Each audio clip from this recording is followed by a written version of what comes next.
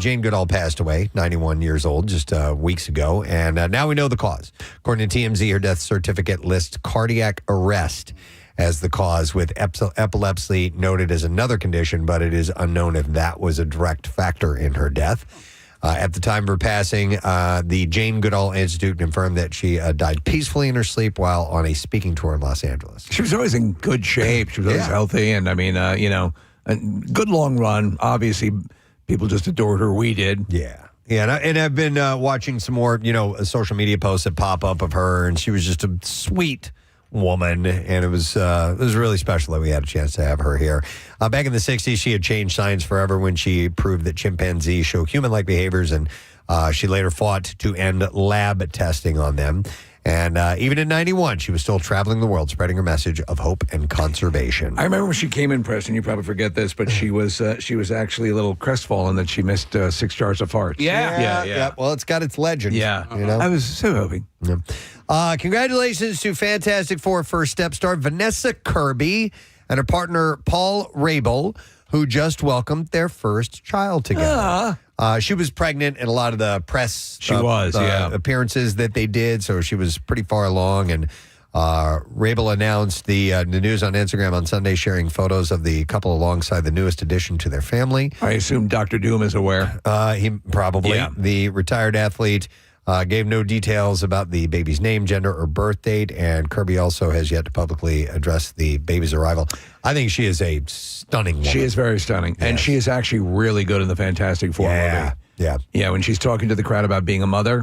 Yeah, I want to see it again. I mean, I went to see it in the theater, and can't wait for that to be ready for home viewing. I haven't seen it yet. I really enjoyed it. I missed it in the theaters, and the timing didn't work out. And so I've been Googling and waiting patiently for it to come on Disney Plus, and it's either at the end of this month or beginning of November. So they have not yet announced the date because I Googled it over the weekend because I really want to see it. So the two movies of Superman and Fantastic Four, and I certainly did enjoy Superman. I thought Fantastic Four was more. Okay. Oh wow, I agree. Yeah, but I did enjoy Superman too. Absolutely. All right, what was intended as a lighthearted post celebrating her 12th anniversary with Dax Shepard came across differently for a lot of people who took issue with Kristen Bell's attempt at a joke. Alongside a picture of the couple embracing, the actress wrote, "Happy 12th wedding anniversary to the man who once said to me, 'I would never kill you,'" and she puts in quotations, "'I would never kill you. A lot of men have killed their wives at a certain point. Even though I'm heavily incentivized to kill you, I never would." The responses were quick and of the read the room variety. So some were saying, you should probably, it's apparently Domestic Violence Awareness Month, and felt it was a little tone deaf to post that. She did have her defenders who accused the commenters of being too sensitive. And I could see here Dax saying something like that in a joking way to her, and her remembering that as a funny moment. And she's got a good sense of humor. She does have a good sense of humor. I didn't know it was Domestic Violence Awareness Month. Yeah, posting something like that can kind of come off the wrong way if you don't maybe preface it with a disclaimer of sort of say, he said this to me and I thought it was funny. But nonetheless, she's catching a little bit of flack from it, but also her supporters. The daughter of Gwyneth Paltrow and Chris Martin of Coldplay may have mom's looks, but Apple Martin definitely has her dad's musical talent. The model recently joined the band Jade Street on stage in Nashville to perform their song Satellite, which she guested on for their upcoming album. Now, I haven't watched anything or heard anything. No, neither have I. But she does look like Gwyneth Paltrow, though. They both can sing. You remember Gwyneth in she was in Glee in that movie Duets. Yes, and she's with Huey got Lewis. A really good voice. Yeah. In fact, they had they released that as a single. It was Cruisin'. Yeah, I love their version. A really good version of that. So it stands to reason that she would have a decent voice. But yeah, she does look a lot like Gwyneth. So that's out there. And we can't have an entertainment report without talking about Bachelors. Oh, of course. So, it's my whole jam.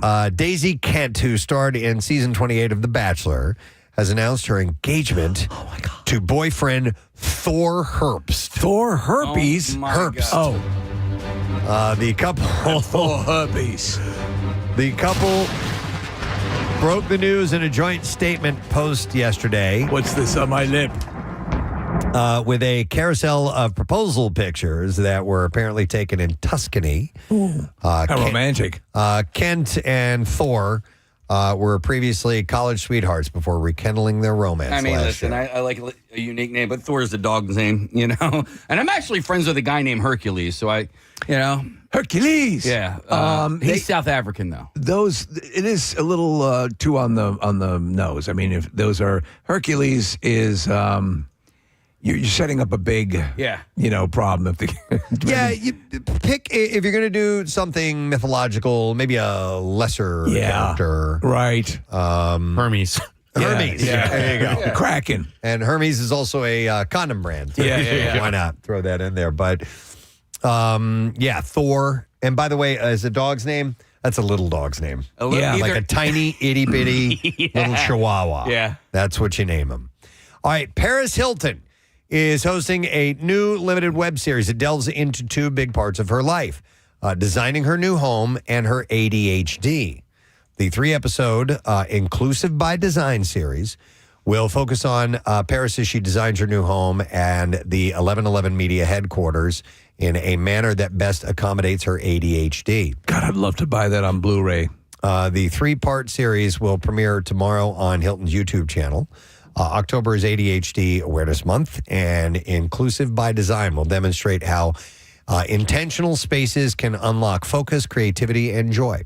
Reps from understood.org, which supports Americans with learning and thinking differences like ADHD and dyslexia, will be on hand to assist. So she's really got a severe case of it? Or I don't know. Yeah. This is the first I've never heard of that. Yeah. I'm not really sure, so we'll have to wait and see. All right, Steve sent me this. This is interesting. Apple Studios has a movie production titled Cheesesteak. And apparently this is something that they're going to be casting in the area. I can't believe that that's the actual name of the movie. Right. It sounds like maybe the project's working title. According to the casting magazine Backstage, Apple is holding open calls for Cheesesteak, a film starring Mark Wahlberg and directed by Steven Chbosky, who did The Perks of Being a Wallflower and Dear Evan Hansen. Boston Casting Incorporating is seeking extras ages 18 and older to play basketball fans for a scene filming in Philadelphia on November 9th. Now, here's why I can't understand why they're going with the name Cheesesteak or believe that it's going to be the actual name. The project, which is also gone by the working title Weekend Warriors, is based on the 2023 German sports comedy drama called Weekend Rebels. Inspired by the true story of Mikro and Jason von Jutig-Zenka. The original film follows a father and his autistic son as they travel across Europe to visit every Premier League soccer club so that Jason can decide which team to root for. In the American remake, soccer becomes basketball and Europe becomes the United States. Wahlberg is playing a long-haul truck driver who takes his son on a cross-country journey to visit NBA arenas, a story that blends sports fandom, family tension, and plenty of heart. The Philly filming location is yet to be revealed. It's already taken place in Worcester County, Massachusetts, and other parts of New England, with Wahlberg spotted shooting scenes at a basketball court in Lynn, Massachusetts last month. The Philadelphia shoot marks the latest stop, and a fitting one for a movie, it says, named after the city's most iconic sandwich. A separate casting notice describes Cheesesteak as a story. So this is where the confusing part comes in. It's confusing. A separate casting notes describes it as a story of a self-made restaurateur fighting to keep his family business alive amid fame, rivalry, and secrets that could change everything. That sounds like a totally different project. So it sounds like a combination of Over the Top and the Da Vinci Code. Like that. I have a feeling that they just, as kind of a project, this shoot, as opposed to the whole movie being called Cheesesteak, I think they're just calling the shoot in our area Cheesesteak. That could be it. Yeah, and like they a like to code deflect. name. Code name Cheesesteak. Yeah, maybe. That was what the Normandy invasion was originally called. Code Cheesesteak. I did not Operation know that. Cheesesteak. Wow. And we learned where the term crank came from this morning, too. Rachel Ray recently eased fan concerns about her health by being in good spirits while co-hosting the Blue Moon Burger Bash with Brooklyn Beckham in New York City at the Wine and Food Festival. Video from the event seemed to show her in good health, leading fans to quiet their concerns. Rachel said that the culprit of her slurred speech recently was, quote, a bum wisdom tooth. The TV chef had previously sparked worry last July for arriving late and acting oddly close to fans at a gin promotion event, and also in May when viewers noticed her slurring words and mentioning a couple of bad falls. Critics at the time questioned, Rachel, are you okay? And she appeared to be doing well during a recent appearance on the Drew Barrymore show, leading fans to back off of worrying even more. Yeah, I've seen her a couple times. She seems fine. And guess what? She's getting older, and she's, I remember when she did that Maxim shoot? Yeah. Yeah. She looked great. There's a sideline reporter for Fox named Pam Oliver, and she's a really good reporter. But this season, her speech has been really slurred on the sidelines, and so I was concerned about it because she's still working. She was at the Eagles game this past weekend, and so I Googled, and there's been no public acknowledgement of what she's been going through. Apparently, she suffers from migraines, and that may have contributed to it.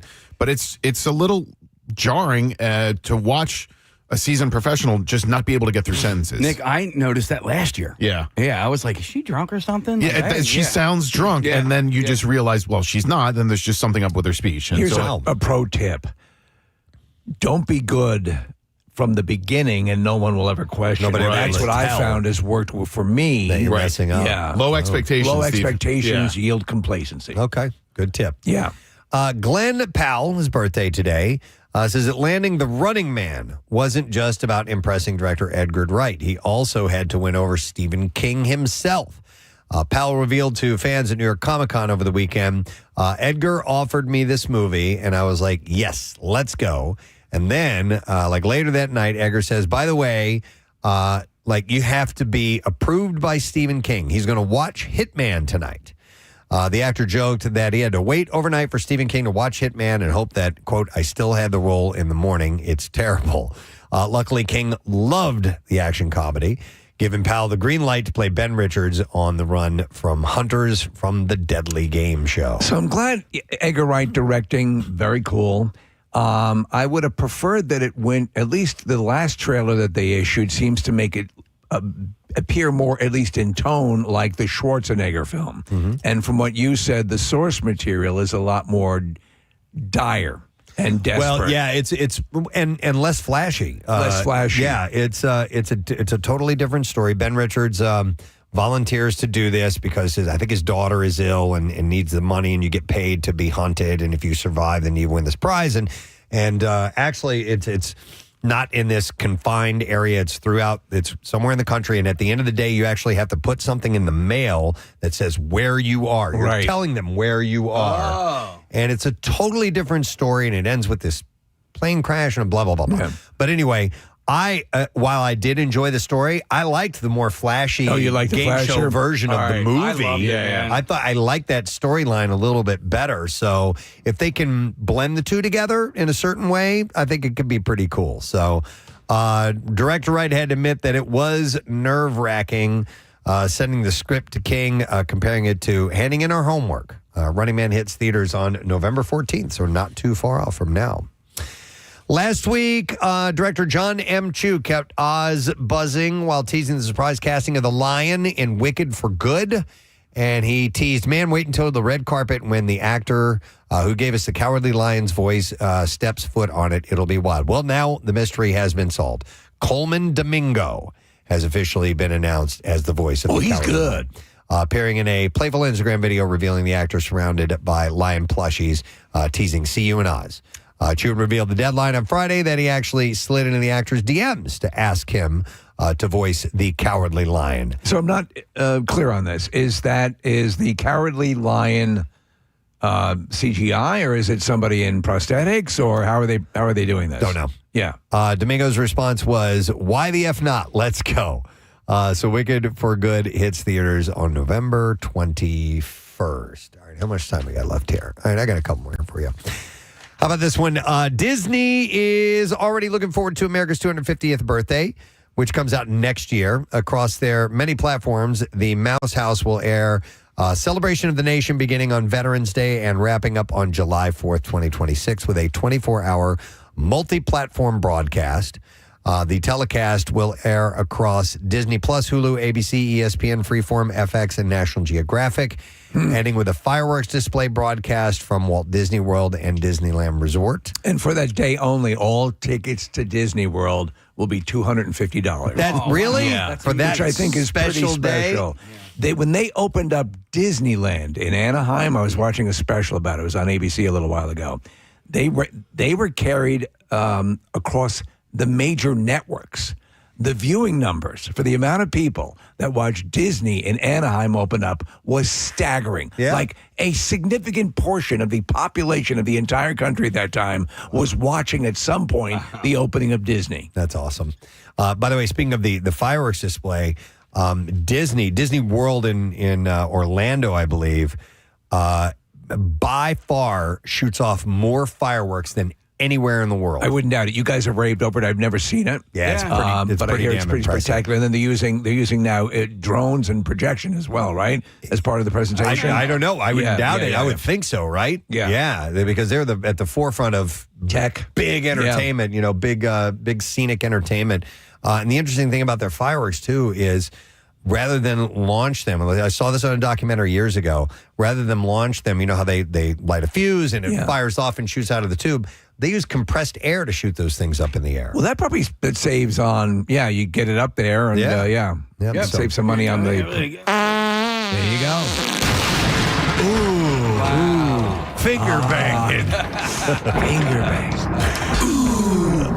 Finger banging. Welcome to the world of finger banging. The coverage will be led by World News Tonight anchor David Muir, alongside personalities from ABC News, ESPN, and National Geographic. God, I hope some of the cast of The Bachelor series will be there as well. That'd be great, just to get their take on everything. All right, and then one last thing before we move over to the clips. Do we have those? They're coming. Okay.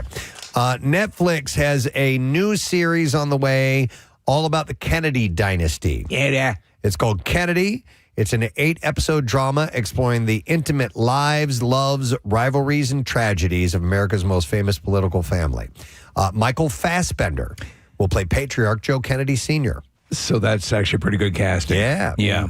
In the movie Ferris Bueller's Day Off, when he goes, hey, bada, swing. I always thought he said, Kennedy. And I had no idea that he said he can hit. Same. It sounds exactly like Kennedy. Kennedy. I thought he was making a joke. That's funny. Yeah. I'll have to watch that. It wasn't what he was saying. I don't remember hearing Kennedy, but I'll bet it does sound a lot like that. Wow. So it's based on Frederick Lagavul's book, JFK Coming of Age in the American Century, 1917 to 1956. The series begins in the 1930s, charting Joe and Rose Kennedy's rise and their 9 children's ambitions, especially Jack's struggle to escape his brother's shadow. They actually, from what I'm understanding, will include an extensive section, Preston, where LBJ is getting fit for Hager slacks, which is going to be amazing. Yeah. That showed up on John Oliver a couple weeks ago. They spent a lot of time on John Oliver playing the same clip that we've been playing for a decade. See if you can't leave me about an inch from where the zipper ends round under my back to my bunghole. And then they crotch down where your nuts hang is always a little too tight. They unveiled a giant golden nutsack dedicated to LBJ. Yeah, it was terrific. Play the first one again, if you would, because I like it when he stumbles See if you can't around leave me about under my an back inch to from my where the zipper ends round under my back to my bunghole. He's burping. He burps. Belching. Yep. Talking about his bunghole and his nutsack. I mean, there you go. Why isn't that on a plaque in D.C.? Steve, there's a scene in the movie The Butler. Oh, yes. And Liev Schreiber is playing LBJ, and he's sitting there and he's talking to his staff. He's sitting on the toilet taking a dump, talking to everybody, and that's apparently something he quite would do. often would do. He would do sit come Openly on in. take a crap and sit there and talk to his staff members. Could you imagine? Well, I mean, and that's the guy That's right the there. guy, That's a guy who does it, right The there. crotch down where your nuts hang is always a little too tight. You mind scratching that for me real quick? I can't reach that. Take a look in that butthole. Is that a polyp or what is that? Was he a military guy? No. I don't think so, no. Uh-uh. He But was, He was a Texas fella. He was, he was a good old boy. So I love the scene in the Right Stuff where he is in the limo. Freaking out. And John Glenn's wife, who had, it was... Stutter. Yeah. He's in the limo freaking the hell out. Yeah, you Apparently can see that's true. You can see it shaking. Yeah. Wait a minute. What do we have here? This is the Ferris Bueller thing. Oh, okay. Kennedy. Kennedy. Kennedy. Hey, so we Kennedy, so we Kennedy. All right. Well, anyhow, Joe Sr.'s real-life career included serving as SEC chairman, head of the Maritime Commission, and U.S. ambassador of the UK. That story of Joe Sr. is fascinating. If you want to talk about a guy who played every angle, always had ulterior motives, but I mean, just an incredible life. Nick just pulled up the video of the giant golden nutsack or brass nutsack.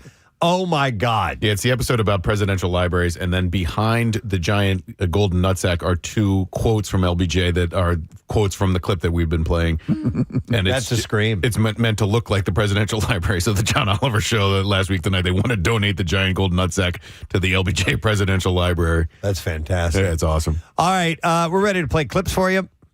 Come on. Every season, Dancing with the Stars invites the competitors to dedicate a performance to someone special to them.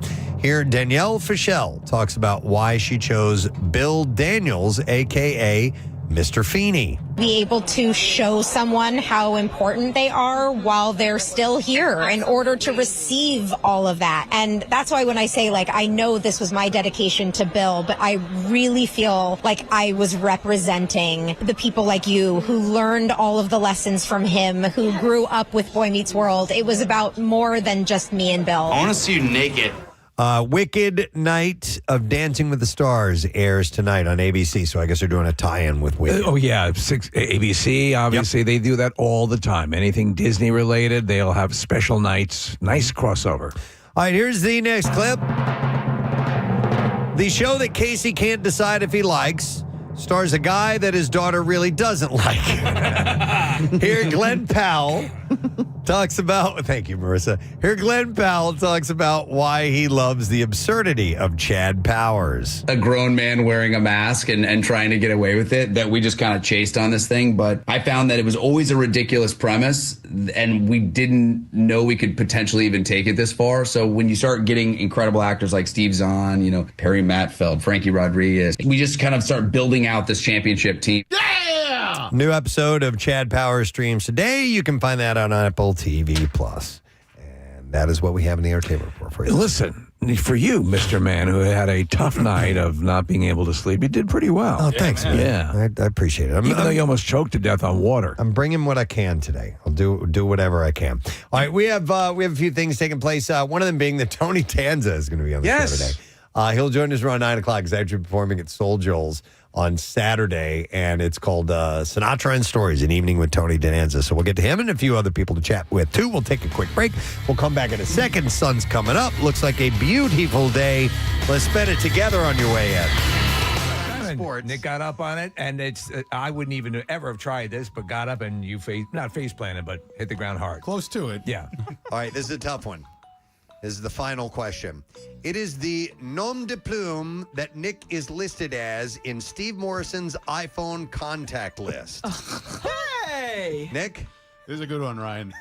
What is Nick what the F? Yes, that is correct. I did not want to spell his name as I was putting it in, and I went with that. All right, and we don't need to total up the score. Yeah. Nick's winning by about 1,000. About 1,000. All right.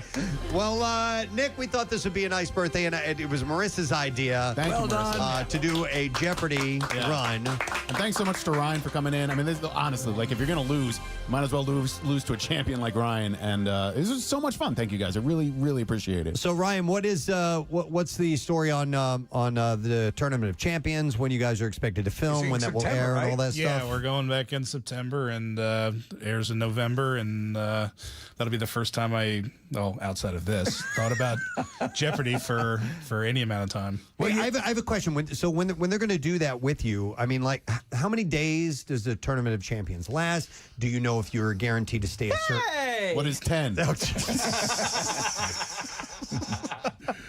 And are you, do they have you night by night, or are you set for like a 10-day stay? Do you have any idea yet? I have no idea. Okay. I have no idea. I haven't thought about it. I've been doing like life stuff. That would suck if you lose and go backstage and your luggage is there. Like, yeah, like beat it.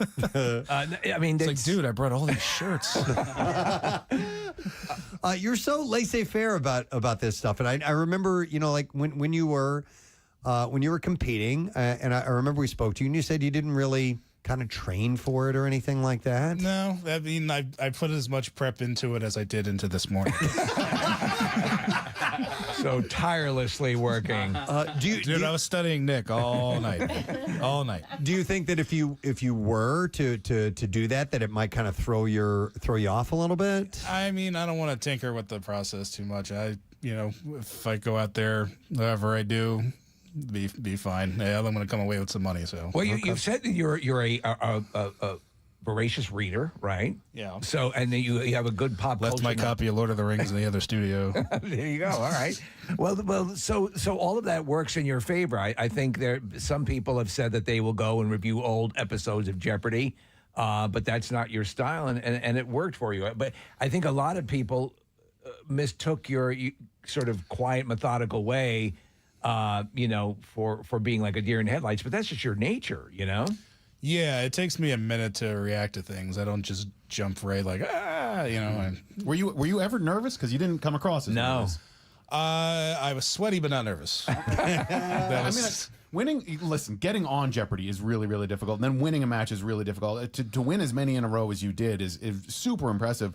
But this season has featured a lot of multiple champions. I mean, Matt Amodio and the last winner, I think, won for like 10 or 11 in a row. So it's just, I'm sure at some point maybe get into a little bit of a groove. Did you find like you found a comfort zone? I mean, yeah, I guess. Once I found out how the, the timing of the buzzer and like all that kind of stuff, and they run you through. They do a pretty good job, and then once you got that, it's just what you know. It's a great game. It's mandatory watching, and it's democratic. Yeah, yeah. You know and it's funny because, as you say, it can be based on all sorts of attributes. So, some can be who's ever quickest to the buzzer, whoever gets that down. The methodology is great to watch you come alive in our little pretend game here in the second round, because that's kind of your methodology when you were playing and having all those wins. Yeah, it's more about, to me, like everybody has a different strategy, but to me it's more about being cool under pressure. Yeah, yeah. So I don't get too worked up. Right. I win. If I lose, I lose. See, I would cave so quickly. I know. I'd be a disaster. He is so I'd say chill. the F word. Ryan is so chill. It's awesome, man. All right, well, listen, we're obviously we're going to follow along. We're very proud of you in this area, and we wish you the best, and we thank you so much for coming by this morning, Ryan. Thank you guys for having me, and happy birthday, Nick. And I'd still like to say that I'd love to have some Eagles tickets. So who's not sending you? How can a champion not be given Eagles tickets? I'm kidding. It's great. I appreciate being here. Thanks, you guys. All right, our pleasure. All right, with that, we have to take a break, so we're going to do that very thing. We'll return in a moment, but let's give some love to Ryan Mountain again. And to our hosts. Yeah. Our hosts did a great job. Thank you. We'll be back in a second. I'm Mamar. Stay with us.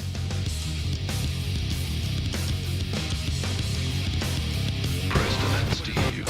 Actually. No, I didn't. I thought you said you had it. No. I didn't have it, but I know about this place that's in Montauk. So it's supposed to be at a shared plate, and I think it was like 16 chicken fingers. You get 16 chicken fingers. And like so the person who posted this Instagram video, you can see the actual, like they ordered it. You can see the actual plate. Like it wouldn't even be enough fries for us in this room. No kidding. And 16 chicken fingers, it was $90. It's at a place called the Montauk Beach House. Yeah, okay. So it's a motel. There's most of the places to stay there are motels. So this is one of them. It's a trendy spot where like you don't have to be staying at the motel to go to. You can actually go to their pool and hang out for the day. It's like one of those places where all the young kids go, take their Instagram photos and post it.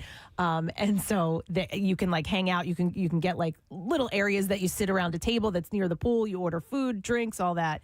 And $90 chicken fingers. So this is a motel, not a hotel? Yeah, so most places in Montauk are motels. Okay. And they're charging $90 for chicken fingers and fries at a motel. Yeah. $90. So what would an average order of chicken fingers? When you order chicken fingers, you get about 6? You get 5 or 6. Yeah. Get some French fries. What? $6? Something like that? $8? No, they're usually right. Yeah. Listen, this year especially. They should be getting 60 then. This year especially, the prices there were astronomical. It was absolutely ridiculous. My cousin ordered her son buttered noodles. I'm not kidding you. $17.95. Oh my God. For buttered noodles? Buttered noodles. You know what, though, as we're saying this, as we're speaking about this, if you think about it, You could, if you go to a sporting event. Oh, yeah. If you were to buy something that had 16 chicken fingers in it, it would be up there. I bet it'd be $50 You know, you're probably, right. You're right, because I've spent, when we've had events and stuff comes up a little short, and I'm trying to take care of the people. If we, they've come out for an event that we're having, and we have a suite or whatever. Yeah, you're right. It can be that high. So, and obviously, food costs have gone up, but. Chicken think about what they're making on the chicken fingers or the $17.95 buttered noodles. Like, I mean, we get a chicken finger platter. Actually, it's like chicken cutlets. That's what the word is, cutlets. That feeds an entire party. There's a place near me called Cut Above, and that platter feeds an entire party, and that's $90. And I'm looking at a picture of these chicken fingers. They look like your standard. Nothing special about them. Pulled right out of the freezer. Chicken fingers. Chicken fingers. Chicken fingers. A quick question: what's the new place that's all the rage? That is Raising Cane. Raising Cane. It is a chicken finger specific fast food restaurant? Yeah. All right. So what is it? Do we know? Apparently the cane sauce is amazing. All right. It's like in press. I had. I'd like to try it. Yeah, I know. Me too. Because they say they just opened one in University City. They open at like 8:30 in the morning, for example, or it's just a quick drive over. I'm not really sure, but press. I had said we'll that give you free commercials. Chick-fil-A. Oh wait, that's illegal. The Chick-fil-A sauce is the #1 fast food sauce, and somebody was saying you got to try the cane sauce. All right. Well, listen, Steve did, and you did. This may open up a can of worms. We had the story about the duck sauce killer just a little while ago, and you said. What sauce would be worth taking a human life for? Taking a human life for. And that's a good question. So I must try this cane sauce if it is supposedly... Anybody looking up the store hours? One that might be worth killing a human being over. Listen, it's not something we would do without putting some thought into it. We have to taste it first before we murdered someone. No, but I am looking up their prices. So a dish, a 6 chicken finger dish, it comes with French fries and some other stuff. Coleslaw is $15.19. I'm sorry, say that again. How many fingers? 6. 6 chicken fingers, fries, and coleslaw is $15. With sauces, yeah. That's still that's a Raising Cane. That's pricey. It's not $90, but yeah. Well, let's see. How many? 6, 12, 18. So roughly, if you ordered 3 of those, you're talking about $45, right? And this is $90 for 16 chicken fingers. It's double the price. This is stupid, man. So the Montauk Beach House. So the guy who is the food and beverage director, Yanis Papagianni. I make a chicken finger. Maintained that the price of the dish is, quote, not even close to competitors, but that the chicken fingers are, quote, an amenity that the venue offers on certain occasions. Oh, come on. Get the hell out of here. The specials today. Today is a chicken finger day. We'll also be putting out bowls of pretzels because it's a special day. So Raising Cane's opens at 10 o'clock. Glasses of water for everyone on Wednesday. Oh, my God. They open at 10 o'clock? 10 o'clock. They're 3.8 miles away. We should probably send somebody there for research. Do you think? Research purposes. Yeah, I think. I don't need to have it, but No, I know, but the other scientists in the room. Okay, all right. They do. So, by the way, Papagianni, the food and beverage director here, explained that the chicken fingers are not on the regular menu, but offered for certain VIP guests at select times. Get the hell out of here. I can't. Mick Jagger's here. Break out the chicken fingers. Oh, these are great chicken fingers. $90. I mean, chicken fingers, I feel like, are overrated. I love chicken fingers. But chicken cutlets, I can wholly get behind. I love chicken I go cutlets. the other way. See, I'd take a chicken finger over a finger over a cutlet. Yeah. But they finger me any day. Yeah, don't cutlet me. But when finger me. When they not pulverize it, but when they tenderize it. They flatten it out. Yeah. I will take a very flat. I do love chicken cutlets. I really love chicken fingers. But I know what you're talking about. If someone makes the chicken cutlets very flat. Thank you, Marissa. Camp Out for Hunger is 20 days away from today. We're getting ourselves set for that. And we were having a discussion yesterday about some of the things we want to achieve while we're there. Sometimes we have things planned out. Some things happen spontaneously. I mean, obviously, we have our house band and other things, house bands, and things that we'll know for sure they're going to take place. And then we leave some spaces to just kind of fill the gaps. And one of the things we like to do each year is have some kind of cool outdoor activity, event, or a thing. In the years past, we've done things like these special relays, or we've done, there was a game called Bump Ball that we played. Awesome. Or we had Yeah. these archery soft tip arrows that we shot at each other. And we've taken fire hoses out and played with those. And we were kicking around some ideas, and we're getting some things in place. But, you know, what we hadn't considered about doing was actually throwing this out to the public and saying, is there something cool that you have in mind or have access to that would be a perfect fit for an event like that? And let us know about it. And why not? You might spark something that goes, you know what? That's a perfect thing to do. So we have some space to work with while we're out there in those parking lots. It's a little bit different there because there's some construction. It's going to be different this year because there's some construction that's going on at Stateside Live, formerly Xfinity Live.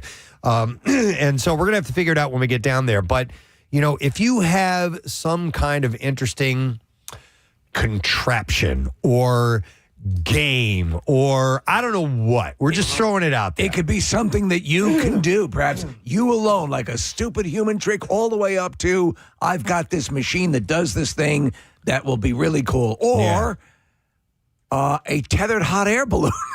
You know what? We actually talked about that. Yeah. We wouldn't mind having a tethered hot air balloon because sometimes the people that own hot air balloons will bring them out. Right. They put people in. They'll take you up about 100 feet in the air and then bring it right back down. But we could do some fun stuff. We had actually an idea. Yes. With something like that. So if you have a hot air balloon, let us know. Hey, we'd like to inquire about that. I'm going to throw this out there. I've never even mentioned this to you guys. Yeah. But do you remember the old Pumpkin Chunkin' love it. event? Yeah. Now, we don't have that much room to work with because you need like a quarter mile or whatever it is. But I thought would be fun would be a Chunkin' Dunkin'. Chunkin' Dunkin'. Okay. See how far we could hurl donuts.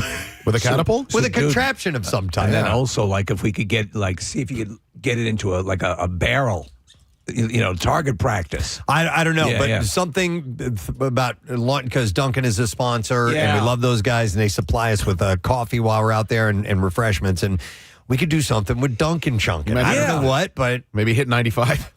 I don't know about that. See, that's where it starts to get gray area. Subway station. But we could do, some kind of target practice. I don't know. But, What about Dunkin' employees? We would have a contraption to launch that, and maybe that's up to you. Maybe, you use the old potato gun to launch donuts. I don't know. We've done stuff. Listen, we're going to be a lot more cautious these years. Are we? Obviously, Are we? No, we're not.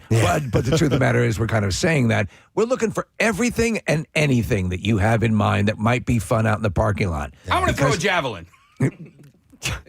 Now, this is not about just I've always wanted to do that. Although, I don't know. Yeah. If we come up a list of... I want 3 women at once. All right. Yeah, all I'm right. listening. I mean, that's not going to happen. I don't know.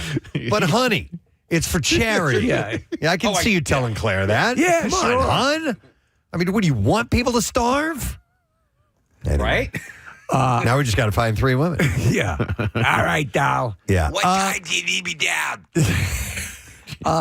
So anyhow, we're open to Everything. suggestion, and I think Marissa wants to jump in here. Yeah. I am literally creating this right now. If you text camp to 3, what's our text number? 610 610. What is it? 660. You know when it's okay. I can only say it when I'm in auto. Go ahead. Autopilot. I don't have it written down. 1-800-232-100.3. No, stop it. No? Okay. That will mess me up. 610-660-9333. There you go. Thank you. Text camp to that, and you will get a link with a little form, and we can get all your information so we can get this started.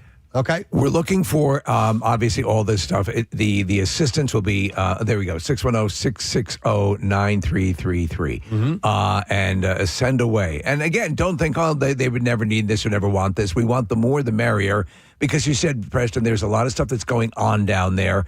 And the very nature of the camp out itself this year, we know, we try to refrain from being dramatic. We just state the case, and it is the case every year that it is sort of an uphill battle, but we have been informed of things this year in particular that suggest this one's going to be a real beast as far as getting this where we need it to be. And that comes in many different forms. Some companies letting us know ahead of time that amounts from years past may not be the same. Oh, yeah. Yeah. It's not looking good. We'll tell you that. And that's why we really, really need your help. And I don't think we've ever sent that type of message out to you before in advance of the event, other than, hey, it's really important. We really need your help. There are people that are hungry. No, it's going to be significantly less in contributions is the way the forecast is looking right now. And maybe even next year, it might be even more intense. So we need as much help as possible. So we continue to throw the bells and whistles out there, trying to make it fun and inviting and interesting for people to come and participate. But we are absolutely going to need your help more than ever, without question. It's one of my favorite things every fall. I go to WMR.com/campout and I start looking at the photos and videos. I start in like last year because I'm starting to build stuff for this year. And then I just start going deeper and deeper and fall into this black hole of the craziest things that we've done over the years. And a lot of those just came from listeners who said, hey, my marching band wants to come. Or I have this fun business. So this is your opportunity to stand up and help us out. Yeah, absolutely. So please, and if you have a suggestion about something, some kind of interesting thing that we could do, we are open to suggestion. We want to hear what you have to say. And within the realm of possibility, and I'm looking at some texts that are coming. I'm like, no, we're not going to do that. Here's a fun fact. Bucknell has a woman's javelin thrower who is 16th in the world. Oh, wow. So maybe she could swing by, Case. Yeah. Bring her javelin. I'll throw a javelin. Really into that javelin. By the way, Marissa said text the word camp to 610-660-9333. And I saw somebody text the word camp out. I mean, like, listen to what we're saying. Text the word camp. Marissa? Oh, you were about to say, sorry, I didn't turn your mic on. Also, for everybody out there, camp out is 2 words. Marissa has 1 S. All right. Okay. Say it all out. All right, done and done. All right, so anyhow, if you have some suggestions, reach out to us. Text the word camp to 610-660-9333. All right, on to other things. There was something I had mentioned to you guys that I want to throw out to people listening right now, and give us a call if you can have something that contributes to this. My friend Steve and my friend Julia, we were on the doing a call with them over the weekend. We were doing a FaceTime, and we were just chatting about whatever, just catching up with each other. And so Julia is she styles hair. She's a stylist for a living. She's been doing it for a long, long time. She's a cosmonaut. And not a cosmetologist. Oh. And so she was talking about getting some new shears to cut with. And I just, out of curiosity, I go, listen, I know that's a business expense, and I know that they can be expensive. I go, what does a new pair of shears cost? And I was thinking a couple $100. Yeah. I was thinking, obviously something like that. She said, and I couldn't believe this, that they cost between $700 and $1,000. Wait, what? For a pair of scissors. I know they're shears, but they're scissors. You know what I mean? I mean, they're sharp. I know they're sharp. I know, yeah. $1,000. Wow. For a pair of these. And you need to get them sharpened like every 3 months or so. And I don't know what that costs. Right. So it got me to thinking about a surprising business expense that people would have no idea how pricey it is. Your equipment that you use to do your job on a day-to-day basis that seems like it wouldn't be that expensive, but we would be extremely surprised to find out how much these accessories cost you. 610-660-9333 to call in. Well, at $1,000 for shears, scissors, how much like for the electric razor? That's what I was wondering, because I know that the dog groomers ones are hundreds of dollars. I had no idea. Yeah, in fact, I had toyed with the notion of maybe cutting my own dog's hair, so I went and bought a pair of shears, and they were like $200. Okay. I used them I one guarantee time. you, like a pro end is probably, from what he's saying, is probably much more expensive. When you shared the story with us, Preston, I actually wasn't surprised at all, only because I found this out about a year ago. I got to be a model for a haircut, and I was the subject of a guy who, his name's Trevor Moots. He comes and he goes around from different barbershops around the country showing off different shears, different scissors for barbershops in particular, and they were selling them to the place called Razor Bar, which is out in Collegeville, and they take these seriously. Now, here's the trade-off, and the one reason where I think it might make a little bit of sense. You buy one pair, and then they last you for the rest of your career. You're buying these high-end things, and if you are a barber and a stylist, those are the ones you're buying. I was told that by Julia that about 5 years. 5 years? Where you get out of it. Well, if you buy it and you are very sick, it'll last the rest of your life. Yeah. Maybe. Yeah, that's not what they told me a year ago, but yeah. Just last night at dinner, I was talking to my friend. She is a consultant, and one of her specialties is airport consulting. So she helps a lot of the restaurants, especially like locally, get into airports. It's a really crazy process. Right. And she does it around the country.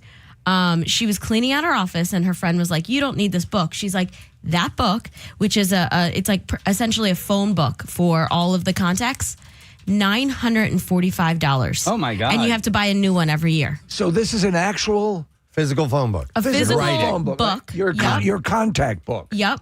And it costs almost $1,000. Almost $1,000, and what- you have to buy a new one because it updates every year. What And distinguishes it? It has the contacts. If you need this person in that airport, or this business, or this person to get these licenses, whatever it could be, this is like the guide to it, and you have to buy it new every I see. year. Would it be akin to like what the medallions used to be for cab drivers? Like Potentially. Yeah, I mean, yeah. you buy one, but even Steve, that's another thing. Those medallions for some people cost like hundreds of thousands of dollars, and that's why when Uber came in and Lyft, all of those people that have medallions, they're worthless. They're worth all those expenses. Yeah, those investments. Russ, you talked about going out to dinner. Like, how about like just knives for chefs and stuff like that? Like, like a good butcher's knife is Casey, hundreds of dollars. But I right? kind of would have thought that. Like scissors, I would not have thought, Yeah, I've seen posts, Preston, akin to a band saying, like, we lost our gear, somebody stole our gear. Yeah. Like chefs' knives getting stolen, that's thousands of dollars just gone. Yeah, absolutely. And they collect them over time and hang on to them if they're really, really good. Somebody had... There's a number of people texting in. So somebody says a good stethoscope will cost you like $350. I thought that might be kind of pricey. Yeah, but, the good ones. The ones that have two ear holes. Let's see. Some of these things are very technical that people are texting in about, and I don't know exactly what they are. Here you go. I paint cars for a living. A spray gun costs about $1,400 each. Okay, so for an automobile? Yeah. Let's see here. We got some calls coming in. So I'm going to go... let me go to Chase. Hi, Chase. You're on the air. Good morning, buddy. Hey, Gadzooks. How's it going, guys? Good, man. What's going on? Nothing much on my way into work right now. I do kitchen equipment repair, like ovens and mixers and steamers and stuff like that. Okay. And some of these parts are unbelievably expensive, like insane. One of the bearings for like a mixer, a pizza place uses a mixer to mix dough and stuff. One of the bearings in there is like $700. And how many bearings are how many bearings in total would be in one of those? It depends on the model of mixer. Some of them are built different. Then some of the newer style ones have a lot more like engineered stuff going on with boards and switches and panels and all kinds of relays. And each one of these parts, like the cheapest part you could probably find for one of these mixers is probably like $500, $400. So, Chase, that's to me, that's like a specified piece of equipment. That's something that's not, because, scissors, that's more common. But for something very precise, like a specific part of a mixer, I could see them charging a premium amount for that. But yeah, that's still very expensive. Yeah. Let me go to, we have Kyle who's joining us. Kyle, morning to you, bud. Hey, good morning, guys. Hey, what's going on, man? Not much. I'm a mechanic, and it's not uncommon at all to just have $30,000 or $40,000 wrapped up into your personal set of tools to be able to just do your job every day. A lot of mechanics are texting in saying the exact same thing. And so what tools on your belt are the most expensive, and why are they so expensive? Probably, well, it's kind of all across the board. All of them are really expensive. If you want to buy quality tools, since we're using them every day, you got to buy nice stuff that's going to last every day. So it's not uncommon that the toolbox that holds your tools is, $5,000 to $10,000 to $15,000, depending on how crazy you want to get. And the tools inside of it add up super, super quick. So it's really easy to get 10, 15 grand in tools wrapped up. Yeah, we're not talking just what's on your tool belt. You're talking about your whole tool case, all the stuff that's in there, correct? Exactly. The whole toolbox. Jesus. Kyle, is there sometimes you have to buy a specialized tool and you're like, I'm going to use this once every 3 years and that's it, Yep, all the time. But you know what? It's even if that tool is really expensive, it usually ends up paying for itself really quick. So that's why mechanics don't really care about spending too much. Okay. I never thought about that. Thanks, It usually pays for itself pretty good. Yeah. Hey, Kyle, quick question, because I had to change a light bulb in my wife's truck the other day, and in order to get the light bulb into the passenger side thing, I had to take the air filter out first, and it was kind of tough getting it out, but it just slid right back in, and it could possibly be loose. Is that normal? Yeah, maybe not, probably. Okay. Hey, yeah, maybe not, probably. Kyle's got a $30,000 tool that might help. That sounded like a mechanic's answer. Yeah, maybe not, probably. That was like 4 answers in one. Yeah, maybe not, probably. That was 3 answers. I'd get rid of that car. Oh, that's so funny. All right, thanks, Kyle. Yeah, tools. That's why you can rent tools from time to time, like even just a handheld tool. Yeah, because it wouldn't be worth going and buying it if you're just going to use it for this one specified job you need to do. So years ago, I bought, Amazon had this thing, and it's a case of tools. It's like you got me the Thor's hammer that had tools in it. That kind of level of stuff. So around the house, at the level that I use tools, that gets it done. But the people who really make their living off of providing this service, they need quality stuff. Let me go. Hang on, I'm going to go to Katie. Katie, the horse lady. We're going to go to her. Hi, Katie. Good morning. Good morning. Are you of intelligence level? Oh, I love it. Are you of intelligence level? Don't even need to ask that question. What's up, Katie? No, I was just calling in. Now, everything with horses is expensive, but some people just don't realize even just the simple thing of a saddle that you need to ride a horse. They can be upwards of $5,000, $6,000, $7,000, $8,000, and even higher. So a good quality saddle, we're in the $5-6 grand range. Yeah, and they don't, they can last a really long time. You can, and you often see people buying them used. They can be custom fit for horses. So if you buy a horse and that doesn't work out and you need to sell that horse, sometimes people will sell the saddle with the horse. But it also has to fit both rider and horse, so it can get quite complicated. So I can see like maybe the horse where the strap goes around maybe a little too tight by the nuts. Where the nuts. Katie, how much are bunghole? Yeah. How much That's are horse? a whole other category. How much do horseshoes cost, and how long do they last? Again, the horseshoe thing, it really varies. It just depends on, if you have like corrective shoeing, or they can, again, a typical really good farrier four quality shoes and a good shoeing job can be $400 or $500. I wonder if they have the step every 5, in. 6 weeks. Wait, how much?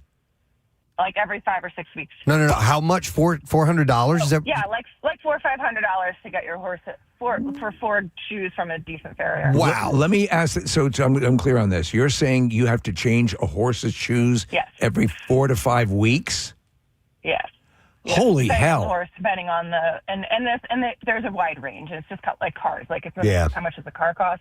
You can buy a $500 car. You can buy a $100,000 car. Wow. But for generally speaking, sport horses, that are being particularly cared for to be doing a specific job, that's actually really quite important. Jesus, that's a chunk of change. I didn't realize that. It is as well. The saddle thing is really important too. You have a horse that ends up not being able to do their job if the saddle doesn't fit right. I'm sure. All right. Thanks, Katie. Appreciate it. There's a text. Listen to this. Nick just pulled this up.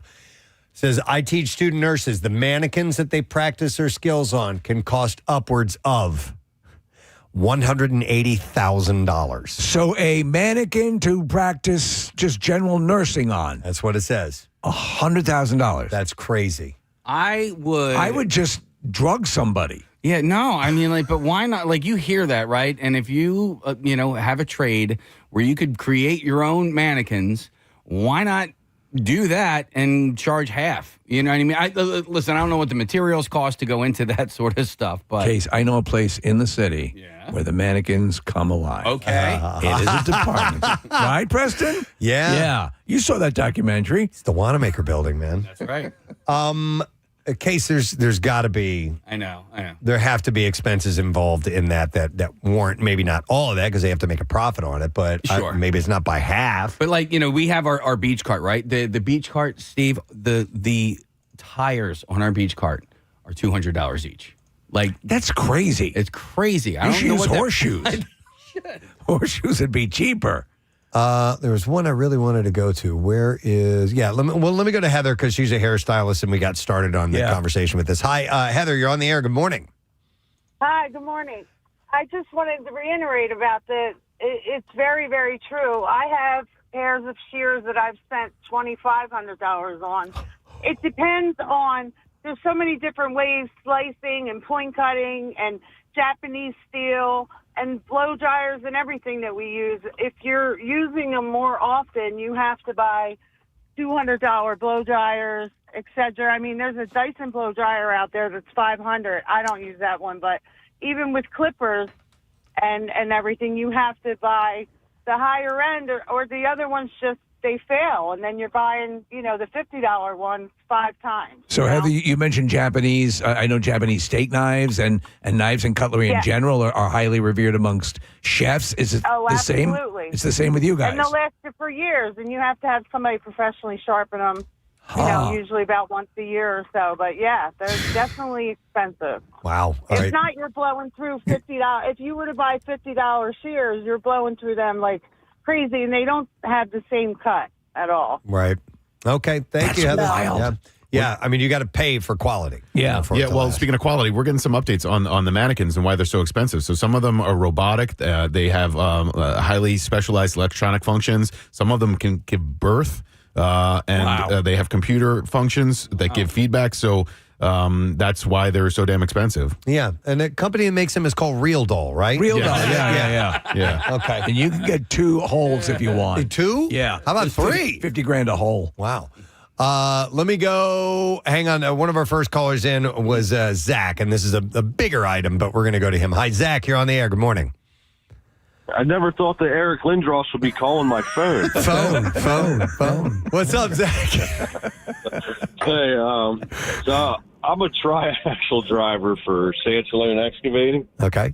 So, you get stuck behind them dump trucks sometimes. I mean, you don't really think about a dump truck costs a lot of money, but the one I drive costs $260,000. Whoa. I mean, they're heavy duty. They've got to last. They got to be beaten up and be able to make it. So right. I mean, it is brand new. It's got a lot of really new technology in it. I mean, it does everything. It's Like a cassette player. Well, and I like your the text on your call on my screener here, Zach. It says they look like crap, but they cost $260,000. Right. I mean, they get beat up. They get filled with concrete, asphalt, dirt all day. Yeah. They got to run down the road. I mean, they're expensive to take care of. Yeah. It's just it's not cheap to fix any of this stuff. No, I'm sure. Zach, man. what's the top brand of dump truck? What is the Mercedes Benz of dump trucks? It's really a personal preference, I think. God, I was hoping he was going to say Mercedes Benz. That would have been awesome. Go ahead. But I mean, I drive a Kenworth. I mean, I really like it. I mean, it's got heated seats and heated mirrors, just like all the good luxury stuff cars. in a luxury car. Okay. All right, yeah. It's funny you should say. Thanks, Zach. It's got over 500 horsepower motor in it. Damn. It moves pretty good. Cool. Thanks, bud. My dad was a truck driver for decades, but he had a Mercedes-Benz truck. That was his truck. Was it? Yeah. And it was great for a while, but then its nickname was Frankenstein after a while because he just had to like sort of piece it together. But like I often wondered that, not necessarily about concrete trucks. I'm sorry, Kong trucks. Kong. But the work trucks that go along with the concrete trucks, right? Because you see them when they're brand new and they look so nice. And I wonder the owner of that truck, like, how long do they try and keep that as nice and as not nicked up as possible? A day and a half. Because if you're working, I can't. You just have to kiss the notion of keeping it pristine. But at least for like a couple of months, maybe. I don't want to do any work. Yeah, right. I'm just not. I can't come. My truck looks so nice today. This might be a side conversation, but when I was a kid, the cement mixer was the coolest truck on the market. Like I loved those trucks so much. And then like at one point in my life, they reversed. Yeah. The front leaned down instead of leaning up. Yep. Yeah. And it really confused me. I don't know why that happened. I know what you mean. They changed them. I don't see them that often anymore. Dump trucks? Cement Trucks? Cement mixers. Hang on, let me go to. We're going to have to take a break here in just a second about those dummies, those mannequins that they use. I'm going to go to Emily. Hi, Emily. Good morning. Good morning. How are you guys? Wonderful. It says here you teach nursing. I do. All right, tell us about the $180,000 mannequins that are used. So the mannequins they're robotic. The more expensive ones, like the ones that are as much as a house, they do bowel sounds, lung sounds. They give birth. They're really like high fidelity, high tech. Mm-hmm. Your cheaper ones, they can cost maybe $60,000. Oh my God! Even that. So we're looking at this. This thing looks like something you'd see at the Hall of Senior Citizens at Disneyland. Yeah, we're looking at an audio of an elderly one. Yeah. Yeah.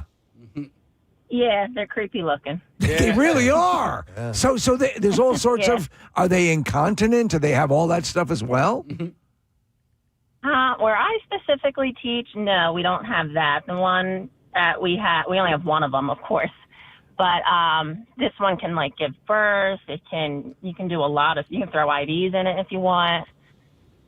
Okay. They're very high tech. All right. Well, and does it have a hot plate? You need it. You need it if you're going to be working on people. Keeping the buns warm in the vagina. Thanks, Emily. Appreciate it. All right. Well, I thought it was an interesting conversation that there are pieces of equipment for trades that are way more expensive than you might consider. There's a couple of people on hold. There's a woman in sales who's like, they said that the toner for the printer that she uses is $600. $600? Yeah, for ink. I'd get a robotic senior citizen before I do that. Yeah. And Ernest, who owns a body shop, says the paint/toner costs $1,200 per gallon. Whoa. Per gallon. Oh, my God. No, that's wild. Watercolor, man. Wow. Okay. Well, revelation to us, gang. But I mean, we have these microphones that we use are not cheap. A lot of the equipment around here. Our headphones aren't cheap. No, dude, headphones. So, yeah, a decent pair of studio headphones. Yeah. Only a couple $100. Yeah. Which they can last for a good stretch. Our phone system, $51. Yeah, $51. No, but when I have to buy, how often do you get new headphones? Like every 4 or 5 years? Yeah, but, the last ones that I got, I was so mad. Just this one little plastic piece broke, and they were only maybe 2 years old. So these ones I just got. Dude, and I have my preference. I got to have them sitting the exact right way. And sometimes, let me try this brand. You're like, why did I do this? Because you're used to it a certain way. Then you're stuck with them. You're stuck with them. Yeah. Son of a bitch. All right, anyhow, thank you very much for sharing, friends. We do appreciate that, but we do need to take a break because we've got guest and bizarre file on the way. We're going to talk to our friends at Subaru when we get back about the business challenge. So we'll come back in a second with that and the B file. Stay put. We'll be right back. Those are very good as well. So, in comparison to other local hotspots like Duryei's Lobster Deck, Duryei's Lobster Deck, and Bounce Beach Montauk, the price is staggering. Duryei's chicken fingers go for $19 an order, while Bounce is slightly cheaper at $18 an order. So those two places are like, by the way, these are places that we don't even go to when we're there, but those are also very trendy spots. Like Bounce is if you guys would be so annoyed if you even saw it. Like, it's just, they literally built it, I think, and designed it for Instagram, basically. That's the whole. What is it? Is it Gurney's or what's the name of the place? Gurney's is Gurnings. Gurney. Where they make those gurns. faces. But that's one of the legendary upper crusty. Yeah. What's that face for? It's Gurney's.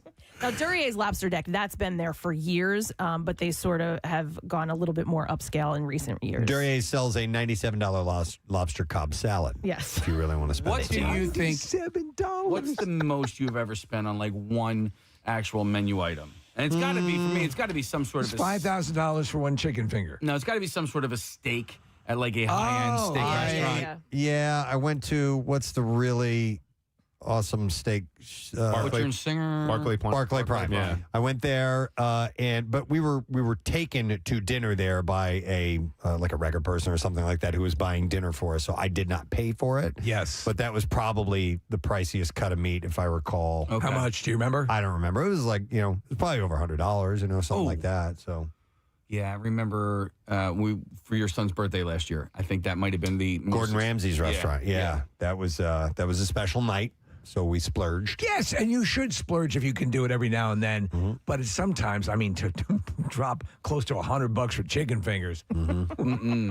Well, we do have the list of the most expensive dishes and tasting menus in the world. All right. If you would like to get a little flavor of that world. Maybe it'll make these chicken fingers seem a little bit more affordable.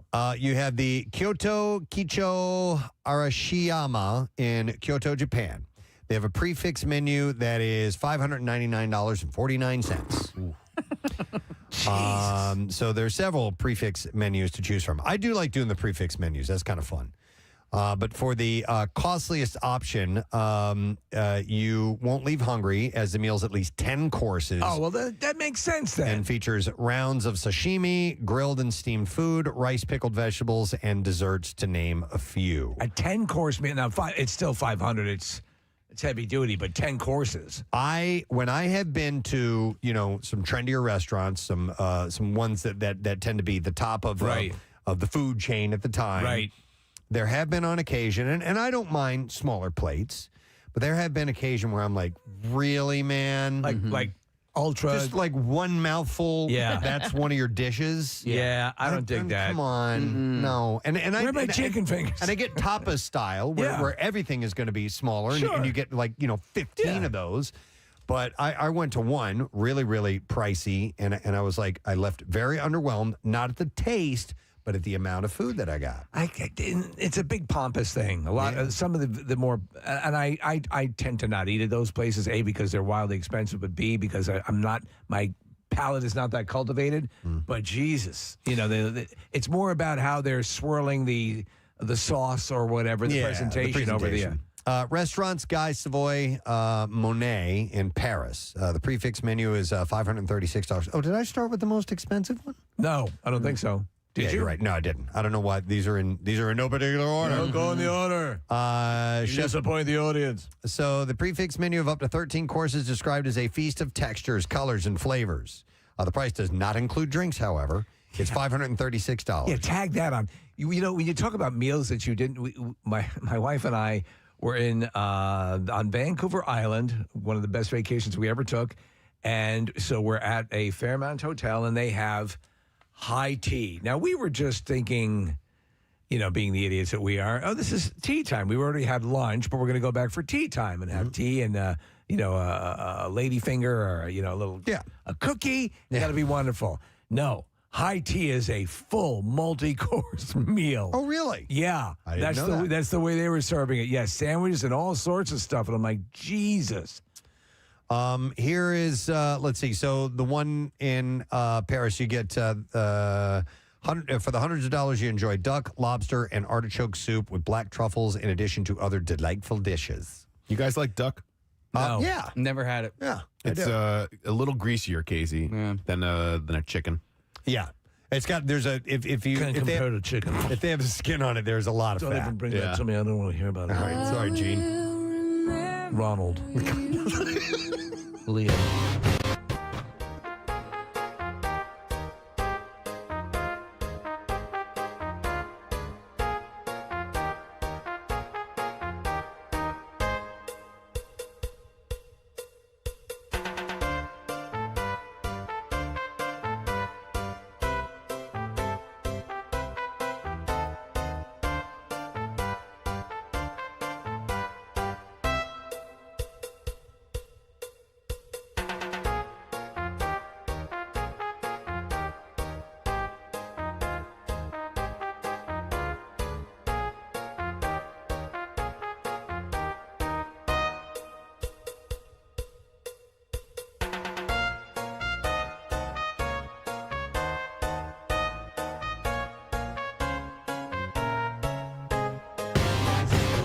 this is.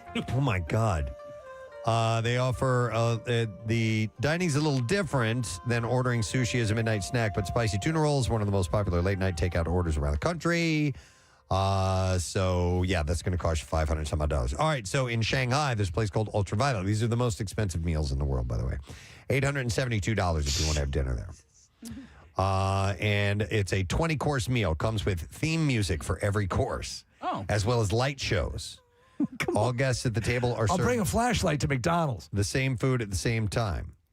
And so if you want to head to China, they said that it is a part of a life-changing trip if you would like to go. Yes, it'll make you impoverished. Yeah. Boy, is my life changed. It's over. I can't afford my bills anymore. I'm broke. You have the Burger Brasserie in Las Vegas. I'm a burger dude. Well, the Kobe beef and Maine lobster burger will set you back $777. For $770 for a burger. Yeah, the burger has pancetta, goat cheese, seared foie gras, arugula, Maine lobster, and 100-year-old aged balsamic paired with a BLT salad. 100-year-old aged balsamic. When they do that type of thing, like a 50-year-old bottle of wine, or like that, to me, it seems like a gimmick. Like, how much better can a 100-year-old balsamic vinegar be than a 5-year-old? I know. You know? Right. So this also comes with a bottle of Rosé Dom Perignon champagne. All right. So that's, going to add to it as well. So you do get that little thing. Sometimes they'll have, a diamond-encrusted chicken nuggets, napkin holder or whatever. These are diamond-encrusted chicken fingers. In New York, Serendipity 3 has the Golden Opulence Sundae for $1,000. No. So this is clearly one of those ones that are festooned with gold, right? Gold leaves and stuff like that. Yeah. So in this dish, Tahitian vanilla ice cream made with Madagascar vanilla bean is covered in 24-karat gold leaf, specialty chocolates, Parisian candied fruits. Right this way, Mr. Elliott. Truffles, caviar. Your heavenly hash is waiting. And more. Snooty. A Sunday of this. Naughty. That'll be a hoot.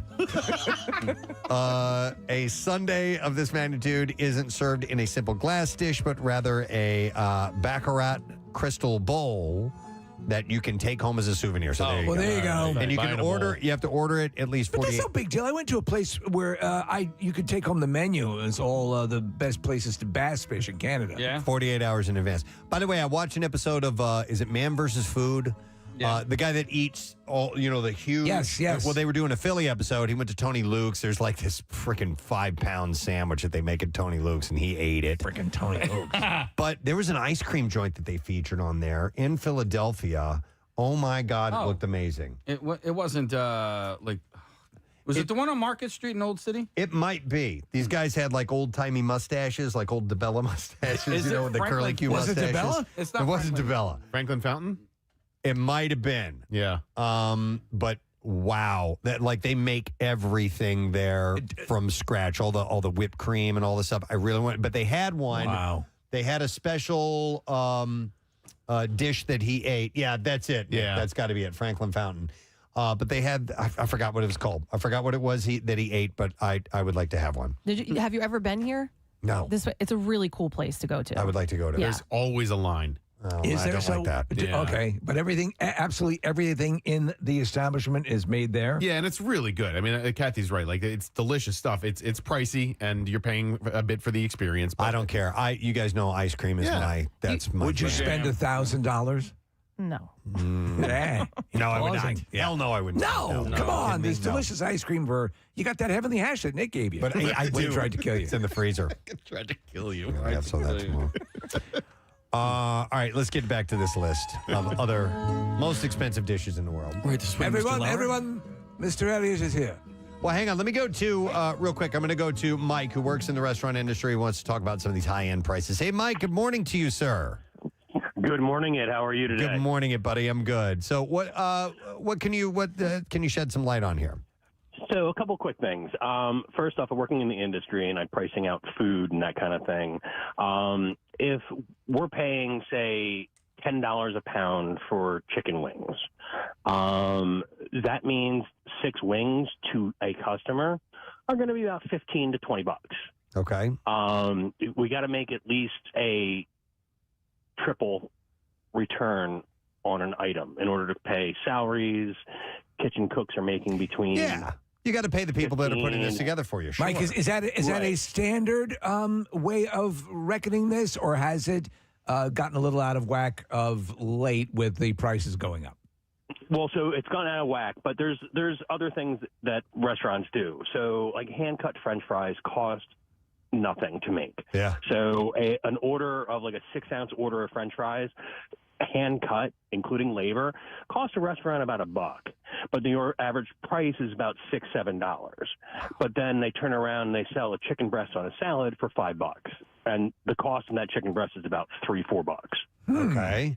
All right. So they kind of, every restaurant kind of makes up in certain ways. Okay. So what about $90 for how many chicken fingers was it? 16? 16 chicken 16 fingers. chicken fingers. That's ridiculous. Yes. Dude, that's just absolutely ridiculous. But Preston, as a connoisseur, I'm going to recommend that you go to Alinea in Chicago. Ooh, okay. One of the most amazing restaurants in the world. Researched the chef. He lost his palate through cancer. Oh. And then redeveloped his palate. Whoa. Amazing courses. What's the cuisine, Mike? Cost is No, the cuisine of this restaurant. People. The name of the restaurant's Alinea. Okay. And cost per person is about $300, and that's not including any beverage. Steve was asking what the cuisine is. Oh, cuisine all over the place. Okay. It's hard to describe, but we got when we had dessert. One of the dessert courses was a fruit roll-up kind of compote made into a helium-filled balloon with a spun sugar string. The entire thing was edible. There was a bouquet of herbs hanging from the ceiling above a candle. We thought that was like instead of a flower or whatever. 6th course came around. They brought out a broth. They cut the bouquet off the thing. It had been toasting under the candle for the entire evening. They ground it up and put it into the broth. That was a soup course. So it's a major amazing production. So they do all of this, and obviously this is the kind of thing that you make it an event. You save up for it and you go and have a good time. But you're saying it's well worth it. Without a doubt. It's one of the most amazing experiences I've ever had dining in my entire life. Wow. Okay. Wow. We never heard of that. We went to Gibson's while we were in Chicago and had a special meal there. That was pretty cool. And Gibson's is really cool too. Yeah. And if you went to the bars, Aviary is the bar that's owned by Alinea in Chicago. There's also one in New York City too, which is also incredible. Cool. Like cocktails and globed and ice balls, that kind of stuff. Wow. Okay. All right. Thanks for the heads up, Mike. We appreciate it. Wow. Have a good one, man. Guys. All right, we'll see you. That's a whole higher end. But at least now there's a man who knows what he's talking about in the restaurant industry, and he says it's ridiculous to pay $90 for chicken fingers. I was speaking about great restaurants. I got a text from our buddy Mark Summers the other day. He's on vacation and he's taking this. Somebody had. All right, thanks, Chris. We're going to do the B file, and then we get a guest in the studio. So here we go. WMMR presents Preston and Steve's Bizarre File. Brought to you by Bud Light. You can join Casey Thursday night, 7 to 9. The Bud Light Thursday night kickoff will be at Ryan's Pub in Westchester. And you can enter for your chance to win a pair of Eagles tickets, courtesy of our friends at Bud Light. So we'll start with this story. Here's a good way to find out who your friends are. A 74-year-old man in India faked his death and staged a mock funeral to see who would show up for it. Mohan Lal, a former Air Force veteran from the village of Kanchi. Kanchi. He's in Kanchi. I knew there was a Kanchi in India. In Bihar State, and wanted to see how many people cared about him. And he asked some relatives to spread the word about his passing and had others take him to the crematorium on a decorated, it says beer, B-I-E-R. Is that like, or a bier, maybe like perhaps. something they're going to burn you on. Like a funeral pyre, yeah. And to make it believable, hundreds of residents rushed to join the mourning ceremony, which pleased Mohan and reassured him that the community respected him. Now we all hate you. The shocking moment came when Moen got up from his casket during the funeral. What? When asked why he went through the trouble, Moen said that he wanted to witness people carrying his beer. Hold my beer. Yeah. And see how much respect and affection people would give him. If he legitimately thought people cared for him, that would be a very cruel thing to do to people. I agree. I've never heard of this term before, a beer, but it's a stand that goes like above the corpse and coffin. So if somebody lies in state, they lie on a bier, and that's what that term is. It's probably where the corpse would put their beer. Yeah, that's right. Yeah. I love Hold My Beer. Yeah. That's great. So to make locals forgive him for the funeral, he organized a big feast for everyone afterwards. We're not coming. Yeah. A man in Japan was arrested for breaking into an unoccupied home after the owner found mystery udon noodles in the refrigerator. Udon noodles. On September 22nd, the 69-year-old man went to check on a house that he owns in Mitoyo City. When he opened the fridge, he found a pack of udon noodles that he didn't buy or put there. And since no one lives in the house, the owner got suspicious. He set up a security camera in the kitchen. Sounds like the worst horror movie ever. 4 days later, the camera caught a 39-year-old man entering the kitchen and looking around. The owner called police, who arrested the man for illegally entering the house. But that didn't completely solve the mystery. During questioning, the man admitted to breaking in, but denied putting the noodles in the refrigerator. Then it's still here. The arrested man is unemployed, but not homeless, and police served a warrant at his home where he has his own kitchen, and the investigation is still ongoing. All right, here's the follow-up story. I could have put this in the Just Saying Institute, All right. but I'm doing it here in the Bizarre File. Researchers think that they have debunked the origin of Chicago's so-called rat hole, one of the Windy City's weirdest local landmarks. Yeah. So it's a full-body impression of an unlucky critter that got trapped in wet sidewalk cement in the city's Roscoe Village neighborhood about 20 or 30 years ago. The imprint closely resembles that of a spread-eagled rat, complete with outlines of what appear to be tiny claws, arms, and legs, even a tail. We've talked about this before. Now, the rat hole went viral last year, and the post drew curious tourists to the site at all hours, with some leaving coins and other odd objects around the impression as a tribute. The constant traffic drew complaints from neighbors, and in April of 2024, somebody filled in the impression with a substance resembling plaster. City workers eventually removed that slab of sidewalk and took it to the City Hall's county building, and a plaque honoring the rat hole remains at the actual site. Now, researchers hailing from the University of Tennessee, New York Institute of Technology College of Osteopathic Medicine, and the University of Calgary published a paper on Wednesday in the journal Biology Letters that concludes that the rat hole was most likely created not by the titular rodent, but by a squirrel or muskrat. Because I'm looking at it right now, it looks like a squirrel silhouette, much more than it does a rat.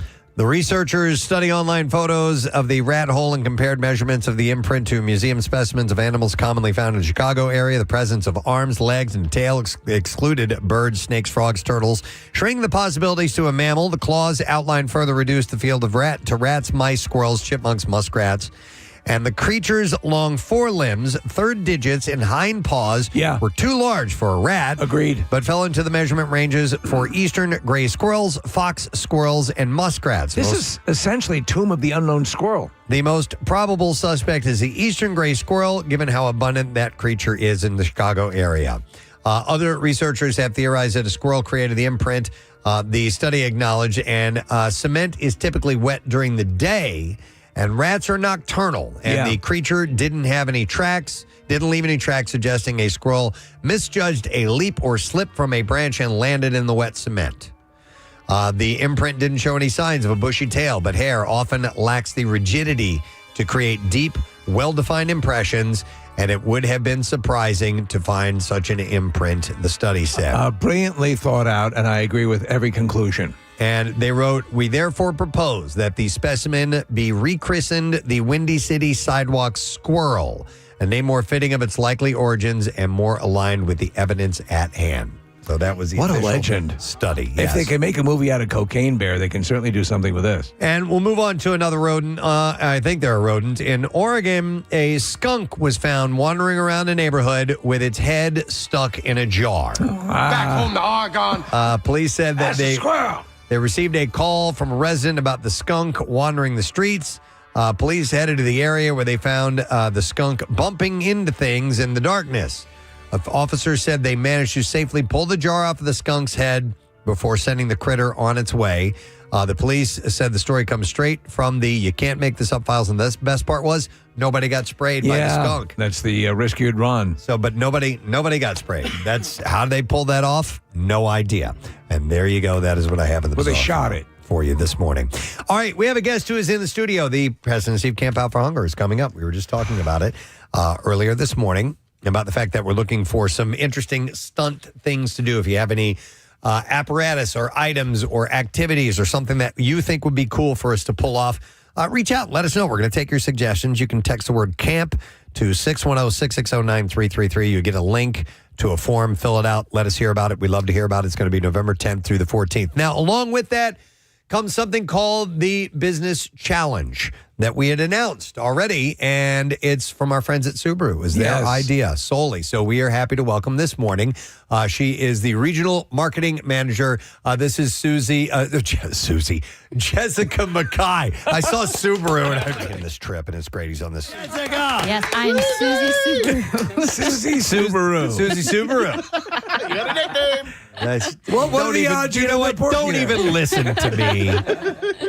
Jessica, don't even listen to me. I like Susie Subaru, though. I know, I like that too. That alliteration. We have to make some merch around that. Absolutely. How you doing, by the way? I'm doing great. Thank you so much for having me. Of course. And seeing the B file in person. I'm so used to listening to you on the way in into work, but being able to see the actual outline of that squirrel really brought it all together. So we have video screens in the studio. From time to time, we get the full representation of Bizarre File stories here. So I'm glad we could give you that thrill today, Thank Susie. you. No, Jessica, how long have you been with Subaru? I've been with Subaru since 2010. Okay. So I actually started when I was an intern in college at Rowan, and I've been with them ever since. Have you been out to the Camp Out for Hunger? I assume you have in many years, right? Yes, and you absolutely. know what a massive undertaking it is. The growth since we started participating back in 2007 is tremendous. Yeah. And I know that we started, engaging our employees more in 2013. That was our first internal employee tailgate. And it's really, for us, has really expanded since then, too. Well, the creation of the Subaru Business Challenge has been a major boon in getting this exponentially larger. We are not talking out of school here, tails out of school, as they say, to say that a lot of businesses have said it's going to be tough this year. So what you offer and your challenge, your clarion call to other businesses could not come at a better time. And so what are you here to tell us today? So the one thing that I do want to just thank you all for incorporating this year is the addition of the drawing, so that any size business can win such a great experience with you all. And I think that's huge. Well, yeah, because your company came to us years ago and said, listen, we think that we are intimidating other businesses out of even participating in Camp Out for Hunger. When we first drew this whole thing up, we were like, okay, what are the ways that we can incentivize people to donate? And we wanted to offer up this live broadcast option. And we figured a group to target that would have the most clout and availability would be a business that could pool their resources and come in and make a big donation. Subaru grabbed the bull by the horns, and they went for it. And for 10 years now, have had that first place win.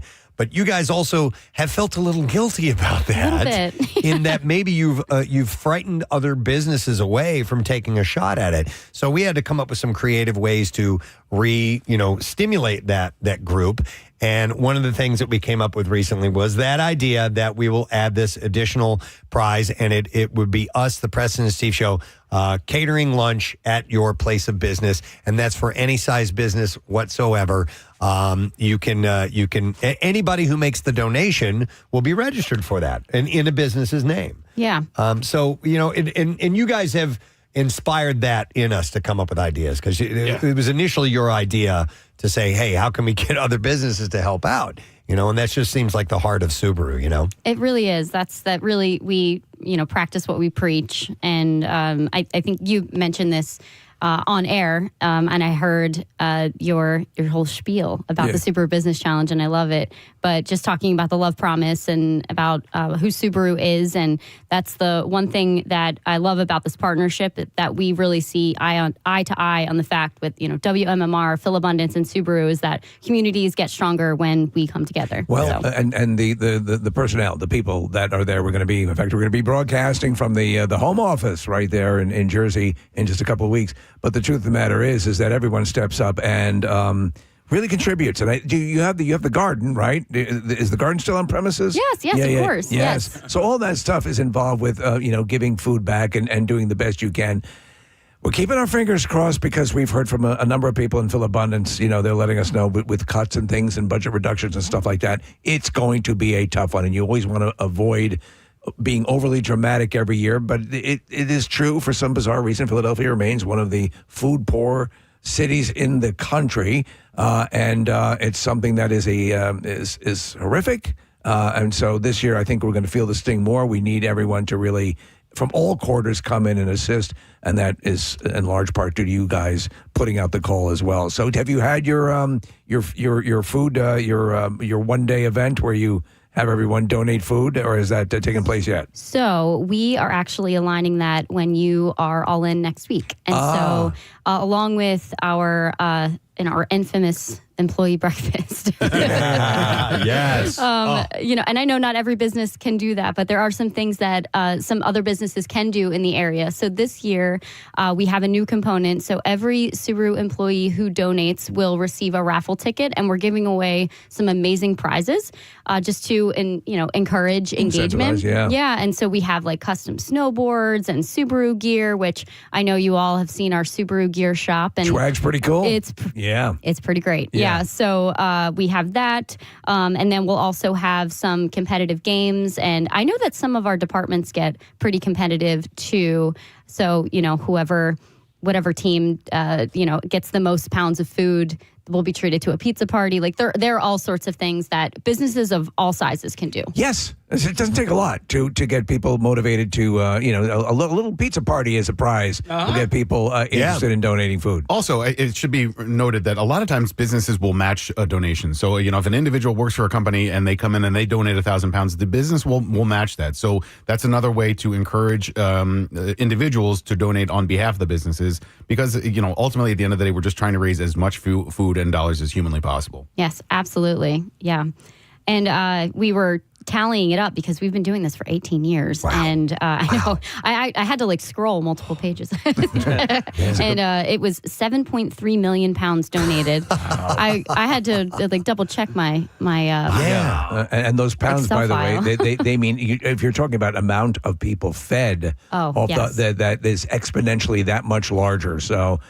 And this, if we could do that a whole amount this one year, that'd be terrific. But I'm not counting on it, but we'll give it a shot. You know what? Acme and Comcast really stepped it up last year. We were a little nervous, but not that we don't love having you at headquarters, but we'd be okay with Pierre or absolutely. The raffle. Oh my God, yes. Well, you have a main competitor sitting right across the parking lots. We do. Happens to be a little soup company.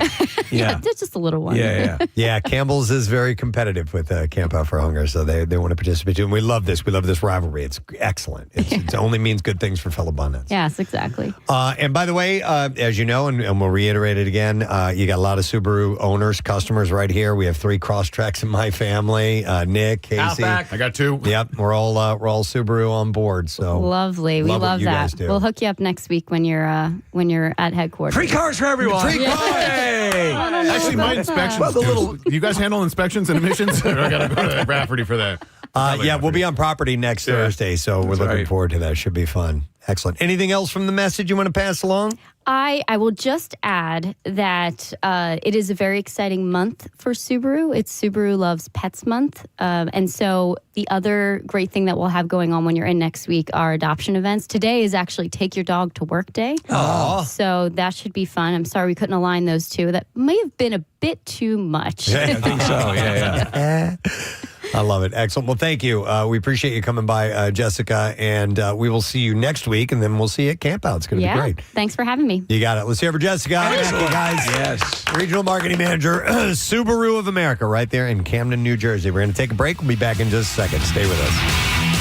Yes. It's amazing. Yeah, I remember he was talking about it. And he's in, he sent me a picture. It said at Positano. I'm not sure where that is. Italy. Yeah. In Italy, okay. Yeah. So then he sent me a picture. It said, best restaurant I have ever been to. And if anybody knows restaurants, it's him. Mark Summers. And the restaurant is called Le Scoglio de Tommaso. That's Italian for Burger King. Oh, is that what it is? But he says the best restaurant he's ever been to. Wow. He was just there. I saw some of his social media posts. I was in Positano years ago, and it was probably one of the most beautiful places I've ever been to. Nice. You went on your honeymoon, right? Or is that a different time? Yeah, it's the first husband. It's a really good question. Wait, hold on. Let me think about this for a second. All right. The other super duper expensive meals that you can find in the world, there's one at Sublimotion in Ibiza. It's called Sublimotion. And you will pay for a dinner about $1,757, it says here. We're talking a dinner per person, right? It is a 3-hour dining experience. That comes with an accountant? $1,700 per person. That's more than the average family will spend in an entire month on food. I don't want to be there for 3 hours, though. That's the thing. Like, 2 hours max. Yeah, but if you're spending $1,700, I want to be there for the weekend. Yeah. Where are the good $1,700 fast food places? So they said they create a spectacle for the eyes, ears, and taste buds. Music and art go along with the 15 to 20 course tasting menu. Want to talk to somebody who's had a really, really expensive meal? Yeah. We got Kelly on the line. Hi, Kelly. Good morning. Good morning, bitches. What's up? Hey, bitch. All right. So you went to a super duper expensive restaurant. What was it? So it's called Disfrutar. It's in Barcelona, Spain. And my husband and I went on our honeymoon. And at the time, it was not ranked as high, but currently it's the number 3 restaurant in the world. Okay. Wow. And what did you have?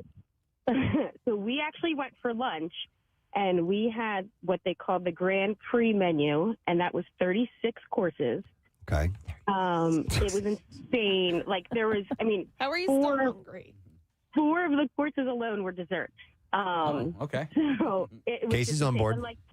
And like the past caller just said, it's just so gastro. The things that they give you are so completely out of the box. I sat down and I cried because it's a Michelin-starred restaurant, and it has always been my dream to go to one at least. And it was like at the end, dessert was okay. So it was like vanilla bean cotton candy, but they brought it out on what looked like an old cotton, like you would pick cotton off of a field. Okay. It was insane. Yeah. So, but let me tell you this though. So one course they bring out this insane, like old, aged scotch, right? And they present this bottle to you, and they ask you to put out your hands, and they pour some into your hands. Well, me being the ignorant American, I slurped it up and like drank it, and you were supposed to wash your hands with it so that way Yes. Kelly. Oh, that's great. Really That's funny. great. By the way, those mints in the latrine were delicious. Do you know, Kelly, I would have thought the exact same Totally. thing. You're thinking, it's a different culture. This is the way they do this. They're going to so drink it this funny. way. I mean, it's an aged scotch for crying out loud. It was too good to not try. Like, why am I washing my hands with it? Oh my God! So what was the final cost per person? So it was like a little. It was more than our mortgage payment. It was about 17 and change. Wow. Yeah, But combined. you were there for Combined. your honeymoon, right? So you it was part of a dream come true, correct? Oh yeah, it went on the credit card and like maxed it out immediately. $1,700. Was it worth it?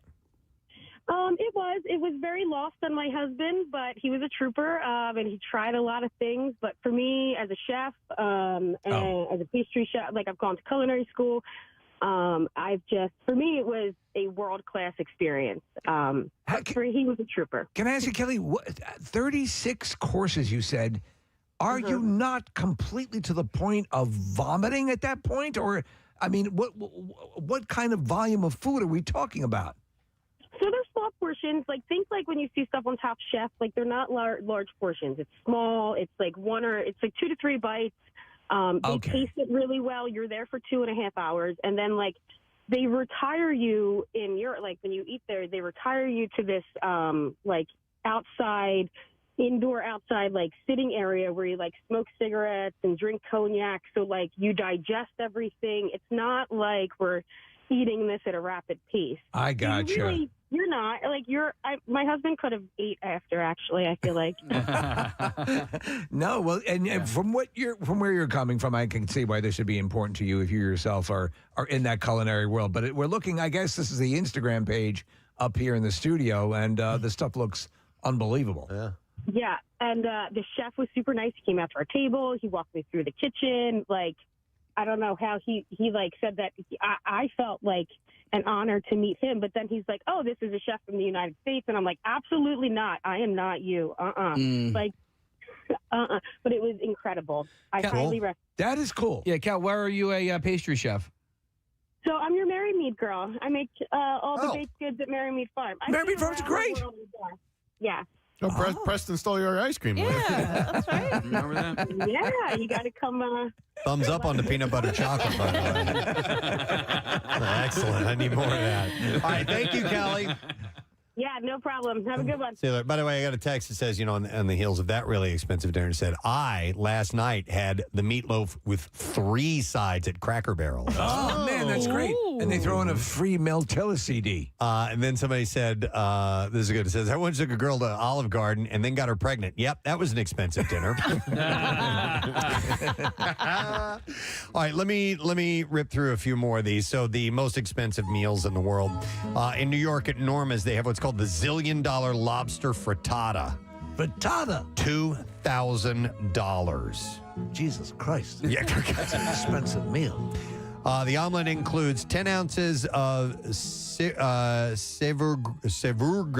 caviar, which is a big factor in price for those who can't afford to pay the cost. There's a smaller frittata with only 1 ounce of caviar available for just $200. Have you ever? I think it's disgusting. Caviar? I don't even know if I've had it. I hate it. And anytime I've tried it, I mean it. And I've had different types of roe before, even in sushi. Sometimes you get salmon eggs and things like that, and it's a form of caviar. Right. I just don't like it. It's way too powerful of a flavor. It's for me. salty, right? It's super duper salty. Yeah. Industry Kitchen in New York has what they call the 24K pizza. It's not $24,000. Oh my God! It's $2,700. $2,700. Now I love pizza. We got one of those backyard pizza ovens. You hook up to a propane tank, and we've been making our own pizzas. It's really cool. But $2,700. What could possibly warrant that? Well, it requires a 2-day advance order. And you are not paying for an average cheese and pepperoni pie. This pizza has Stilton cheese, foie gras, platinum Ocetra caviar, once again with the caviar, truffles, and 24-karat gold leaves to top it off. That's stupid. Forgive me, but what foie gras again is the it's goose liver. Goose liver, yes. Yeah. Right. And I do like foie gras, which, I know it's not ethically a very good thing to have because they fatten up the birds, really. And and they staple them to death. On the rarest of occasions, I will have it. But no, it's bad for the animal. It's considered cruel. There's a picture of this very same pizza that you're talking about up in this. That does not look enticing to me at all. Looks horrible. No. Yeah. Looks disgusting. All right. It looks like paste with the stains on it. At Fleur in Las Vegas, you can have the Fleur Burger 5,000, and that does cost you $5,000. $5,000. And it's just outside the Mandalay Bay Resort and Casino. Only the most expensive meat is used to flavor this $5,000 burger. The Wagyu beef costs about $100 per pound. Also adding to the high costs are truffles worth $1,500 per pound. The meal also comes with a bottle of 1995 Chateau Petrus. Well, there you go. Valued at $2,500. So what is considered a better beef, Wagyu or Kobe? Wagyu, I've heard, is by far the top of the line, but I'm not sure. The ultimate. See, this is cheating. You call this a burger and you charge $5,000.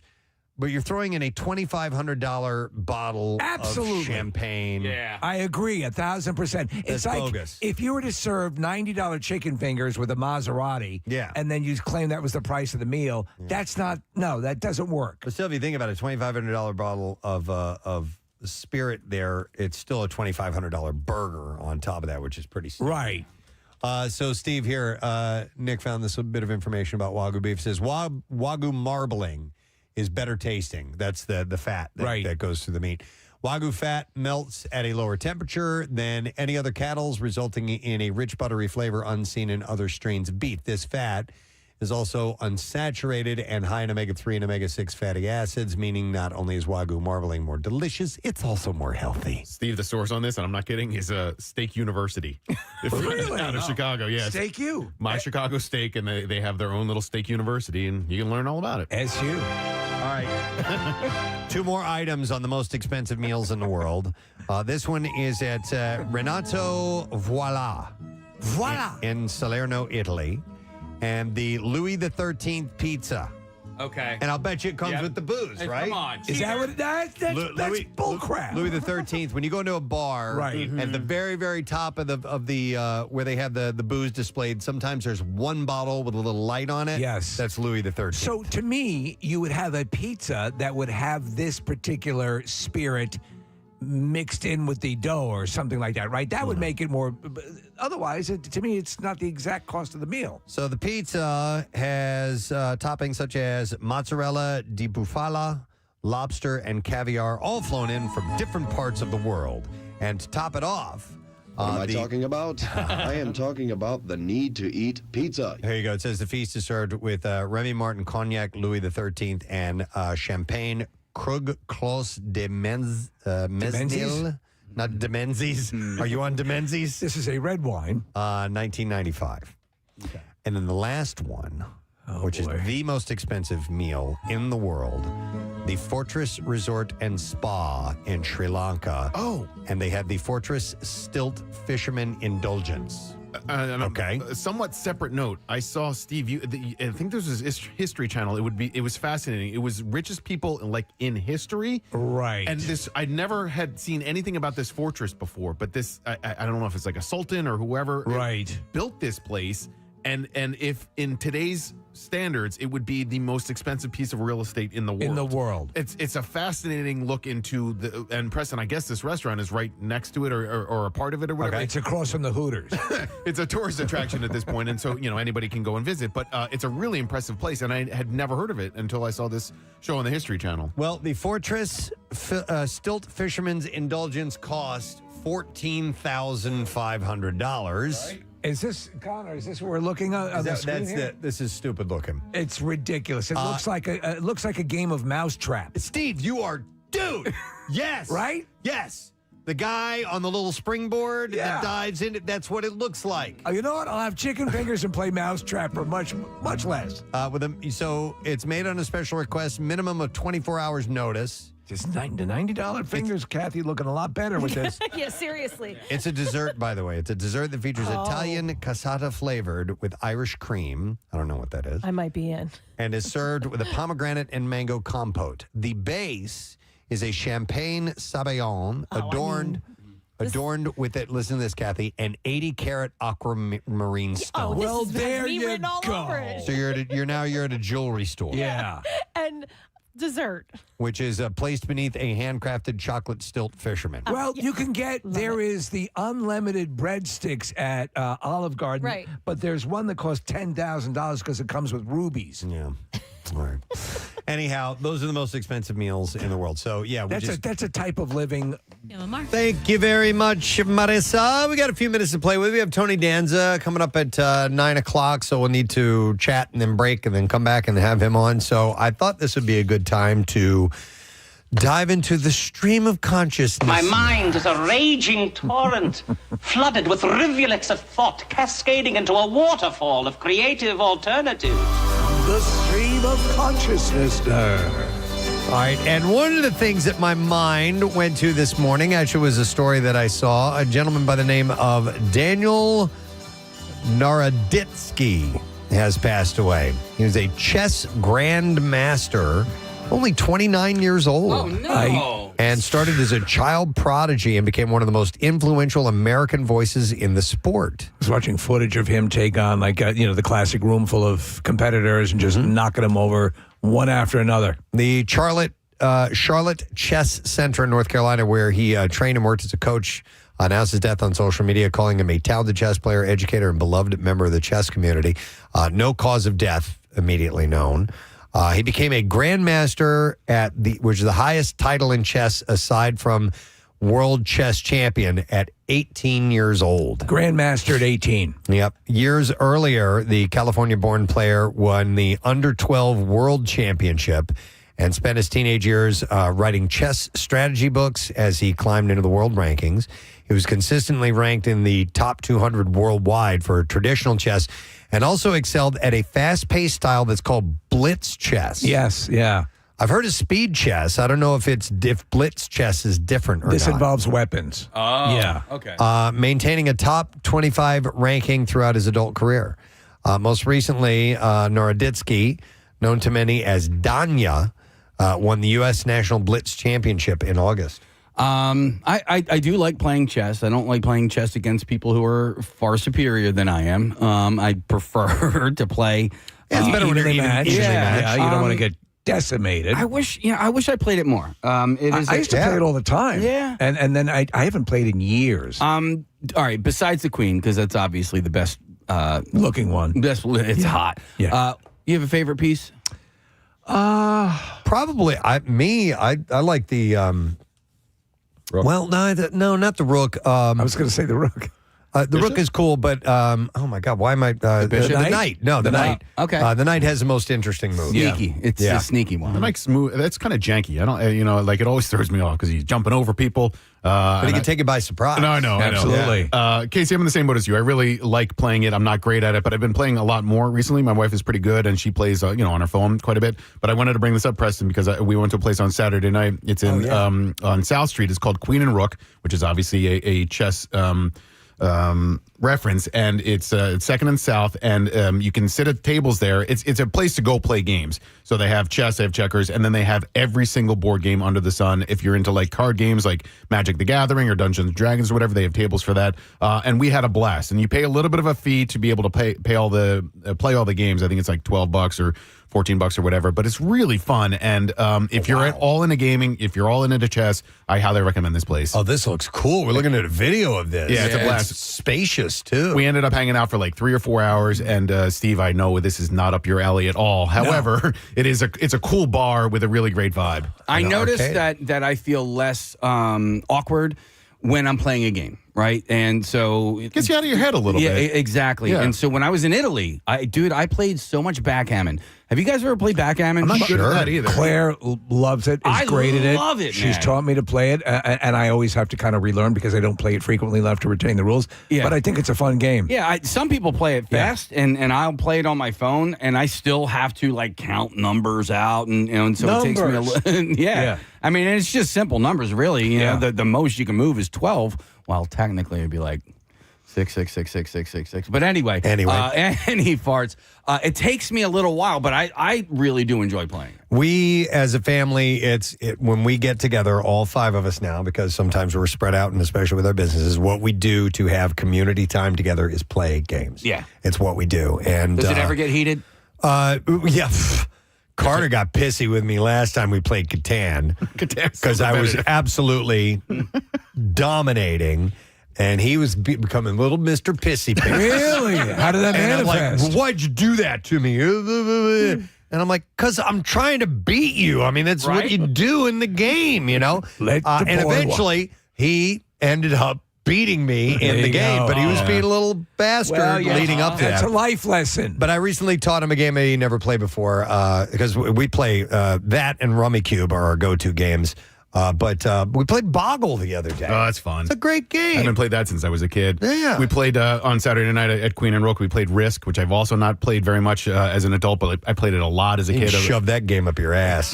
That one pissed you off. You flipped the board, didn't you? Almost got in a fight with somebody over that. I'm sorry. Go Well, ahead. no. It's changed a little bit over the years. I'd forgotten. That's the Risk. I'd forgotten how long that game takes. It's like Monopoly, and it was just me versus my wife. So I think Risk is a little bit more fun when 3 or 4 or 5 people are involved. Right. But it can, like Catan, it can get really competitive because you can gang up on somebody. And Catan's, I love it, but I'm not very good at that one either. I'm not very good at any of these games, to be honest. A game that I like is Peekaboo. Very simple. Really, really easy. You always have the Not for idiots. It's absolutely wonderful and enjoyable. I see you. I see you. Do you ever play Superman with somebody who doesn't know how to play Superman? I don't know how to play I don't know Superman. what that is. Okay, so it's a trick game, and it's basically just so you can punch somebody as hard as you want.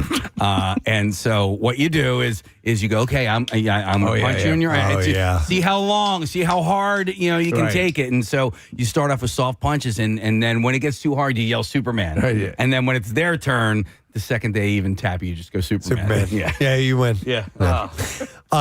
So anyhow, this guy was a consistently ranked, like I said, in the top 200 worldwide for traditional chess. Fellow grandmasters credit him as introducing the sport to a wider audience by live streaming many of his matches and sharing live commentary on others. And thousands of people regularly tune in on YouTube or Twitch to watch Narodotsky play. So that's he was. Grandmaster Flash was the last one to receive. He was the last one. Yep. I like watching. There's some YouTube channels of unsuspecting people walking into, like in New York City in parks where they have all the chessboards, and somebody who does not look like they would know their way around a chessboard sits down with these guys who play there all the time and lets them think that they're a chump, right? Just by the way they look, and end up kicking their ass and handing it over to them. So.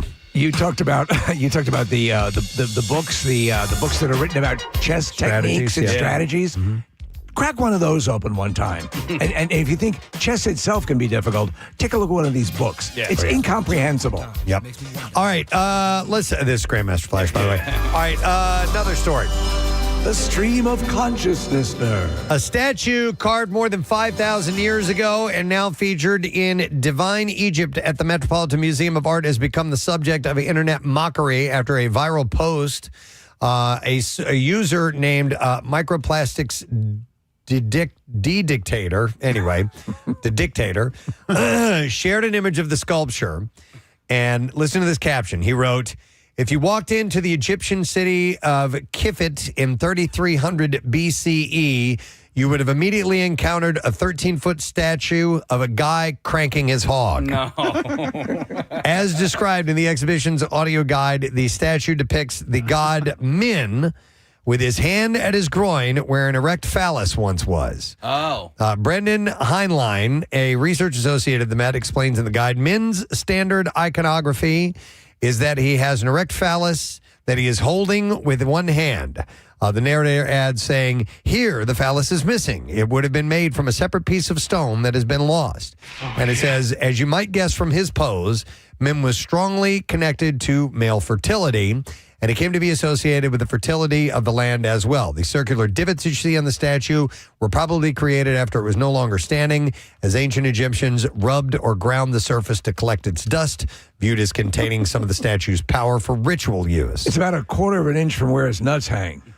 Wall text in the exhibition notes that Min's standard representation, with feathers on his head, a threshing tool, and an erect phallus, remained consistent for 3,000 years from the second dynasty of ancient Egypt into the Roman period.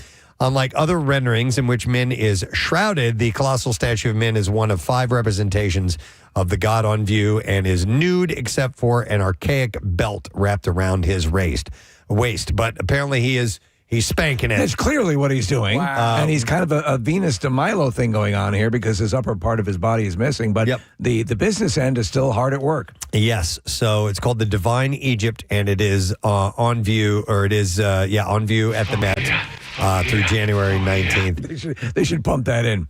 It kind of looks like he's doing. See, I wouldn't have even thought that because I wouldn't think that there was a a wiener in there. It looks there like is. he's doing that, hey, look at this circle so I can punch you twice. Right. Do you know what I'm talking about?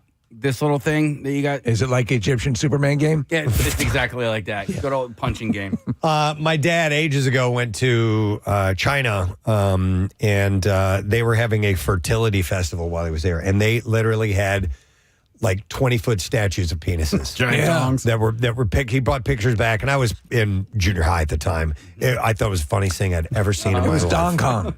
It was absolutely a riot to look at these gigantic penis statues. Where else do they all over have the that? place. You reported there was another festival. Is it Austria that has a similar where there's these plasticine huge? It's a good question. Yeah. They do. There are a lot few of those rituals. cultures that have the phallus absolutely grandly recognized as a part That's of my boy. the fertility. So you can do a search and find out for yourself. All right, back into the stream. The stream of Consciousnessner.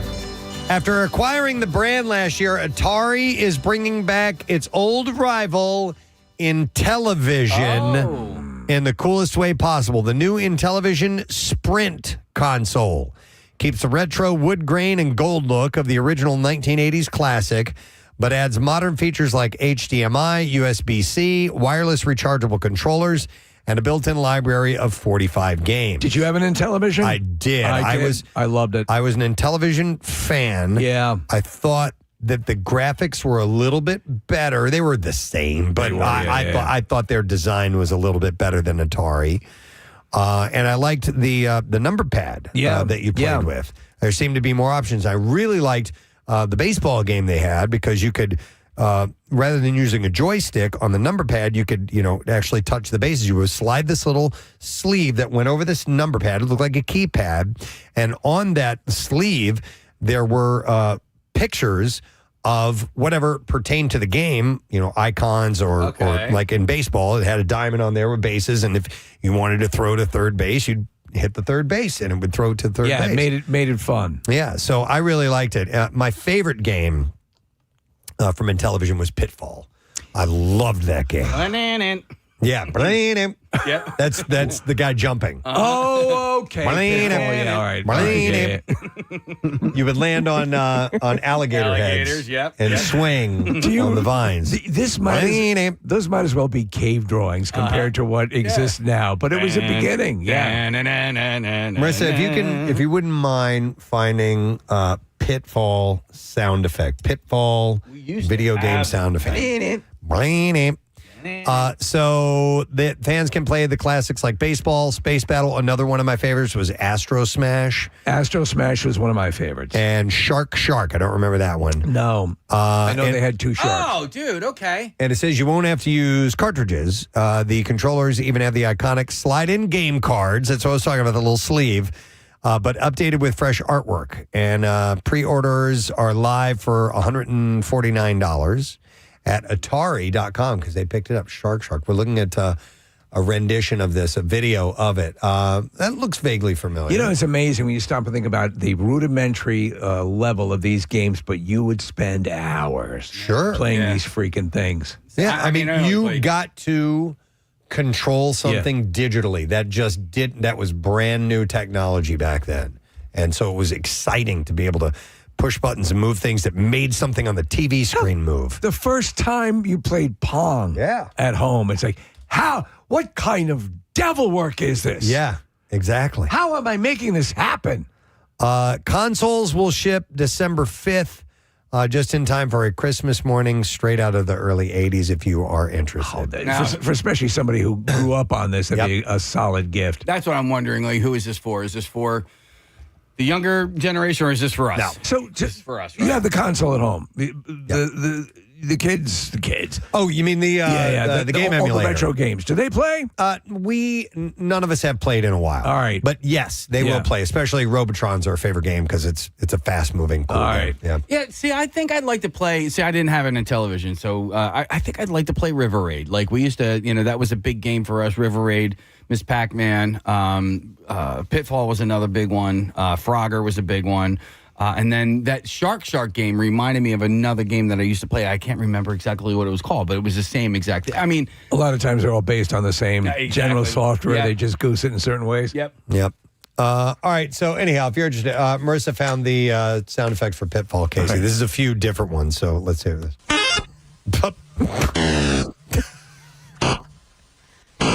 Oh my God.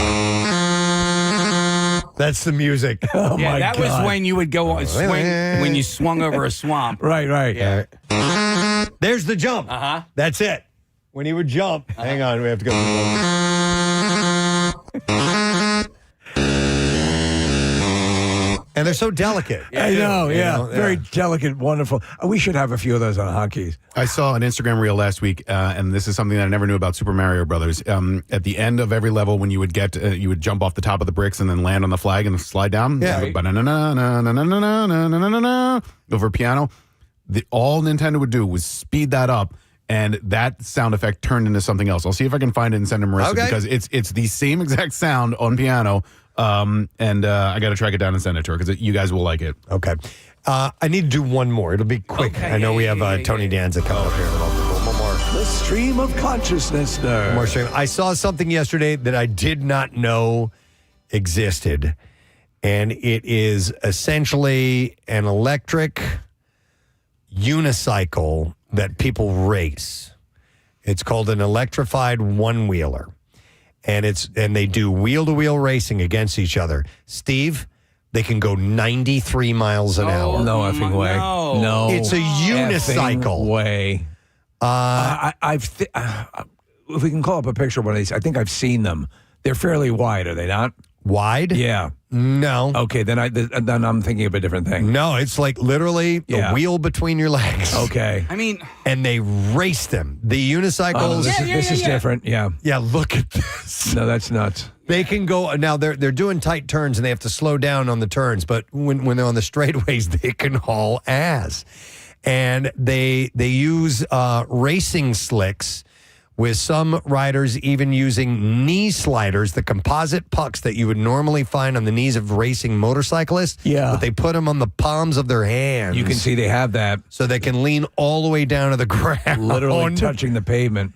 And it's impressive to see how they're able to manipulate their bodies to bend around the corners. I mean, they have to do these wild leaning poses to get this thing to move in certain directions. I don't care what kind of shape you're in. If you were to race in that position like that, hunched over that way. And look at how far down they're squatting, too. No. So pull up a video of this when you have time. There is the latest unicycle from a group called In Motion. That is the manufacturer. They're out of China. They make electric unicycles and scooters. Their latest is called the P6. It comprises some fairly ridiculous specs, including a top speed of 93 miles an hour. That's it. Could you imagine going 93 on a unicycle? And 0 to 30 in 1.9 seconds for this thing that's between your legs. I it's would crazy. need a sidecar for my nurse to help me get back up. Yep. And that top speed makes the P6 the fastest production one-wheeler on the market. So I mean, you've got to be insane. I don't care what kind of helmet you're wearing.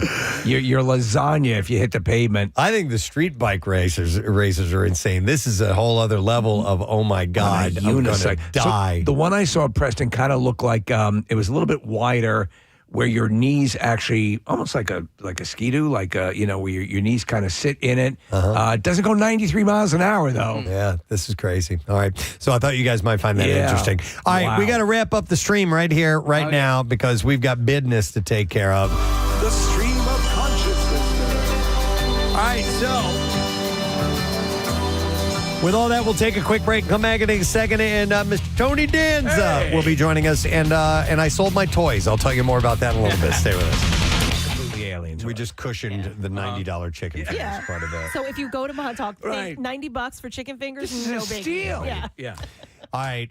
By the way, real quick, I want to mention we have a new Daily Rush video that's up and running. It's called Beer, Social Diseases, and the Great Depression. Steve takes on a tour of Philadelphia's long history of women brewers and also their social diseases throughout the years. And you can be the first to see the newest Daily Rush by subscribing to our YouTube channel, which is sponsored by Xfinity's Gig Speed Internet. Learn more at xfinity.com. We're going to take a break, and when we get back, the lovely Danica McKellar will join us. Stay with us. Preston and Steve on 93.3 WMMR. 93.3 WMMR presents Allison G. Do I need to read this? Well, I can. Is this happening I can tell now? You. Yeah, I mean, it yeah. says I have a surprise coming. Yeah. Oh, and it's from Casey, and I don't know what it's about. We were going to talk about. I like something, surprises, but I do like surprises, so I'm intrigued. What's the ETA? Oh, I bet I know what it is. Yeah, chicken fingers. No, That's what I thought too. Close. Oh man, Dairy Queen. Close. Oh, the wait, the croissant. No, the croissants. Croissants. Oh. Yes. Fresh out of the oven. They're on From their way out. Pagano's Yeah. downstairs, the restaurant Casey said earlier this morning, best he's ever had ever. I love croissants. And so Warm they're and going to. buttery. So will we be eating them That's on a great the air? porn Or Warm and buttery. I want you to take a bite on the air. All right. And so, I went down a little bit earlier. Lee took care of us. Charged us full price, you know. Are they in transit now? They're in transit. Yeah, I think we just sent Mara down there for them. Matt, the head guy down there, did a while back, and I forgot what we had done, but he offered to buy us to send breakfast up to us, and it happened like in a week when we had too much going on, and I couldn't coordinate it. So we do appreciate that offer. It might have been when we got into the Radio Hall of Fame. I'm not really 100% sure, but nonetheless, they're great people down at Pagano's, which is awesome to have them here. Okay, so so when it's coming up, I don't want you guys to, if you do you want to get one of those rideshare bikes down there to bring it up quicker? yeah, they now have these rideshare bicycles in our parking lot. And we're getting bees, aren't we? Are we getting bees? Yeah, I think there's going to be beehives. That we got an email from Tony Perrone over our vacation saying that they're going to set up bees. And Steve, I think it's the same guy that you've had Alan, at your the bee house. man? Yeah, I believe so. I'm not but 100% sure. I read that as he's just coming for the day. I don't Yeah, it think was they're like going to live here. almost like a field trip type of deal. Like, Yeah. hey, if you want to go check out. I thought they were setting up hives. Maybe I misunderstood. That'd be cool if they did. So that'd be cool. But where are the bikes? Oh, do we determine whether they are electric or regular? They're not. They're regular. I drove by and saw them the other day. They definitely don't have batteries on them. All right. And I've never ridden on one of those. I don't know how they ride. You guys, I assume nobody here has ridden looked all one right. of those. They're like cruiser type, right? Marissa's ridden. Well, she's a city dweller. Hold on. So You've read one of the ones in our parking lot? Well, not those. I assume they're like the Indigo ones. They are, exactly. Like Yeah. in all over the city, in the city bikes in other cities. Just kind of durable bikes? Yeah, they're great. Like if we wanted to ride over to Taco Bell, Casey, instead of taking a car over there, perfect. Oh. They're a little heavier. They're meant so you're not going to try to steal it. It's not that great of a bike. How do you? What do you put a card in or something, or you just take it? I think, Steve, here at the building, you actually sign up and get it that way. But usually, like in the city, you have an account. App? Yeah. All right. Is it free for us who work in the building? I think so, yeah. Oh, okay. We should do like a bicycle stunt team using those. A stunt team. Yeah. I could see doing that. Somebody said in a text saying that they have the beehives set up at 3 Bella right now. Huh. Okay. Well, I love all this stuff that They're touring bees. take touring these. beehives. The croissants have arrived. All right. Croissant. You should taste it. Then Casey swears the best croissant he's ever had. And nothing on them, right, Case? Nothing on All it. right, so they're light and flaky and still warm. Ooh. That's wonderful. I'm going to have one right now. I'm going to tear it apart here. Really? I can have one too? Oh, yeah. Got one for everybody. Ooh. Oh, my God. Look at this. Look at this thing coming apart. Oh, I'm going to shoot. Yeah. Here we go. Thank you. I'm going to shoot. Yeah, that's damn good. Damn, Kath, you took a big bite. You throated that thing. Really? Oh, I just saw from a profile. Maybe it was kind of hollow. But. Light and flaky. That's exactly what you want. Damn good. Yeah. Now, if we just can get the bees and the bicycles, we'll have everything. Croissants are messy. They are. I mean, as far as because We need napkins. They're crummy. they're so flaky. So moist. The whole notion of putting butter on a croissant is kind of laughable. But I know, you're right. Yeah. These are good. See, we knew this was going to happen. Yeah. Thank you. Oh, shoot. Pauses, All right, moments here of you go, Kathy. silence. Yeah, Did thanks. you almost drop an S-bomb there? I said shoot. Oh, okay. All right. Thank you, Casey. You're welcome. Thanks, man. Very nice. Thank you, Paganos. That was really nice. All right. Anyway, I have something else to talk about, but not with a mouthful. I like a little bit of salt. What?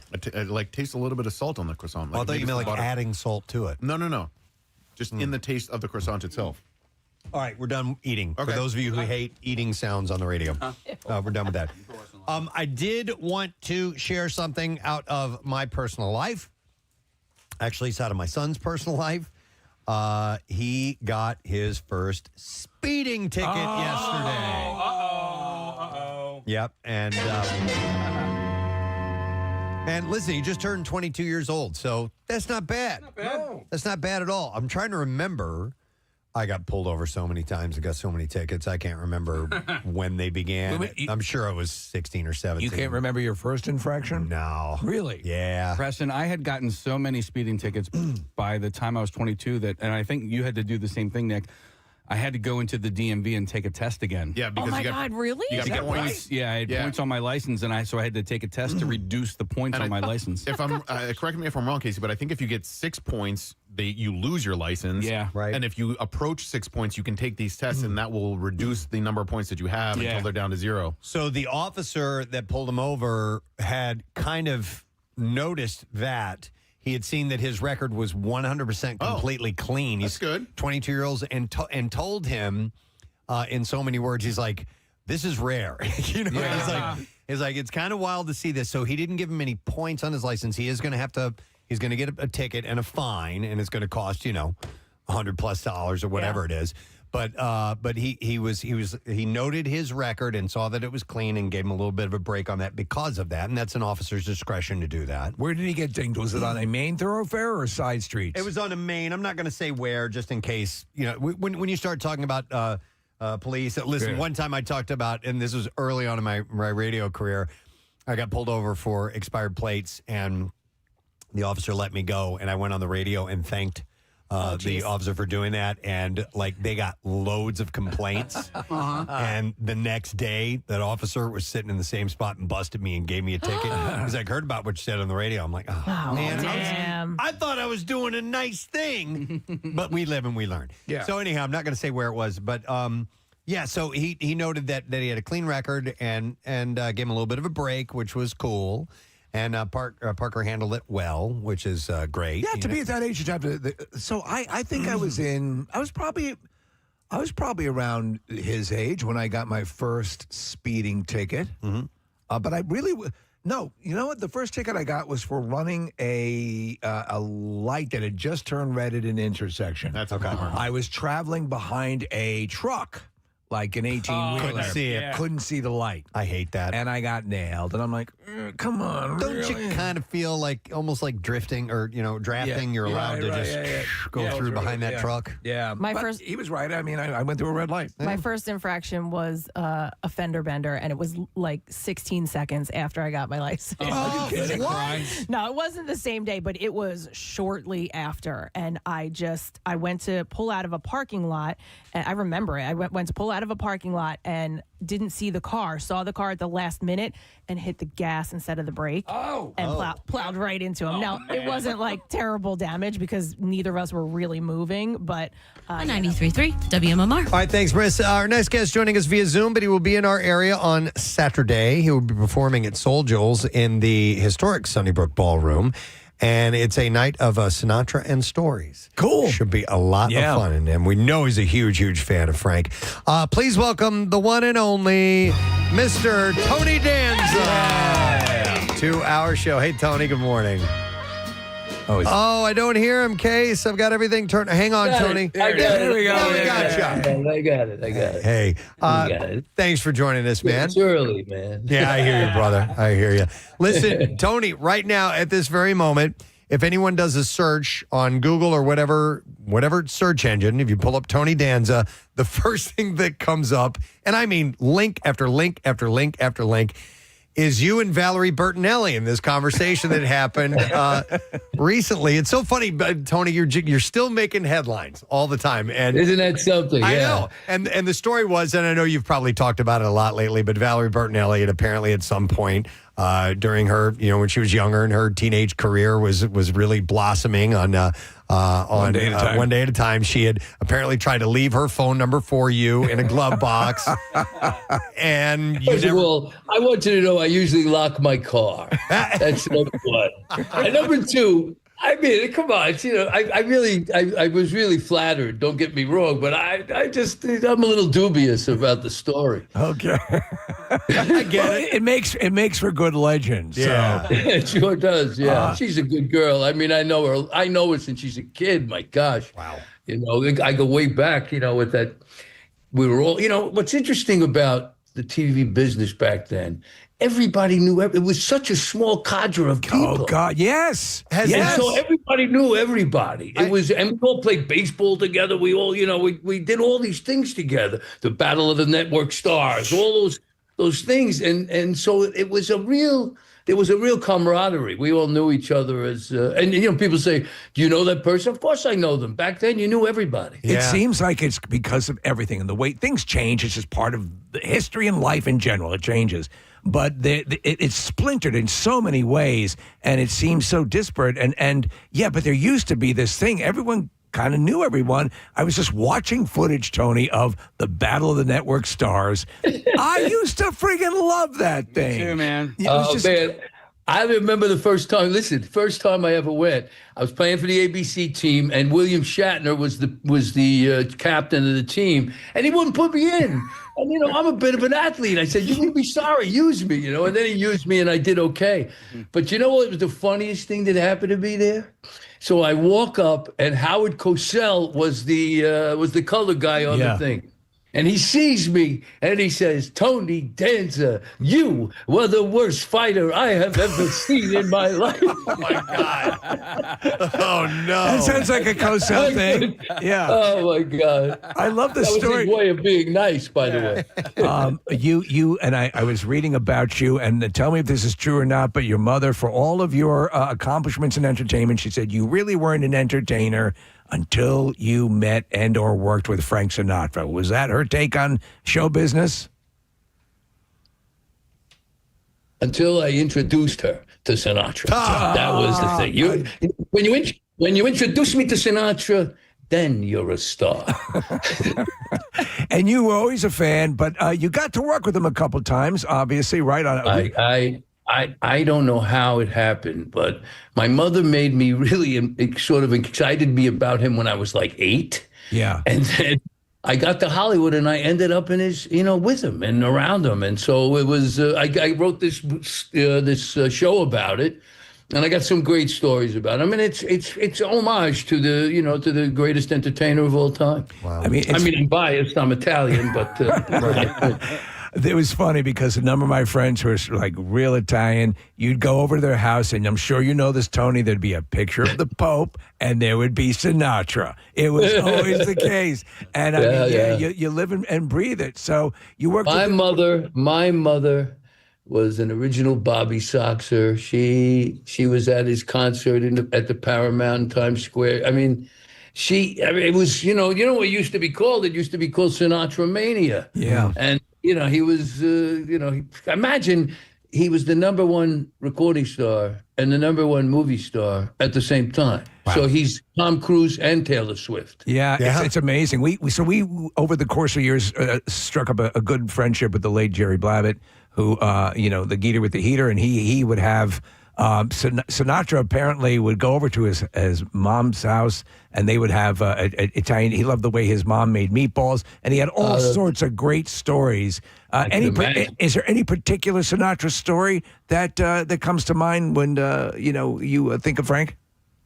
Well, there's so many things. He was incredibly generous. To a fault. I mean, like people he knew, he didn't know, famous, not famous.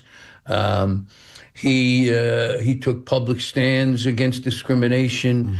I mean, he just, I don't know. I mean, I did a lot of research for this thing. Yeah. I got all the books. I got everything, and Well, you keep finding out is, first of all, I found out something. He played the ukulele, which I play. So, that's a big thing. But I mean, you just see a guy who came from nowhere, the streets of Hoboken, and who became just a touchstone in our culture and in our world, and he continues to be that. I think. I don't want to say anything, but from now on, whenever I do a show, I'm going to put Sinatra's name on it because it really sells tickets. It just works, even to this day. It's amazing. So he's still doing it. That's what's. So when you're putting together something like this in your these shows, and this is somebody you adore, are you white knuckling it all the way through, where you're putting together everything because you want to include? Because I'm sure Sinatra, when he performed, if he missed one song that people wanted to hear, they'd go nuts. So how do you balance all that? Well, I mean, you got to be true to yourself. What makes you happy? What were the songs that you liked? It didn't have to be on the beaten path. I know all the songs, Yeah. In fact, I did Sunday. I was at the Tillis Center on Long Island, and I sang with it. I did this show, the Sinatra show, with the Nassau Pops, the symphony orchestra. Wow. And it was amazing singing those Sinatra songs, singing "Come Fly with Me" with a symphony orchestra. Was one of the greatest things I've ever done. Sure, yeah. Tony, when did singing for you, for a part of what you like to do, performing for people, when did that really take hold? Because, I mean, we got to know you as an actor on Taxi to start with. Before that, you were an athlete, like you were saying. You've done a lot of really interesting things in your lives. But was musical theater kind of where you started, or did this happen later on in life? No, I think that the two greatest words in the English language is musical theater. I really do. But no, I had an accident in 1993. I hit a tree skiing. And I almost killed myself. I was in the hospital. I broke my back. I broke 8 ribs, put one in my liver, one in my lung. I was a mess. And there was some dire predictions about where I was headed. And it didn't work out. I recovered. It took almost 2 years, but I recovered. And I was thinking, what do I want to do? What do I want to do with this second chance? And I had been tap dancing for about 10 years. And I said, I want to be a song and dance man. And I put together an act that my assistant at the time, after we did it, I said, what'd you think? She said, almost not embarrassing. So it's been a tremendous, progression. What an evolution. I know, to get here. But, you just stick with it. I played so many places. I've been around. I've been doing it now since about 96. Wow. So I've been doing this a while. And I finally feel like I got it. I feel like, I know how to make a connection with the audience. I know how to give them a total show as opposed to just, I'm not the greatest singer, but I can sing. So that's part of the show. So you get laughs, you get some tap dance, you get some stories. So it's a whole show as opposed to just being about singing. But the singing has really become so important to me. I work on it, and I think I've gotten somewhere with it. I mean it. I listen to this thing with the symphony orchestra. I go, wow, that's not bad. That's not bad. Not embarrassing, right? Yeah, it's almost not embarrassing. Yeah. Tony, Preston mentioned Taxi, and my wife had never seen Taxi before. So if you don't mind, I'd like to ask you a question about it, because we started watching clips, and they're all available on YouTube, which they're incredible. And so, and she and I are both Christopher Lloyd fans. So we watched the episode where he gives the eulogy for the dead horse, and then Danny DeVito comes over and asks him to give the same eulogy for his mother when she passes. And you're there, and it just, do you have any memories of Christopher Lloyd's performances? Because he's just so unbelievably, they're such genius. Let me tell you, first of all, he is a genius, and he almost ruins his career with Reverend Jim. Because he was a great American actor doing movies, and then he did Reverend Jim, and that's all they could see him as. He really was that good. But the scene that really cements it, we had a flashback show. Yeah. Tom Hanks is in the show, too. He plays a derelict, a ne'er-do-well student who's a friend of Chris's. And Chris is an upstanding Yale student. I remember. Leather sweater and all this, and he disparages them because they're feckless and they don't, they're not studying. And all of a sudden, somebody hands him an Alice B. Toklas brownie. He takes one bite of the brownie, and he, on camera, I swear, he transforms into Reverend Jim. He goes from this upstanding, great student to Reverend Jim, and it's one of the most incredible acting things I've ever seen. His face actually contorts. And he just gets that look on his face. And I think the laugh that came after that had to be like 10 minutes long, because it was unbelievable. So that you think would help clarify that this guy is much more than this one-dimensional character. Oh, you know, I saw him, a couple of months ago in King Lear, and I'm telling you, I never understood the play better. Oh, wow. He was so wonderful. I mean it. So let me ask you, you're on a show called it's Power Book 3, is that it? I was unfamiliar. It's a star show. You're playing It's a called mobster. Raising Canaan. I play a bad guy. Yeah, and I was watching a couple of clips, and this is like something that you seem to be sinking your teeth into. Yeah, it's a lot of fun. We got the 5th season coming up. I can't wait for it to drop. It's a terrific show. I think if it wasn't on Stars and if it was on HBO or Netflix, everybody'd be watching it, and not just because of me. Patina Miller is the star of the show. She plays Rock, and everybody in the show. Wendell Pierce was in the show. I mean, it's just a wonderful show. So in your life, obviously being around Sinatra and just being in the industry, did you ever come across, we're perpetually fascinated with mob life and all that stuff. Did you encounter your share of mobsters? I'm an Italian from the East New York section in Brooklyn. I think there's a shot I might know the territory. Just a shot, just a chance. It's just a shot,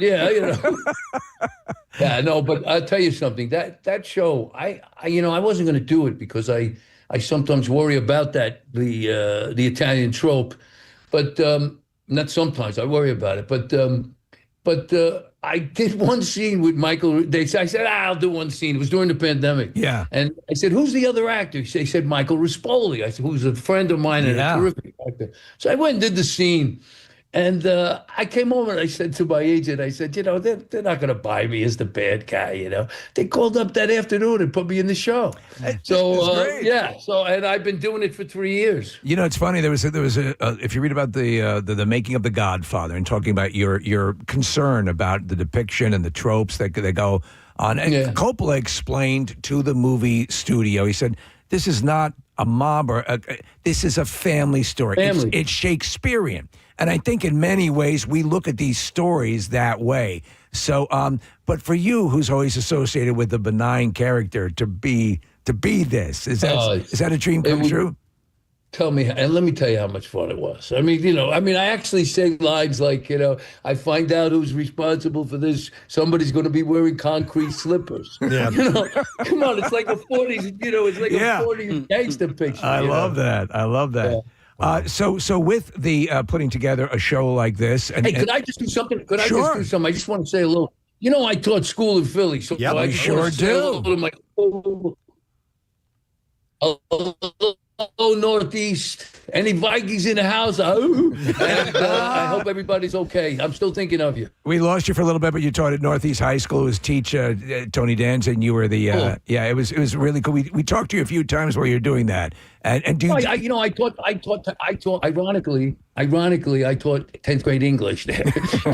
Me teaching English is ironic, I think. And in fact, you had written a book called "I'd Like to Apologize to Every Teacher I Ever Had."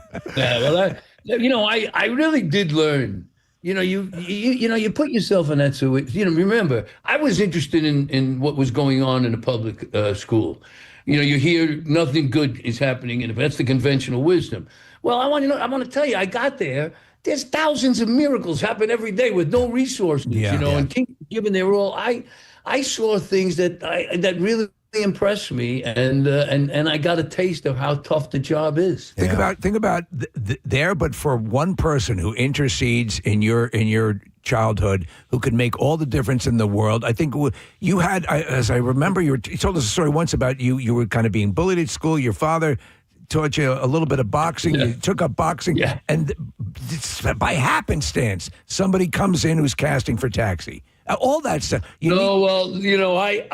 I was fighting by then. Okay. I was boxing. I was a professional by then. And I was in Gleason's gym on 30th and 8th Avenue, and a guy was researching a pilot. Legendary. And it was about a young boxer. Yeah. So he saw me, and somehow I ended up in Taxi. It's a crazy story. Well, I just want to go back to one thing. Sure. About the kids, I got this program, the Stars of Tomorrow Project, and it's a teen acting program here in the city, free to high school kids, and we just got a new headquarters, and I got a kid who went to the program and just made his debut on Broadway this year in Romeo and Juliet. That's awesome. So we're really doing something, we're making a difference, and it's very exciting. And Thursday night we have our benefit show at the Sheen Center here in New York City. So if anybody's listening in New York, come on out. Tony, the audio glitched for just a second. What was the name of the program again? Oh, it's called the Stars of Tomorrow Project, and it's a teen acting program. The slogan is, when you teach a kid how to act, you teach a kid how to act. Yeah? Oh, that's great. Is that it's wonderful. I'm telling you. And we got a kid that, I don't know if you heard this, we got a kid that from our program to Broadway this year. So we're really, we're riding high. Is that only open to New York high school students, or can anybody apply? I did it too. It's open to any high school student. You want to come to New York, and we're starting a branch in Nashville because we did this thing called Cops and Kids Chorus. We put a bunch of the NYPD guys together and women with our kids, and we made a chorus out of it.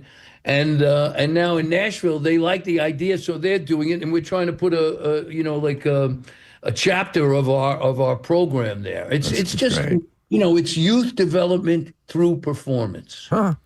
Tony, I'm sure that you learned in show business a long time ago that you can't please all the people all the time. And my dad really loved you in Taxi, and then he just kind of fell off the Tony Danza bandwagon at one point. And we've talked about this on the show for a long time, but I wanted to pass this along to you because this became a part of the family chat yesterday. He's come around on you in a really positive way. And he says, this is a direct quote, "Life is too short to get angry about who played the lead in the 1998 cinematic classic, the garbage-picking, field goal kicking Philadelphia phenomenon. Please tell Tony I said hi and break a leg this weekend." And he's a huge Sinatra fan. So from my dad to you, Tony Danza, thank you for being who you are, and thanks for being a good person. Thank you. Wait a minute. Was he was not happy with the job I did in field goal kicking? Listen, it wasn't his favorite, and I kicked a 35-yard field goal in that picture. In a garbage boot. This is like, I'd like to have that one on your resume. This is like the Treaty of Versailles here. This is unbelievable. It's unbelievable. He's right though. Life's too short, and you might as well enjoy it while you can. And so break a leg this weekend, and then enjoy your time. Your father, I said hi, and I'm glad he got over me. That's hilarious. Tony, at the event at Soul Joel's in the Sunnybrook Ballroom, are you accompanied by a live band for your performances? I got the best four guys you've ever heard. Awesome. I mean, really, they're just, it's funny. I said I did this symphony date Sunday, and my band is mixed into the orchestra, and it's just a totally different thing. You got to know where one is because there's so much going on. When do you start? Yeah. But I actually missed my band. Even with an orchestra, yeah. No, I get missed that. my band. Yeah, they're your guys. So excellent. All right. Well, listen, we're excited you're coming to town. We want to point people out that you can go to Soul Joel's website. You can get the tickets now. It's going to be on Saturday night, 7 p.m. show. And Tony's doing Sinatra and talking and having a great time and telling stories and having a laugh and playing some great music. And this is a Sinatra town, so you're going to be warmly welcome. Yeah. Excellent. Hey, I was with a guy from Philly yesterday. The guy that wrote the arrangements for the symphony date is Billy Jolly from he's a songwriter from here. Oh, okay. Yeah. Fantastic. Oh, he's Billy from Philly. From Philly. I love it. All right, Tony, it's great to catch up with you. Have an enjoyable time this weekend. Thank you very much. Have a great day, okay? You too. All right, let's hear it for Tony Danza, everybody. And like I said, it's on Saturday, Soul Joel's in the Sunnybrook Ballroom. The end is near. Come on. And so I fade. I've got a few Frank songs on my golf playlist, And I love when they pop up because nowadays when you play golf, you can have a speaker in a golf cart and have some songs cranked up. And I love it when, either I don't have My Way on there. It's a little too slow. Do you know but I have, That's Life. And, Luck Be a Lady Tonight and Fly Me to the Moon. And I love it when those pop up. The song that I think always gets sort of short shrift is Circles. You know that song? I think so. So I'm down and so I'm out. Yeah. So it's a beautiful song. It's a beautiful song. Yeah. I agree. I love that you're not a curmudgeon when it comes to speakers on the golf course. Oh. Because I feel like you could go one of two ways because you're such a golf purist. Right. And have you ever played with somebody who's like, turn that shit stuff off? Did you almost drop an S-bomb? I almost did. No, it's become a little more commonplace. Yeah. Turn now. that effing S off. Well, I feel like it kind of gets you out of your head a little bit, as you're addressing the ball. Another song I love, Something Stupid. Yeah. That's a great song. Yeah. Him and Nancy, right? Right, yeah. Sing that together. Is that the only duet they ever did? Or That's a good question. Yeah. It's the only one I know of off the top of my head. I have to ask Pierre when he gets in. Yeah, he would know. I don't like the subject matter, but New York is a great song. I don't like that they play when the Yankees win, but it's a damn fine song. By the way, you told a story about the Geeter real quick, and one of my favorite stories from the Geeter and the Rat Pack days was when he told us about how Sammy Davis Jr. Had a party over at the Geeter's house so they could all watch the movie Deep Throat together. Yeah. I don't know if Frank was there. I don't think Frank was there, but the ladies in attendance were like, what are we doing? What is this? It's crazy, man. But it's a classic Look at story. that. It's like a kielbasa. She swallowed that thing. All right, well, listen, we're going to segue into another person who's joining us here in the studio. This was several months ago. I had mentioned to you guys, it may have been like a year ago at least, that I had some stuff that I wanted to, that I didn't know what to do with. A whole bunch of ketamine and stuff like that. No, it wasn't that. I wasn't like trying to traffic or move anything. I got to move this stuff, you man. fell in with a motorcycle gang. It's like task. No, but I had some promotional items and some collectibles and things like that were just, I needed space in my basement. Like I needed to get rid of some stuff. And I realized that I'm not doing anything with these things. Right. They're just stored away. And I don't know what to do with this stuff. I want to sell these things. And so a gentleman reached out to me, and he's here in our studio. He's from the Archive Auction, and this is Tank. Hey, everybody. What's up, Good morning. Tank? How you doing, bud? I'm doing all right. Excellent. So Tank reached out, and he's like, hey, dude, I can help you get rid of this stuff if you want to. I was like, okay. And I got a fire pit. We started talking, come over. I'll have a couple beers. We'll fire it up. No, and I actually went to their auction warehouse. It's in Lansdale, right? Correct. Yeah, and they will sell stuff for you. I mean, because you can do the eBay route and things like that, but it takes a lot of work on your own. It sure does. Yeah. This is sort of a godsend. And so this is exclusively what you do, Tank? This is 100% what I do. I go into work every day. I process items for people. Every day is Christmas. I get consigners that drop off box loads of toys and comics and other pop culture items. And every morning I go in and I start opening up boxes, see what I find, and I get excited about it. By the way, it was almost counterproductive for me to go to the warehouse. You were going to buy stuff, right? I'm looking around like, that's pretty cool. Look at that. I was, I'm like, I'm trying to make room. Right. Here I am buying more. I didn't buy anything. But they have just anything you can think of in the world of collectibles. This is a conundrum that a lot of people face. So your conceit, which I agree with 100%, is that these things, while they may not, this is a prized possession, you didn't want the stuff to go to someone who's just like, you wanted to be somebody who really wanted to have it. And I was also surprised when I held on to some of these items. Years ago, I started doing a minor bit of research of things that I thought might be valuable. Right. They're not valuable. You don't realize how wrong you are about what you think. It'll surprise you without a doubt. Yeah. People get high expectations of, if I hang on to this long enough, it's going to be worth something. But when you're not considering, you've ever seen things like Antique Roadshow or Pawn Stars, they'll say, well, listen, they made 15,000 of these things, so they're not that valuable. They're not as valuable this as you painting think they propping are. up your coffee table is a Rembrandt, though. Exactly. Yeah. Well, speaking of which, my mom has a huge collection of carolers. You know what the carolers are? I forget what the Buyer's choice. Buyer's choice or whatever. I think she might have some like Hummels, too. Is there any value in any of those? There are certain Hummels that still do have value. It's not something that I generally run just because my audience isn't looking for those. Right. But there are still people that collect them. What you have to understand is most collectibles have a 35 to 55 year window. Right. So essentially, total shift of gears, Teenage Mutant Ninja Turtles came out in 1984. Right. So right now we're 41 years into that. Teenage Mutant Ninja Turtles are really hot right now.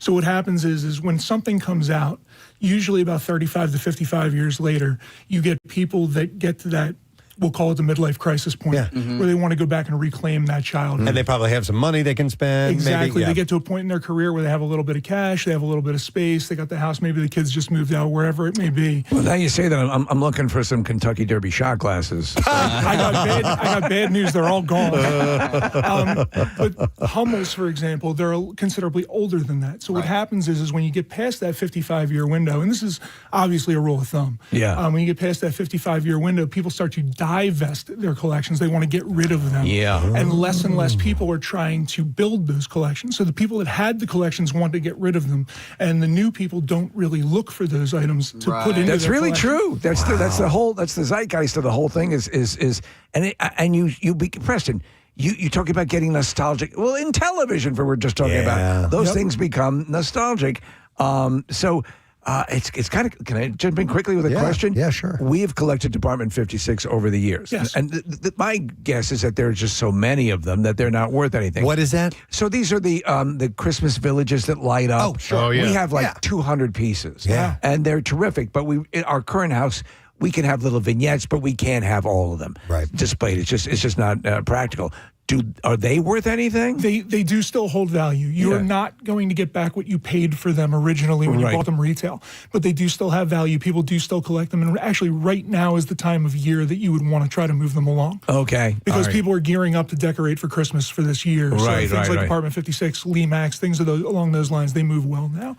I own Hallmark puts out those little snowman singers every year. Yeah. I have every single one. I put them up my steps, and my kids hit all the buttons on their way up. That stuff, Snow Babies, all that stuff. They're huge. Yeah. By the way, Tank told me something interesting. Tank is an auctioneer as well, and if he wants to, Tank can have people arrested. Did you know that the auctioneer has that power? How so? You, when you are running an auction, you have full control over your area. So if I walk in there and I look over and I see this Casey guy with his hat pulled down and things like that, and I'm like, I don't like the looks of that fella. Yeah. And I ask him to leave, and he doesn't. I am well within my rights to call the police and have him removed from the auction. Is that because he's going to violate the integrity of the auction? If you see that someone's doing something illegal or nefarious in some way, yes, absolutely. Oh, I just saw that during the auction process, you're talking so fast, you yell out things like, who's a felon? Who's a felon? Who's a felon?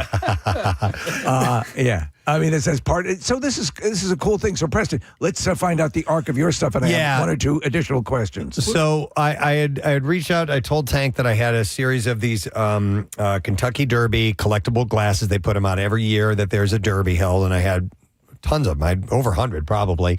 I also had the prized possession was the full McDonald's collection for the Toy Story 2 movie, and it came with a housed mint condition. Yeah, mint condition. Like no, what do they call it? Boxing, right?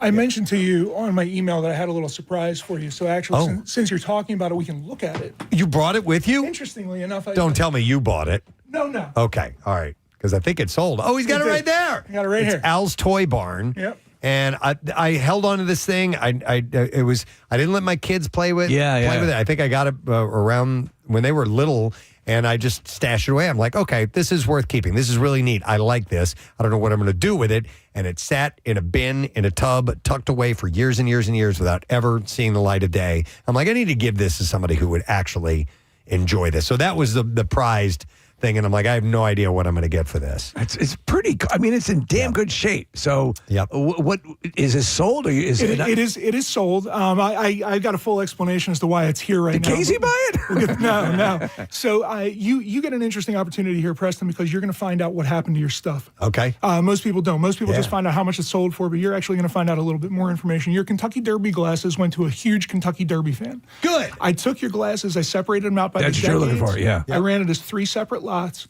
and we have a Kentucky Derby fan who's a regular for our auctions. They came in, they bought all 3 lots of your Kentucky Derby glasses, so they went absolutely into the right hands. Makes me very happy. That's what I want. Somebody's going to put these sat in a box. I want them on a display. Love it. For people to enjoy. That's absolutely. great. And some of the glasses that you had were duplicates, and I talked to them about that. They have there's a network apparently of people, and they will trade them. Okay. This person has 1984, and you have 1980. You have 2 1982s. You trade them for their 1980s. And correct me if I'm wrong, Tank, but the purchaser is a bona fide alcoholic, correct? So you have to. Yeah. If you don't use the glasses, they don't count. Yeah. So your Atlantis toy set, which was the other Disney toy set that you had. Yeah, so Atlantis was another Disney movie, and I had a similar box set like this Hal's Toy Barn. Okay. A little bit smaller, but it was really cool because it was in the original shipper addressed to you actually at another station. Yeah. 100? Yeah. No, I'm joking. I've been listening since those days. But so those 2 pieces, I'm sorry, excuse me, the Atlantis set and the press kits that you had. Yes. They both went to the same buyer, Disney fan. Okay. Just big Disney fan. Wasn't a big deal where that came from. But your other 2 pieces, which were your Budweiser Steins. Yes. Your Budweiser Steins went to a huge fan of the show. There you go. Absolutely bid on them because they were the property of Preston Elliott. Stop it. All right. That gentleman's name is Matt Hauser. All right. All right. So, Matt, thank you so much. Awesome. I promised I'd mention him on the show. Now, your Al's Toy Barn was bought by another fan of the show. Who also bid on this because it was a Preston piece. All right.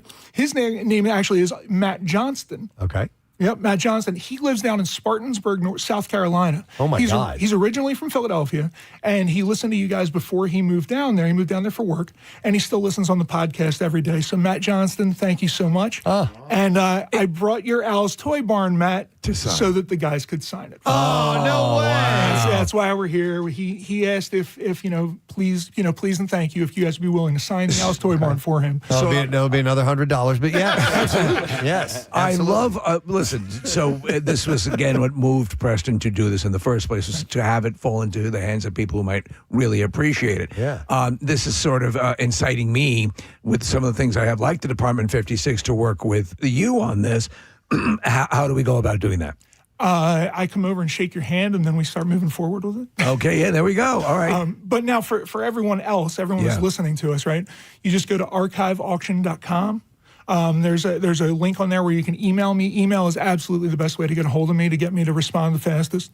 The phone, sometimes, you're around the warehouse and things like that, but the email I will get back to you very quickly. Okay. All right. Excellent. But yeah, as far as you're right here, and I have at least a vague idea of what's in your house from listening for the last 25 years. Yeah. So yes, I'd love to break that up, Steve. All right. That's fantastic. very cool.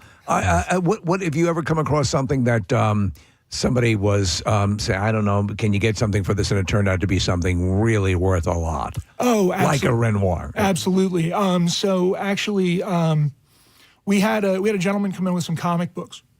And one of the comic books that he had is a comic book called Ultimate Fallout 4. It came out in 2011, but it's the first appearance of Miles Morales, who's the new Spider-Man. Spider-Man, yeah. Multiverse. Right. This book was really hot at the time that he brought it in. And when I was looking at the book, I could tell that there was something a little bit different about it, but I couldn't quite tell what it was. Set it down on the table. I was getting ready to do the photos and things like that. And I'm looking at it, and I'm trying to figure it out. And I put it off till the next day because there was really something that just wasn't sitting exact with me. And so I went and I did a little bit of research, and I realized that the issue that he had was what they call a newsstand edition. So they issue comic books in 2 different ways: direct editions, which are like to subscribers. Right.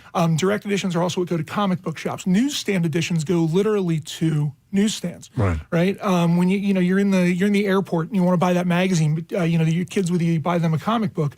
So the newsstand editions generally are not purchased by comic collectors. They have a tendency to be thrown in bags, folded and put in pockets and things of that nature. They also print a lot less.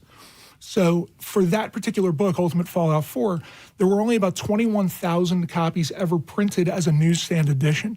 And it makes it very rare. And like I said, they're not usually in the best shape. So this one was in fantastic condition. We sent it out to get it graded. And it came back as a 9.4 out of 10. Right. We ended up getting $15,800. Whoa! Wow. So that grading thing, which I watch Collector's Corner on Sundays, and I do love it. that grading thing means everything. But now, how do you know if someone wants to get their collection graded? Right. How do they go about making sure they're getting a legitimate grade? Because I understand there can be some nefarious stuff going on in that world. The number one thing is to go with a respected grading company. CGC is probably the number one as far as comic books go. They have also expanded out. They do cards. They do video games. They do. There are other companies that do action figures. AFA, WATA, WATA does video games. You want to make sure that you're going with one of the respected companies that does the grading. How do you, and there's a question I have. So you send off you have this newsstand issue of this beloved comic, and you're going to get it graded. You send it. A company that may not be on the up and up, we never got it, but they got it. How do you ensure something that you don't know the value of? Right. You know what I'm saying? All those things come into play. How do you protect yourself as someone who's looking to get this done? What you're going to want to do, let's say if you're a novice at this, if you can't eyeball it and figure out about what grade it may be, then what you're going to want to do is you're going to want to take it to someone who can give you a good idea. Okay. So let's say there are people literally called facilitators, right, that will send your book in for you. They'll get it pressed, they'll get it cleaned, they'll send it in, they'll get you your grade, and then they'll basically just hand it back to you, obviously for a fee. If you know that you have a book that's going to grade, you expect it to be between an 8.5 and a 9.2. Let's say I'm just picking. You know that a 9.0 sells for $3,000. Insure that shipment for $3,000. Okay. And the grading companies will tell you that. Insure it for however much you think it may be worth. They have tiers that they use for when you submit, and they'll insure it when they send it back to you based on that. They'll also send you a nice little adjustment when you get a higher grade than you thought you would to let you know that your book's actually worth more than you thought. Oh, well, that's cool. Yeah. All right, so that's a little extra layer of protection. Absolutely. All right. Wow. There are obvious risks involved in sending things in for grading. It could get damaged in transit, any number. And it could get lost. It's not like things don't get lost. So and Tank and Archive Auction, if you do sell something for someone, you guys obviously get a fee for that too. We do. Yeah. So our flat rate, our general flat rate is 25%. You bring us your items, and we keep a quarter. You get 3/4. So I literally give back out 3 times as much as I keep. Right. The cool thing about that, the thing that I try to relay to people is, people come to me all the time. They say, "Well, I get more if I sell it myself." And my instantaneous answer is yes. Of course, you'll get more if you sell it yourself. You don't have to pay anybody to do it. If you put it up on a Craigslist or a Facebook Marketplace, but your item may sit for 6 months or a year. Well, that's what Preston was talking about. It's the same thing with me. My wife always says, "Well, maybe we'll sell this." I'm like, "We're never going to do that." Yeah. Right. Yeah. If let's say you go the eBay route, you had mentioned that earlier. eBay takes 18%. Okay. There you go. So you're gonna figure out what the item is. You're gonna take photos of it. You're gonna write a description. You're gonna deal with all the questions. You're gonna deal with all the issues. You're gonna deal with having to pack it and ship it. All those kind of things. I'm going to do all of that for you for 7% more. Yeah, they have a studio set up for the photos and all that stuff, and they take to me care of that makes complete sense. Yeah. So again, your business for people to get in touch. Yep, Archive Auction. Okay. .com. Yes, our website, archiveauction.com. And the email is really info@archiveauction.com is the email. Okay. All right, with all that, what I get? Well, what's my total here? Because Preston, this could change your life. I mean, really. This could also buy you a really nice bottle of whiskey.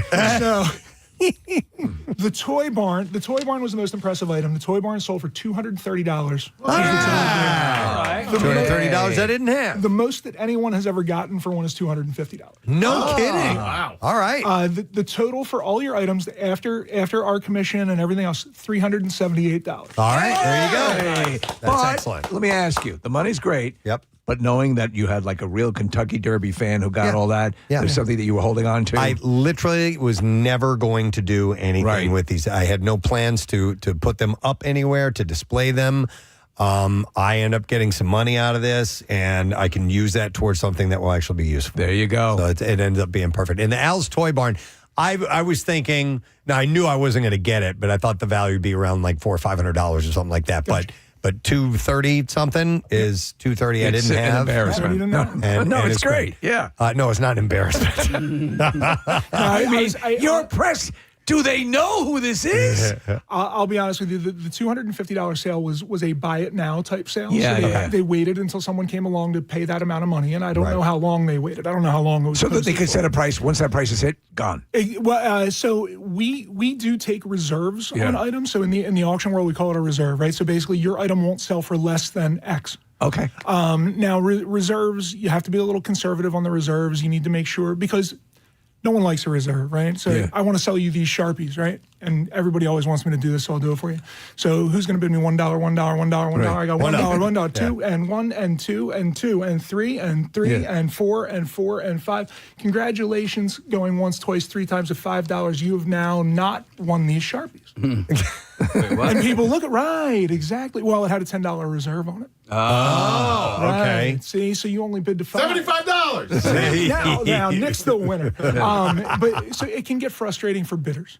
It can get frustrating for sellers because it's like, you put a $500 reserve on something, it gets a $450 bid. You sit back and you say to yourself, well, I would have taken $450. Yeah. Exactly. So you're locking yourself in. What seems to be a protection for you getting the price you want can also be a bit of a albatross. And bidders tend to place more bids on items that do not have a reserve because they see the opportunity to buy something cheap. Yeah. Right? Yeah. They see that opportunity. Yeah. I will say that as far as bidding goes, it is very rare for one of these to go for $200 or more. So for it to go for $230 at a bid at auction, you did very well. Very Excellent. nice. I'm All happy. right. It's a win-win all the way around. I attribute all of that to your name and your draw. There we go. How about that? It's unbelievable. Well, thanks for doing the work for me. I appreciate Absolutely. it. And thanks for stopping by here this morning. So give some love to Tank. Thank you. Archive auction. Can I have 3 seconds? .com. Sure. Yeah. My fiance Faith, my son CJ, and my daughter Madison. I have to say hello to all 3 of them. And they're all up for sale, correct? Okay, you know That was a shout out for them. what? Absolutely. All right. Thank you, Tank. We appreciate it. We're going to take a quick break. We'll come back in a second. Bizarre File stories are indeed next. So stay put. It was my dad's car, and I had to go home and be like, well, got into my first accident. A lot of people texting in who've 35 years old, 52 years old, 40 years old, never gotten a ticket. Nothing? I wonder if they maybe never pulled over before as well. That's a terrible feeling, looking in the rearview mirror and seeing the lights. Awful. And usually, Steve, to your point, like, you've done something wrong. The last And there you are, you're sitting behind the wheel, you're eating that pot as fast as you can. Right, yeah. I mean, you got to ingest it, get rid of the evidence. The last speeding ticket I got was one of those cameras. It wasn't even an interaction with an officer. It was in Baltimore heading north on 95. And I got the ticket like 2 or 3 days later in the mail. I was like, son of a bitch. The last speeding ticket I got, I cried. And it really was not intentional. I was having a terrible day and I just got pulled over and I was like, you gotta be kidding me. And it was like 11 a.m. Like it wasn't even fully into the whole day. And I think I made the guy feel so awkward. He was like, what's wrong? And I was like, I don't know. Like I didn't even have an explanation. I was like, it's just a bad day. I have bad orgasms. They're like earthquakes, but they should be like waves. And he gave me the ticket and I got the fine, but same thing, I didn't get points on my license. All right, the worst is, and if you're on the highway and there's other cars around and you see those lights go on and you just go, yeah, that's me. Mm-hmm. Yeah. Well, that sucks. You know it. Don't you try to hide in between the other cars then? Do one of those things. Do you, so let me ask you, overall, give an estimate to how many tickets you've gotten. I don't get a lot of, I'm actually a good driver. I mean, as far as, I'm pretty, Yeah, I've never gotten points on my license, so that would mean I don't have many, right? It's been a long time since I've gotten one. Last one I got, actually, Steve, was when we were Y100 in media. So it's been, many, many, many years. Right. I don't know. So that's a long time ago. Probably 6 tickets or so. Yeah, probably 10, something like that. Yeah. Okay. I remember my last one because I was on my way to my sister-in-law's baby shower. My nephew was 6, so it was 6 years ago.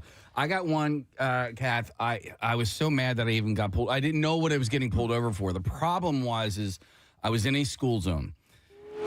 And there was a cop right behind me. The problem is I went past the little light flashing that it was a school zone, and then I stopped at a stoplight. Okay? So in the time that I was at the stoplight, completely forgot that I was in a school zone, and then I started driving. I wasn't I was within the speed limit, the regular speed limit, and I'm getting pulled over. I'm like, and Kath, I had... No, I had just gone to Taco Bell.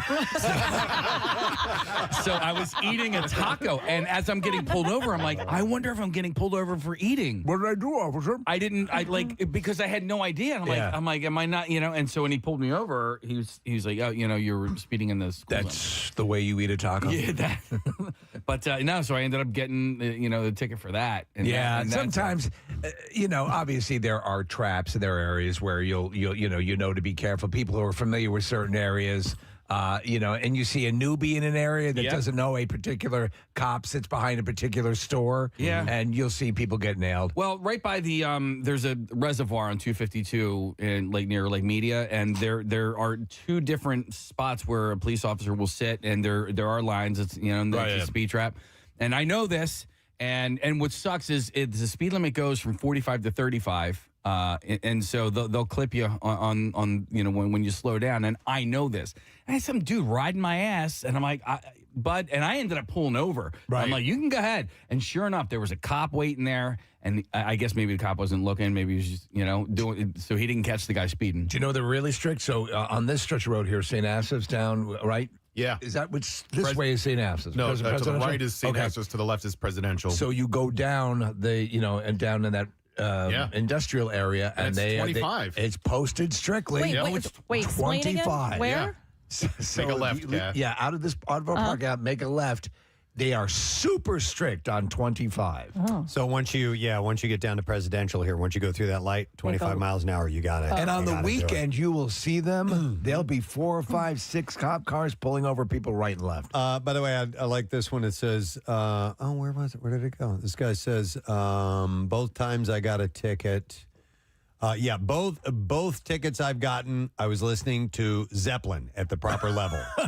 Police officers should understand. And now I know better. I got pulled over listening to Salisbury Hill, which is I was like, oh, it's a great song. This is a really great song. And I ended up going 64 and a 40. And I don't think Salisbury Hill is normally a song that'll pump you up that much, but for whatever reason, it did that day. Casey, here's a text says, I'm a cop, and that thing with the school zone and stoplight or stop sign in the middle of it is super common for people to forget. Yeah. Well, especially if you're eating a taco. Yeah. Throws you off. Your Wait a Honor, minute. I was eating a taco. I've got to go to Rob. Yes. I need to hear this. Hey, Rob, you're on the air. Good morning. How you guys doing, Gadzooks? Good. Gadzooks to you, buddy. Okay, it says here you got 6 tickets in 47 minutes. Please explain.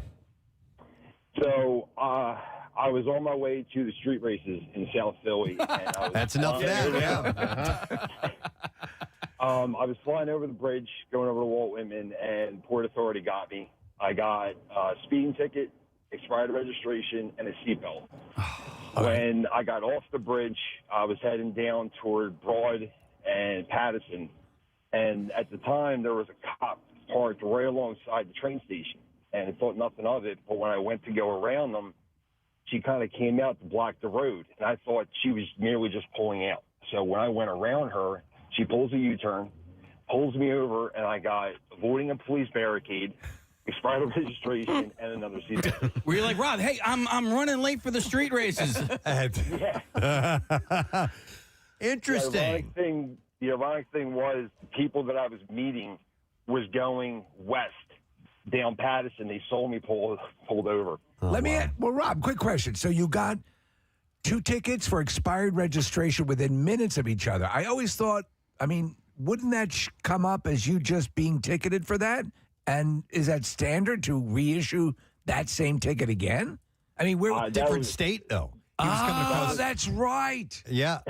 Go ahead, Rob. That was one of the first things out of my mouth when I got pulled over on Patterson. I was like, listen, I'm really sorry, but I just got, she's like, well, honey, you're getting 2 more. I was like, Wow. And by the way, I didn't know it was the Port Authority that has jurisdiction on the bridges.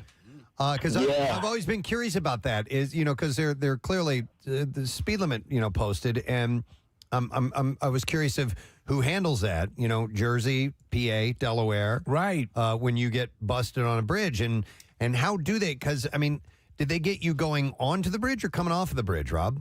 I was coming onto the bridge through Jersey. And if you ever get on 42 where it merges on the 168, there's a kind of a point there. And that's where he was sitting. Okay. And he got me before I got to the tolls. So what I had to do was go to Camden and actually pay those tickets. Okay. That's confusing. Yeah, I never thought about that. What do you do? Does the cop car turn around halfway across the bridge? You're now Pennsylvania's issue. Wow. Right. So I if I remember right, he pulls a U-turn around the tolls and goes back, and I guess post up where he got me from. Okay. All right. Thanks, Rob. That's a record. 6 tickets in 47 minutes. All right. I need to hear about this. Let's go to Anthony. Hi, Anthony. Good morning. Hey, it's Funeral Anthony. Remember I called you guys? Are you a funeral director? No, I'm the one who got kicked out of the funeral. Ah, I don't remember. Yeah, was it your ex-wife? Yeah. Now I remember. Nice. All right, what else did you do, Anthony? So we had just moved to the main line in Malvern. This is your ex-wife? Yeah. Okay. Her and I, we had just moved to the main line in Malvern, and I didn't realize the speed limit on Route 30, Lancaster Avenue, changes so much. It does, yeah. And they're strict. Yeah. I got pulled over. She's in the passenger seat. She's blitzed out of her mind. I got pulled over for speeding, and the cop was just basically so disgusted with her. And she's like, just bring her home now. Okay. I'm surprised you didn't say let her drive. Because you got out of it because she was so drunk and annoying that the guy just wanted you to get her home. They didn't want to deal with her. I mean, she was we had just come back from a Cheap Trick concert. And that should have gotten you off for the ticket. You know what they do? They're very, very strict around when you're actually around it on the campus of Villanova. Yes. That's where they get really, really strict. Yeah, through that area. Yeah, absolutely. And a lot of schools, that's where they kind of tune it up a bit, especially school zones in particular, when you get a lot of pedestrians. Also the Jersey Shore. Yeah. Like if you're driving in any shore town, go the speed limit because you're going to get pulled over and stop at the stop signs. I mean, do the things you're supposed to do anyway, but definitely do them at the Jersey Shore. As a part-time resident now there, I appreciate that fully, 100%, because there's so many bikes and pedestrians. So, and the shore's for a different vibe. You do your street racing here. Yes. You do that here. Speaking of the street racing, I remember we had somebody we used to work with ended up over the Broad and Pattison area. Accidentally ended up in the lineup for the street racing. We're just trying to go somewhere. You didn't know it. Okay. And they're pulling ahead and they're like, you guys ready to go? She's like, I'm just trying to get to the sports complex. I'm not racing. I'm not here to race. They still do they put the big clamp down on that, but do they still race there? I don't know. I have no idea. So. I'm going to go to John. Had a bit of an issue with tickets. Hey, John, good morning. Yo, good morning. Good morning. Good morning. What's up, buddy? What's going on?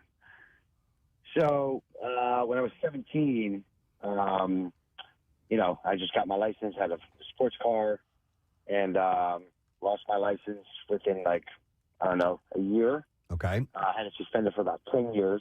You had your license suspended for 10 years. 10 years. I drove every single day, racked up about $8,000 worth of moving violations. $8,000. So you were driving with a suspended license, and they didn't incarcerate you? No. So if you don't know, back in the day, every time you got pulled over, they added 6-month suspension to your license. Okay. So now, if you have any suspension at all, now they take your car. Okay. What's your record like now, John? Now it's good. It's good. You got past. But it like what he's saying is it accrues. So like every time you just keep getting 6 months added to it every time. Okay. Right. So every time you got pulled over, they added 6 months. So I was getting pulled over every time. Speeding, blowing red lights. So the good thing about all this, about the $8,000, I had a good friend of mine that worked down at the parking authority. Knew a couple people, and they wiped out about 90% of my fines. Oh wow! Wow. Well, that doesn't seem. Was it in Philly?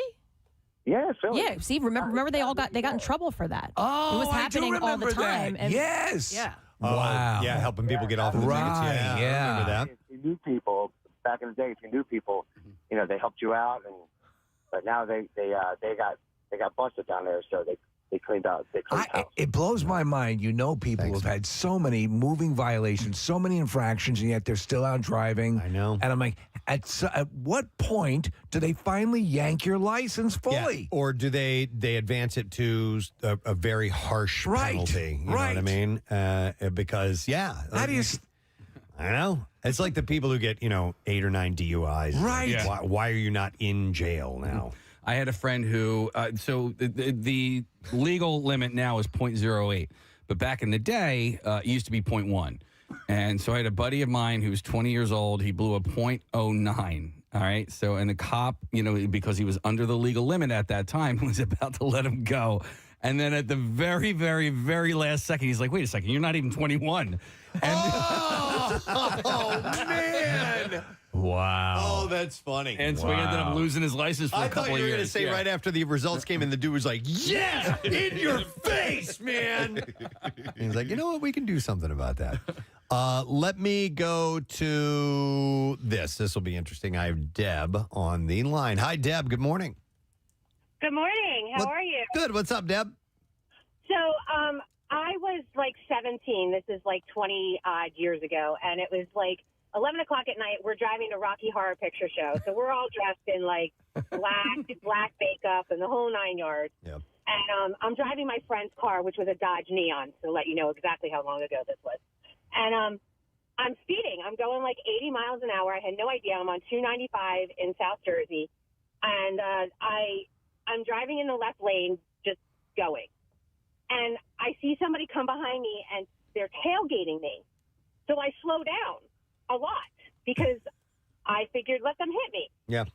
So the lights come on, and it's the cop tailgating me, and I didn't notice the lights. And so he pulls me over. He tells me to get to the right, so I go to the left. Oh, my God. WMMR. WMMR presents Preston and Steve's Bizarre File. Brought to you this morning by Horizon Services. Call the experts there at Horizon for all your home's electrical needs. Right now, you can get a free, no-obligation electrical safety inspection with any paid service to catch any issues before they become a real scare. All right, we'll start with a story out of Germany. A rail company called Deutsche Bahn, their press team had an unusual tale to relate on Tuesday evening. A train driver on the SX service from Essen noticed his surprise on reaching the final stop at Cologne-Warrington, that 3 passengers were still loitering in first class, and it was 3 chickens. What? Chickens? Who had even been provided an ample layer of straw on the ground to peck through. They had seemingly... talk, my babies. They had even either been abandoned or forgotten by whoever brought them on board. Police handed the poultry over to Animal Services. The train required thorough cleaning and missed its next journey as a result. Who transported the chickens on the local train or how or why they were left behind, it is not clear. Which one of you monsters did this? Germany's federal police responsible for the security on public transport have put out charges against as of yet unknown suspects. Get the Burgermeister. For befouling the train service. Police said there's footage from the train that is under review, so they're trying to track them down, and why they left the chickens, no idea. So, in Florida, a routine Sunday at a Davenport McDonald's escalated into a dangerous situation involving a gun after an argument over food orders. Same old story. According to Sheriff Judd, the incident began when the restaurant started getting slammed with orders and culminated in 3 arrests, 1 injury, and those involved being charged. Why is everybody ordering food? So the Sheriff Judd said they threatened to attack a man who said, we're busy. We can't take any more orders. Orders. We can't take any more orders. And he did that because the manager told him to. What started as a drive-through disagreement quickly turned into face-to-face violence. The sheriff's deputy said that men involved reportedly came into the restaurant and threatened violence. One of them mentioned, I got a switch. I got a 30 clip. Wow. And Judd said in response, a McDonald's employee, Juan Soto, apparently pulled out his own gun. Yeah, me too. Mother effer! The restaurant manager attempted to intervene, but the situation escalated. Investigators say that Soto aimed his firearm at the two men who threatened him, ultimately firing and striking one of them, identified as Peter Story, in the neck. Authorities described the injury as minor, though. After the shot, Soto did not remain at the restaurant. He grabbed his gun, the casings, the projectiles on the floor, and fled because he was scared. Cold grimace. The sheriff's office later charged Soto with tampering with evidence, a felony for removing the shell casing. Man. The two men involved, Nicholas Jones and Peter Story, were charged with trespass after warning and disorderly conduct. Both have since bonded out. Did May McCheese have a press conference after that? Legal experts say Florida's open carry laws can complicate situations like these. A local attorney said that there are personal consequences with his work and legal consequences doing that, and he might have a lot opened to McDonald's liability to be sued because of actions that took place on their property. Whether a business allows employees to carry firearms on site varies on an employer-by-employer basis. 9-year-old Layla Breesrus, or whatever her name is in good spirits and recovering in the hospital just days after a woman crashed into her bedroom. Wow. Layla said that she's thankful she's alive. She said, "I was scared," recounting the moments when an SUV driven by 20-year-old Karis Adele Wade crashed through her bedroom. The crash happened just before 3 a.m. Monday. Hi. As Layla and her family were sleeping. The impact was so violent, it sent the 9-year-old flying out of her bed. Oh, wow. And outside into the yard, leaving her pinned under debris. Jeez. Layla said, "I felt kind of trapped under everything. I tried calling out. Then after that, I remember my stepdad, Casey, picked me up and making sure that I was okay and then yelling for someone." After the crash, police say the suspected drunken driver, Wade, took off running but was arrested a short time later. Wade is now charged with fleeing the crash, reckless driving, causing serious impairment. She faces additional charges when toxicology results come back in. Wade's driving record showed multiple speeding violations. Layla's injuries included spinal fractures and a laceration to her liver. On top of that, she still feels pretty sore. But she was launched out of the house. Lucky to be alive. Yeah. Despite her injuries, Layla remains grateful for the support that she has received. All right, then we'll do one more story and wrap this up. The captain of the United Airlines Boeing 737 that diverted to Salt Lake City on Thursday says that his plane was hit by space debris. Space debris? Yeah. John NYC was first to report this theory, along with photos of damage to the cockpit's windshield and photos of the captain's arm that sustained an injury. They come from space, no, they don't come from here. They are space people. And Flight 1093 from Denver to Los Angeles with 140 passengers on board. Wow. Was one that was impacted. We got hit by a piece of space. Individual passengers' casualty risk from space debris has been deemed less than a 1 trillion to 1 event. That's unbelievable. By the FAA. We're having an issue up in the cockpit. We're being pelted with space debris. We're going to extend beverage service. Photos made clear that it was impact of some kind rather than thermal stress of the windshield. The captain reportedly stated the impact appeared to be from space debris. It was a gremlin. Space debris refers to defunct human-made objects in Earth's orbit, such as inactive satellites, spent rocket stages, and fragments from collisions or explosions. It would be hard to discern that it was space debris. That no longer serve a purpose and may remain in orbit or eventually fall back into Earth's It wasn't atmosphere. space debris. These can be like loose pebbles hitting your windshield on the highway. Yeah, and they pose significant risk to spacecraft and satellites as well. So, yeah, that's what they're saying. They're not 100% sure if that is exactly what it is, but that's what the pilot thinks it is, and I've never heard of that before. No, never. And that is what I have in your bizarre file this morning. All right, we will break and come back in a moment, and we got something to give away. We'll have a lesson question. We're going to give away a $50 Nifty 50s gift card, which you could win. Trash and music news coming up, too, so stay with us. And mind you, I'm very sober at this point. Right.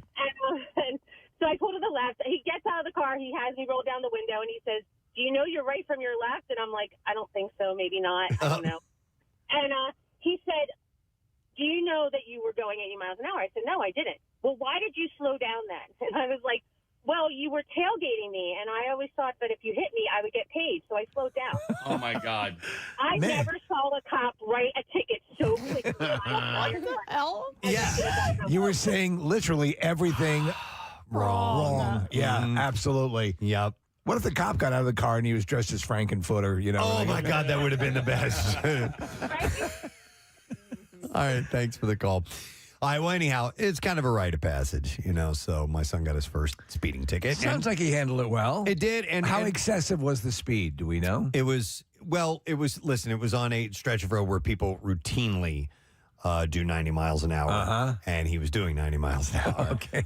So it was one of the main interchanges. But so it is what it is. And listen, the cause and effect will happen. He will slow down. Good. He will take it easier because he doesn't want this happening again. But the biggest thing was he was really nervous to tell me and his mother about it. Yeah, and I was cool with it, but I can see why. I might freak out on him or something like that. But he's a good kid, so that was all I had. Yeah, he's not like he's a scofflaw. All right, well, thanks for sharing the stories. We do need to take a break because we have a series of guests who are going to be joining us when we return. So make sure that you stay with us. And while we do take a break, I would like to give something to you. We will take caller number 14 and set you up with a $50 Buffalo Wild Wings gift card. And they. Not Buffalo Bill. It's Buffalo Wild Wings. They have specials on food from 3 to 6 p.m. Monday through Friday. Great deals on drinks all day. Valid participating locations. While supplies last. Dine in only 215-263-WMMR. Call 14. We'll be right back. Classic Friday, March 3rd. And later that day, the band Everclear will be performing. It's a 5 p.m. show, pretty early show. It's great. Because we're all going to be up early and have a hell of a day in front of us. So it's great that it's not insanely late. And then Saturday, Lit and Fuel will be performing. And they're also doing this thing, pond skimming, where you can ski across the water in costume. I've seen that. It's pretty cool. Yeah. You come down the hill and then you're going fast enough to actually go across the water. And then a fireworks show that night on Saturday. I love it. Everything is perfect. Tickets for Mountain Fest concerts are on sale now. Any Lyft ticket for one of those days is valid for the concert entry, and season pass holders get in for free, and VIP packages are available. You can click on events at WMMR.com. We're a ways off, but March 3rd is when it's going to be. Excellent. It's very, very cool. I saw something a term I had not been privy to this morning, and it's something called quiet quitting. That was the worst hair band of the 80s. No, that was Quiet Riot. Oh. Well, they weren't the worst, but Quiet Quitting. Quiet quitting? Is that like ghosting your job or something like that? That's what I thought it might be, but it's not. It's a workplace trend that's getting some press lately, and it does not involve sneaking out of work and heading for the hills.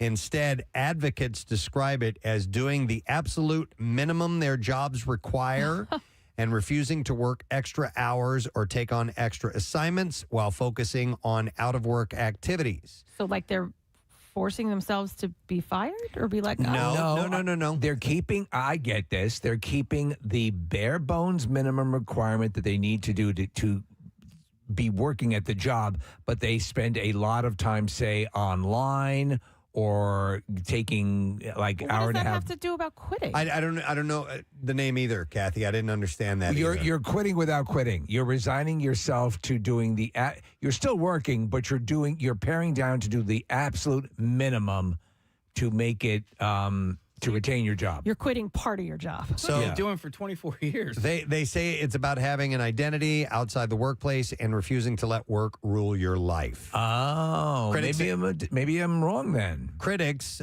including presumably some of their bosses, say some of it sounds a lot like old-fashioned slacking. Yes. Yeah. But I don't know. I disagree. And hear me out for a moment. All right. So when you are forging your career, right, and you're beginning, Yes, extra time, extra hours, extra assignments, impressing the boss, doing things like this are absolutely crucial, I think. And I certainly lived my life that way. Yes. Once I found a career I wanted to get in. Now, when I was working at McDonald's, I didn't give a damn. I just cared. I got in and out of there when I wanted. You know, I was a teenager. But when I started to realize, okay, I need to make a living, and I also found something I love to do, radio, I spent a lot of extra time at work and didn't mind it and was enjoying learning what I was doing. Right. And that ethos has lasted a long time. But I have to say in the past few years, because we have had a successful career and one that we've spent a lot of extra time in, I have also now made it a point to have my life outside of that. Yeah.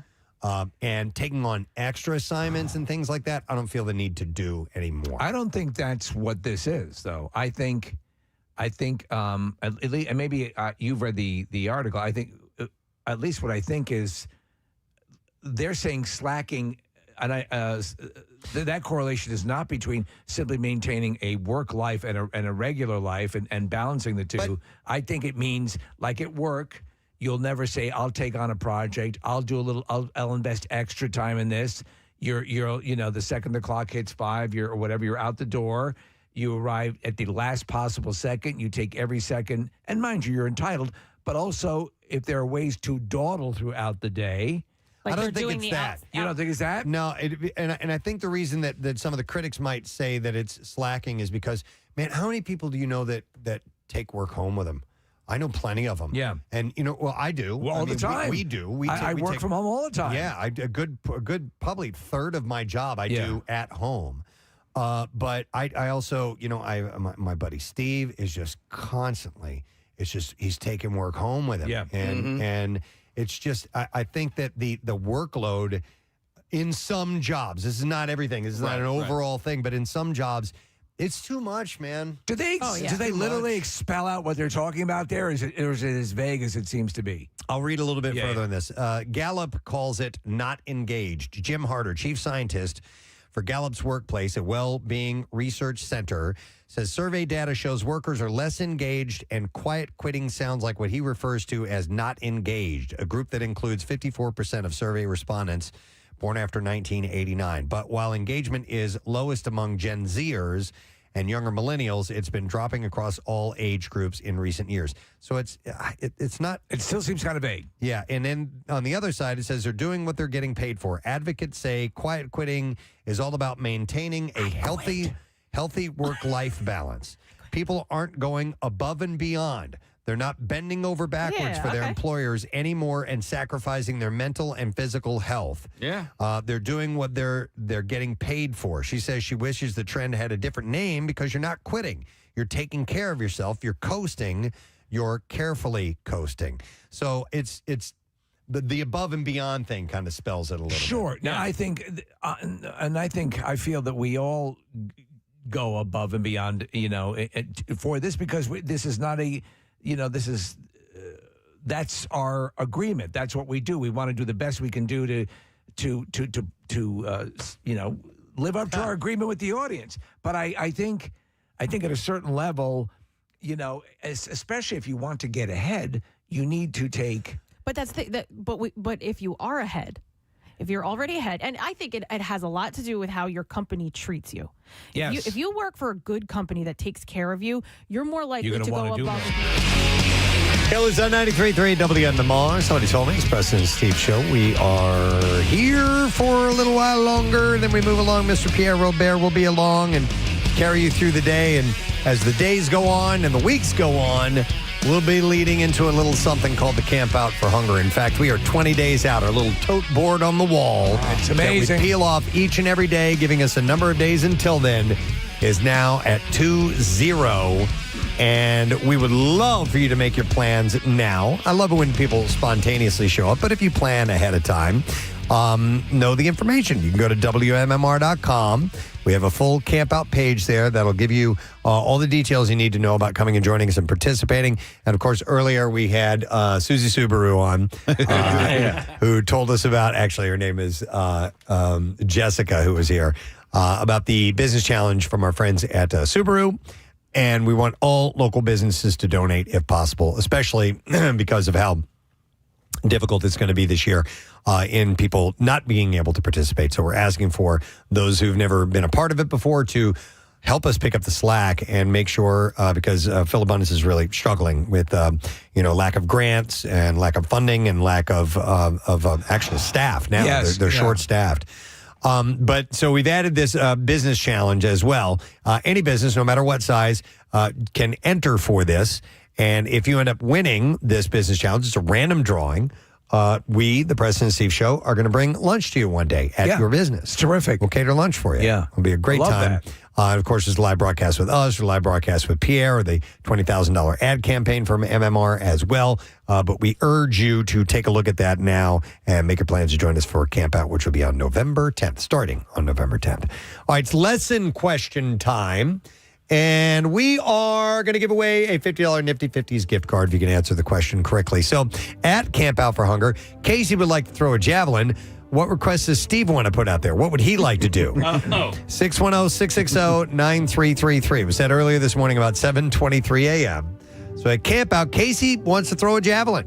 What does Steve want to do? 610-660-9333. If you heard it earlier, and you need to call right now. The trash business is a gold mine. 93.3 WMMR with Preston and Steve's Hollywood Trash. And while you're calling, we are going to get the trash. It's brought to you by Horizon Services this fall, and you can cross one worry off of your list before winter hits if you call Horizon. Right now, you can get up to $1,150 off of a new HVAC system replacement plus 0% financing. What's going on this morning, Steve? Well, Preston, Lori Loughlin will not be getting 1 cent of estranged husband Massimo Giannulli's $100 million fortune. That's thanks to an ironclad prenup she signed. However, Loughlin will get to keep all of daughter Olivia Jade's fake rowing trophies. Oh. So that's good. Mercedes MG Javid and Tommy Fayette, formerly of the reality show Shaws of Sunset, have filed for divorce. The two are apparently citing irreconcilable differences and the fact that neither one knows who the other one is. Oh, my God. And finally, Cindy Crawford said to be dealing with a stalker named Daniel Lee Schoonover, who has been showing up outside her L.A. home for months. Police are reportedly concerned about his intentions, as well as the fact that he obviously thinks it's 1992. And that's your Hollywood Trash. All right, we will see if someone happens to know the answer to this question at Camp Out for Hunger. Casey wants to throw a javelin. What request does Steve want to put out there? And I'm going to we have Ozzy who's joining us this morning. Hey, Ozzy, you're on the air. Good morning. Good morning, guys. All right, Ozzy, what would Steve like to do at Camp Out for Hunger? I have 3 women. 3 women at the same time. Yeah, hang on, Oz. We're going to set you up with a $50 Nifty 50 gift card. And Nifty 50 is a 10-time Best of Philly winner. Now open in Newark, Delaware, and Fairless Hills, Pennsylvania. You can order online, or you can get no fee delivery through the Nifty 50s app. Nifty 50s, taste the memories. Now, Preston and Steve's Music News on 93.3 WMMR. Brought to you by Horizon Services. They have the plumbing expertise because they've seen it all. Right now, you can get a free, no-obligation plumbing inspection with any paid service to catch any issues before they become a real scare. Axl Rose appeared to have an on-stage meltdown on Saturday. And now sources have revealed why.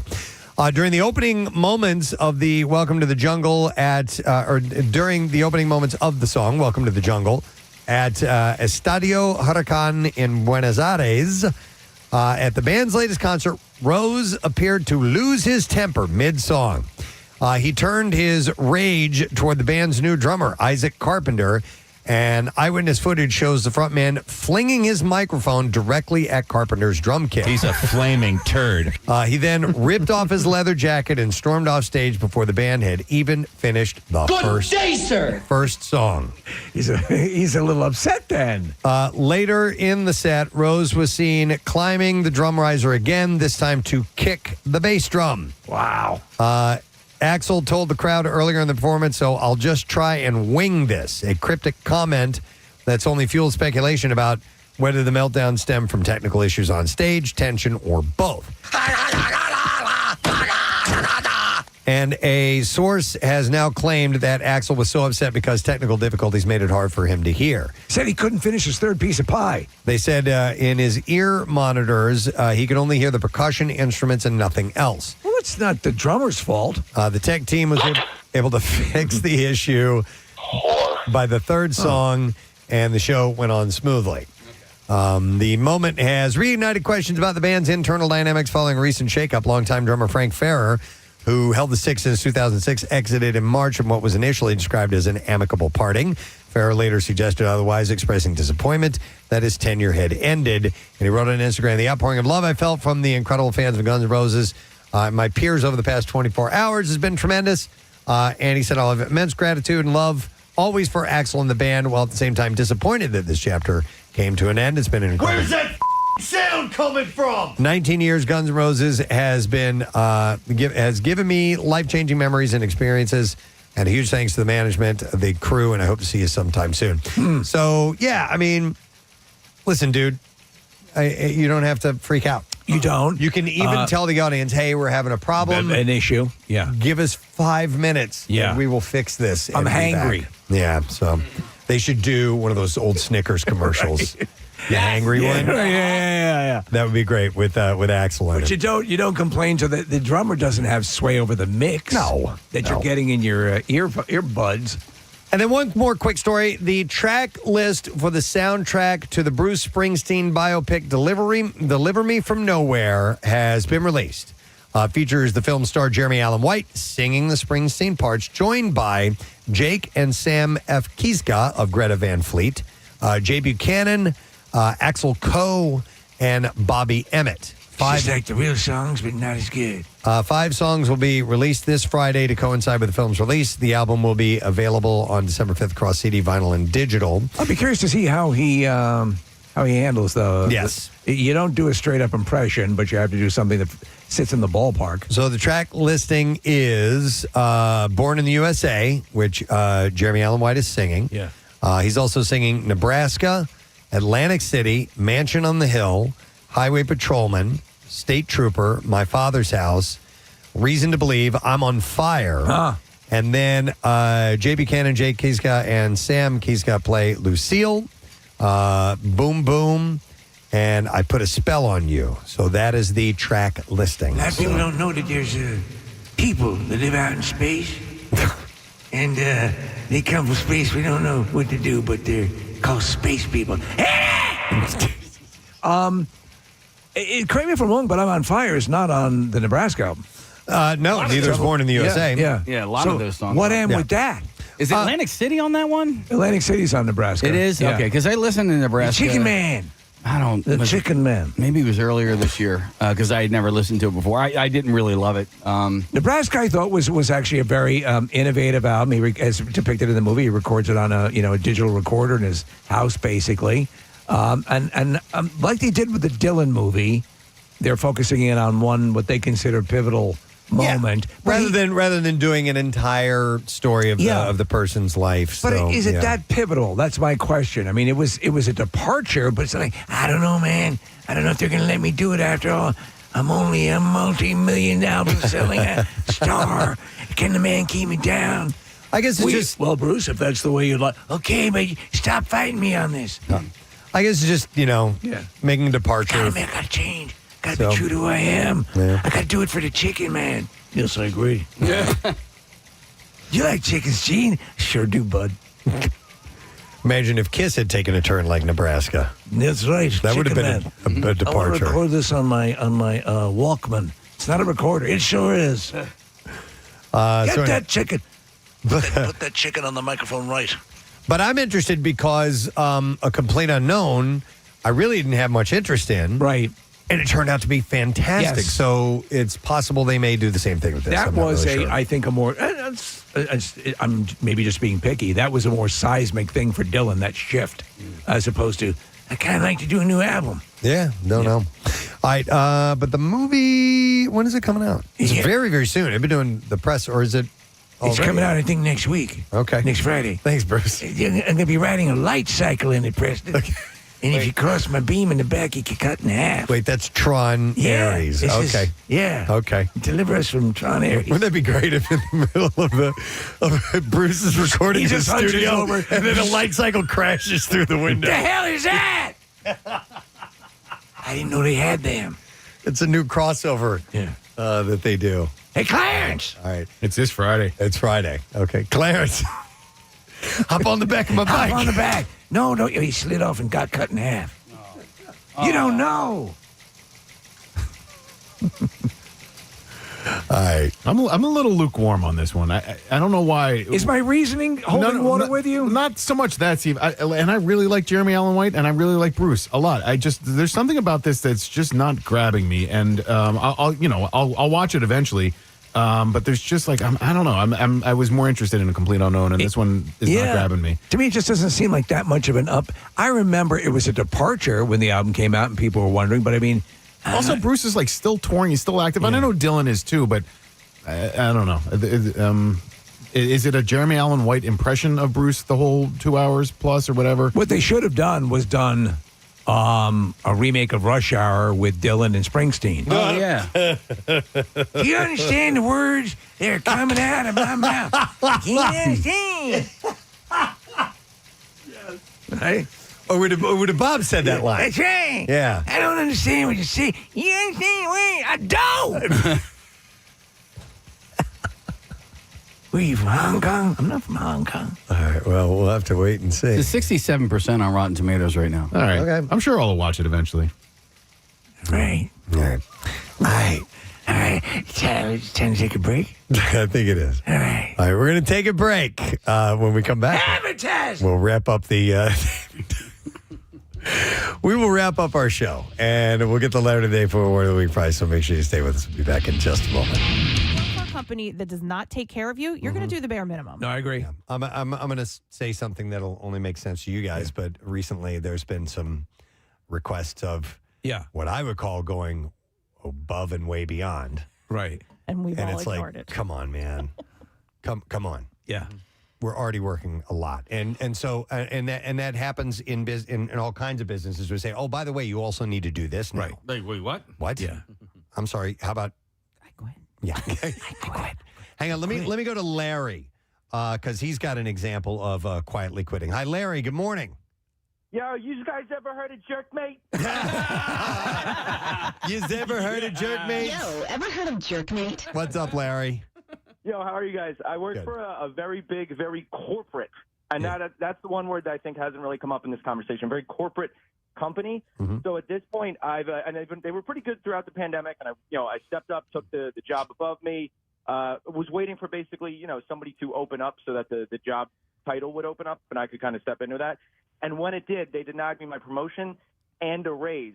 So now I'm just kind of freeloading until they figure out, it would cost them more money to find me and fire me than it would for me to just skirt under the rails. Kind of, Let me ask you. So that's your version of quietly quitting. Okay. Have you ever seen you've seen the movie Office Space? Yeah. Right, exactly, right. Would that hold true to what you're talking about? Except they're not fixing the glitch. Yeah. Yeah. No.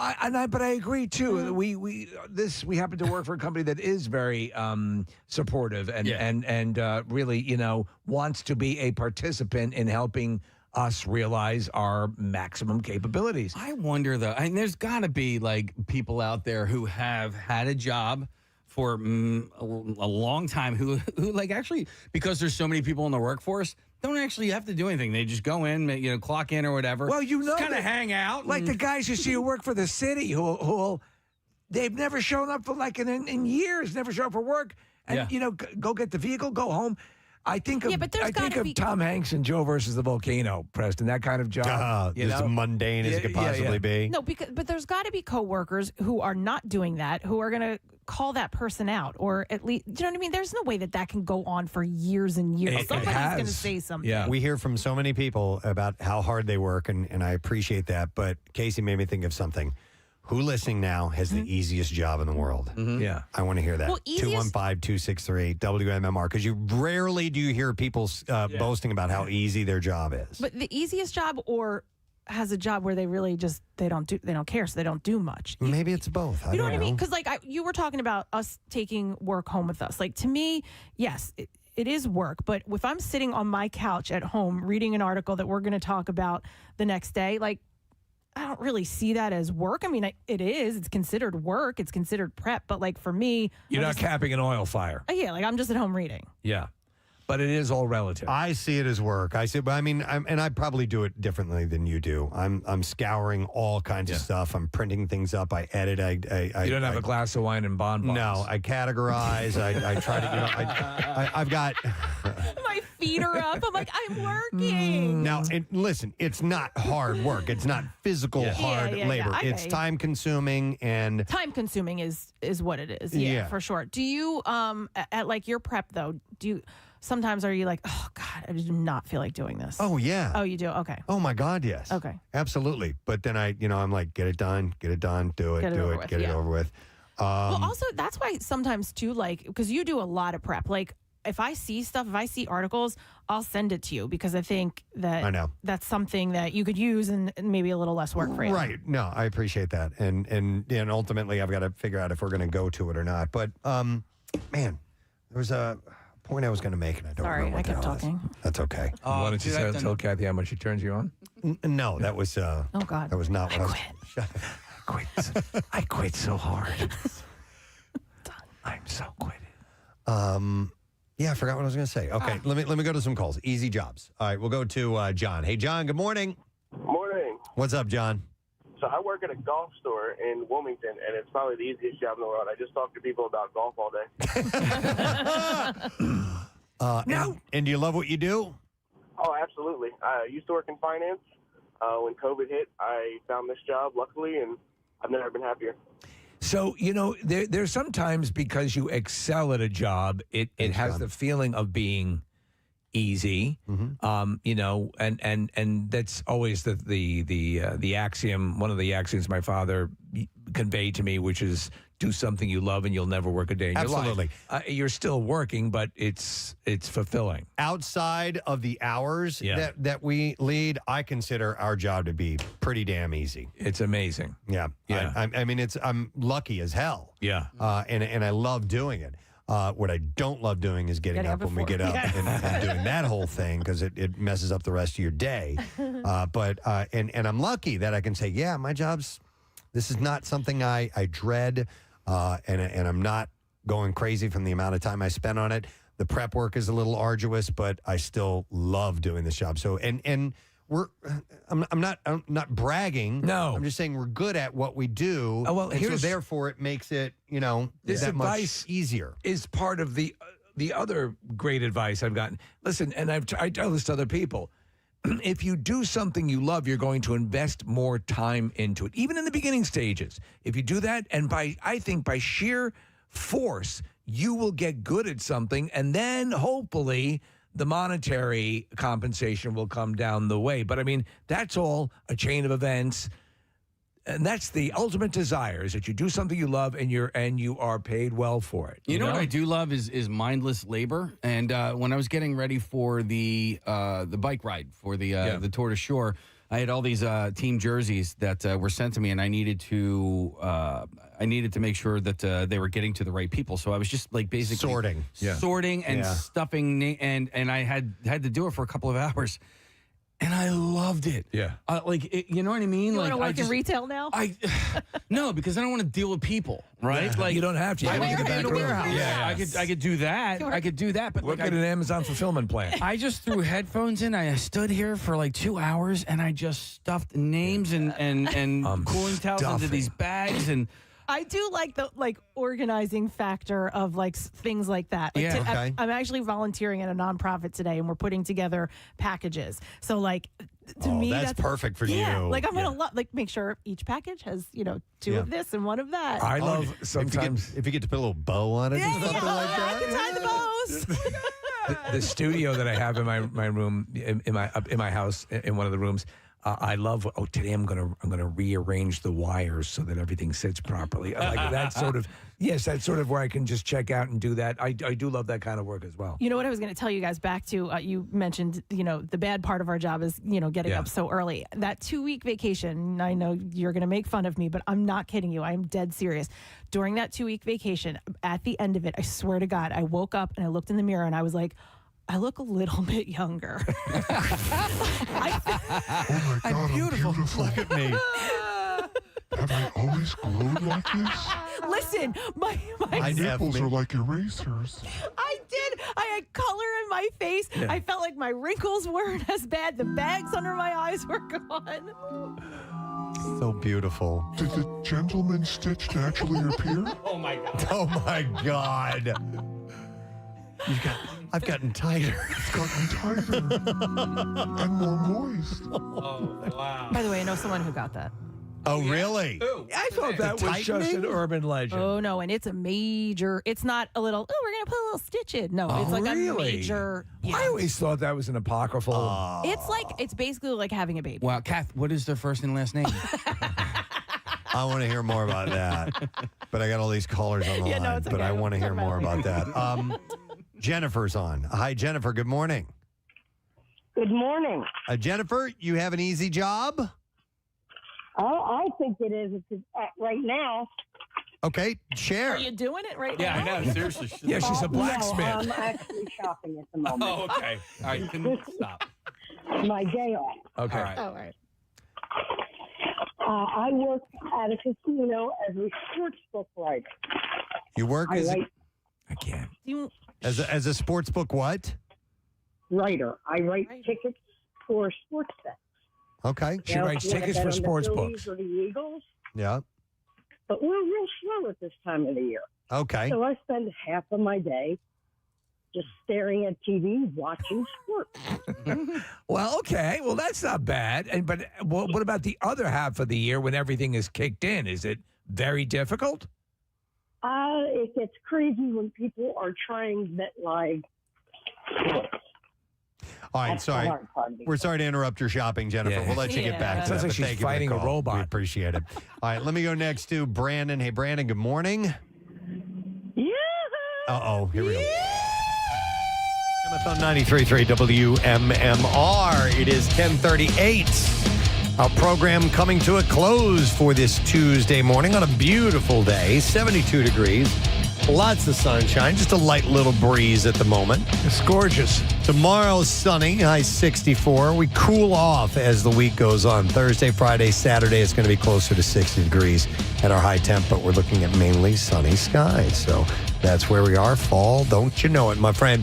We had fun today. I would like to thank our guests on the program. We had Jessica McKee, or Mackey, I should have asked how you pronounce it, but she'll always be Susie Subaru to us. Yeah, Regional Marketing Manager, in to talk about the Subaru Business Challenge, which I just talked about a moment ago. Hopefully you can participate in that. Details at WMMR.com. We'll be seeing her next Thursday, yes? Yep. We'll be broadcasting from Subaru of America in Camden. And then we had Tony Danza. Yeah. Tony was great. He was terrific. Probably man, the full of best energy. conversation we've ever had with him. Yeah. Nice long one. Nice chat about Sinatra and his career and Tony's career and his love of singing and Nick's dad and all this stuff. All is right with Nick's dad. I love how he says it was his assistant assessing his early singing stuff. He goes, well, that wasn't too embarrassing. Not too embarrassing.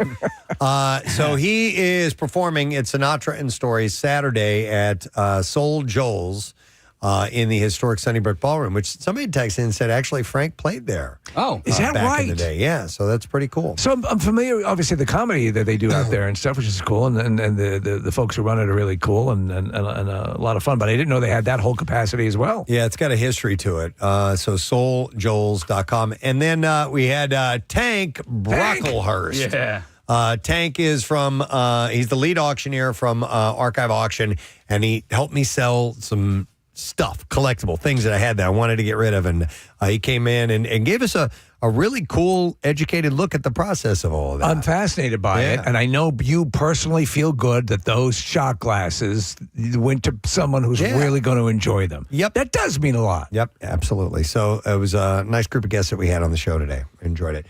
Pierre Robert is here, and we're going to get the letter of the day and all that stuff from him. Yeah, I found it fascinating listening to that guy because everybody's got stuff. Yeah. It's kind of like Antiques Roadshow. And do you think, well, could this be of value? Like this Gadzooks rock, for example, which we've had here in the studio. What would you give me? On the backside, it says P&S 93.3 WMMR Rocks, Florida 2023. What would that be worth? And then on the front side, it's a painted rock, essentially. Somewhat triangular shaped, but I think I would say it's worth maybe $5,000. $5,000. Yeah. You know, the adage is in the collecting world, it's worth what someone will pay for it. That's correct. Yeah. But I mean, how do you know? That's the big question. You know, I mean, does he do other items besides comic books? Oh, everything. Okay. Everything. And somebody texted in, Stephen said, just now said maybe he could sell beer steins. He did sell my beer steins. Yes, he did. He sold my He mentioned Budweiser them. beer steins. And now he's created a monster. Yeah, I know. What could we get for Nick's Man of the Year award? I think he wants $6. Do you know one time when we had Geddy Lee who flew down here for one day to be on my show? We had a studio audience, and when all the building was under construction, we used one of the rooms and had a great conversation with him. And we put it on a CD and gave it to everyone that was in the audience that day. And then we had a few extra copies. And I thought that was pretty cool. Yeah. And about 3 weeks later, I saw it on eBay for $5. $5. So you just never know. You do never know. I thought that was worth at least 10. Yeah. And a lot of times, these things that you think are worth a lot usually aren't. Yeah. On rare occasions, one will pop up and be worth way more than you thought it was Well, worth. you've done stories about people finding a Picasso for $5 in a garage sale. Yeah, and then finding out, or it's actually under a picture that they already have. But that's the world that he lives in, Tank. And what he did make a good point is if you were to go through eBay, the percentage-wise, you have to do all the preparation and everything and then turn it over to them. You can basically turnkey, let him come in and do what he does. He takes a couple of percentage points more, but it's worth it, I think. They take 25%, but eBay takes 18%, and you have to do all the work. Yeah. So all the work is done with them. So it's archiveauction.com if you want to check it out. I'm sure you got stuff. I got a few things. You got lots of stuff. I don't even know where to begin. Well, your martial arts stuff. My martial arts stuff, my black belts. Your flying stars. Yeah. Your nunchucks. Well, and my baseball bats and football. Your football bats. My hockey. My hockey rackets and stuff. So, Your hockey rackets are, they're limited edition. They are limited edition PR hockey rackets. Get them while they're hot, folks. PR hockey racket. Dude, Is that a real PR hockey racket? Oh, yes. You run faster, jump higher. That's PF Flyers. Yeah. Hockey racket. I think you just came up with a band name. Hockey rackets. Hockey rackets. I'm writing that one down. All right. All right, you want to do the letter about that today? letter? Yeah, how about that letter? Preston and Steve on 93.3 WMMR. Now, the Daily Letter. And the Preston and Steve show is brought to you today by the letter. A as in artist. A as in artist. And we are going to give away on Friday Dorney's Ultimate Halloween Haunt Experience, which includes 4 admission passes to the park, 4 haunted attraction express passes, which will unlock unlimited priority access to all of the haunted mazes. You get 4 fast lane vouchers, and you bypass the lines, 4 meal vouchers, 4 souvenir bottles, and a parking pass. But you got to hurry up. All the thrill seekers out there are going to want to head in. There's only 2 weeks left for Halloween Haunt at Dorney Park. All your nightmares come to life during Halloween Haunt at Dorney Park, and select nights through November 2nd. For the best deal on tickets, visit dorneypark.com. All right, what you doing today, man? Well, lots of stuff, actually. Speaking of Getty, we will play a double shot of Rush at some point today. Yes. And as you announced, the show coming in Philly, which goes on sale in a week or so, it's so cool. And we'll have a double shot somewhere between now and 3 o'clock. Keep track of the songs I've played all this week. And then on Friday, we will call for all those songs, the 50th caller. We'll start there and see where we go, and they'll win tickets for the show next August 21st. So that's cool. We have one more 4-pack for the screening we're going to do, premiering the Bruce film you guys were just talking about at the Regal, I think, Theater in King of Prussia.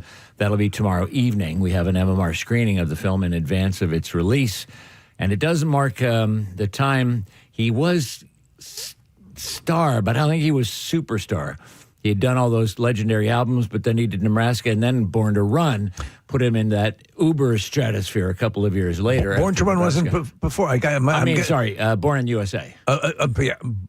the USA. I'm getting the chronology wrong. That was after Nebraska? Yes. Okay. Yeah, that's what it took him to the stratosphere. Yeah. I mean, I would say he was superstar before Nebraska, but Nebraska.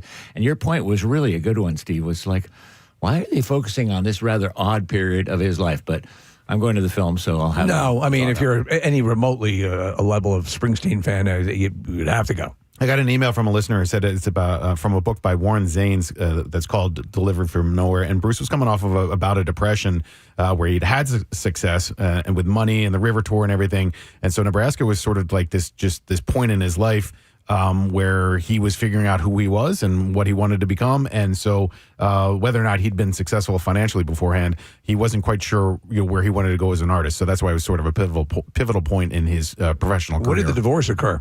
Right around then. Right? I think that's when he meets Patty. I think that's when he... He did Born in the USA and then got married to a famous woman. She was an actress. Yeah, actress. Yeah. And then... Kathy Bates. No. And then you're a big woman. And then got divorced, and then a couple of years later came Patty. Julianne Phillips was 85 to 89, and then Patty was 91 is when he got married to her. Okay. There it is. So anyway, we'll have a 4-pack of tickets for that. Workforce blocks of Sammy Hagar and Led Zeppelin and Blink-182. Also, we'll get a double shot of the Hooters. The big shows are coming at the Keswick this weekend. And a double shot of Talking Heads and some concert flashbacks to the shows that David Byrne, magnificent shows at the Met Thursday, Friday, and Saturday of last week. Awesome. And tomorrow, we'll be out at the Xfinity store in, I believe, Villanova on Lancaster Avenue, where we will be celebrating the fact that those folks were second place in Camp Out for Hunger. They did a great job. I mean, they really, they're just doing great work, and we hope they deliver big time this year as well. Yeah, so we're going to honor their commitment by honoring our commitment, although 10 months after they Doesn't won. matter. But we said somewhere in the year to get the live broadcast. So lay off. So it's on Pierre Standard Time. That's right. So we're getting it in almost with a month to go to the next one. There you go. But there it is. It's a really easy store to visit, too. It's right off of the Blue Route, right off of Route 30. I got to pick up my dry cleaning tomorrow, and it's the same shopping center, so I'm going to stop by, maybe get a haircut. Nice. Yeah. They don't do haircuts at the Xfinity. Oh, right. Well, yeah, just ask for Rusty. I'll give you one, though. Perfect. And I can give you my hockey rackets, Wonderful. too. Yeah. Stop by to see all that. The PR hockey rackets. Get them while they're hot. All right, I'm going to thank our No, sponsors. let's not stop now. Okay. Never Go mind. ahead. Go ahead. No. It's all you, brother, solo. Get your hockey rackets. Call me at 888-RACKET, and I'll take the 18th caller. Now you have to deliver FCC rules. No, I'm kidding. It's a hockey racket. I'll draw a picture of it. Here it is. There it is. 888-RACKET's a fine number to call. Is it? Here we go. And we I can got things to also... do. You're one digit short. All right, anyway. On tomorrow's show. I will thank our sponsors. This is not working. What the hell? Da-da-da-dum, da-da-dum, da-da-dum. There we go. All right, the President Steve Show brought today by Acme Markets, fresh foods, local flavors, and also Dunkin'. The President Steve Show runs on Dunkin'. Tomorrow, Wednesday, Fox Good Day, and we'll fill in the blanks, and we'll have a good time, and that's all there is to it. So that's it. We're done. Rage on, and have a great day. See you tomorrow. Bye-bye.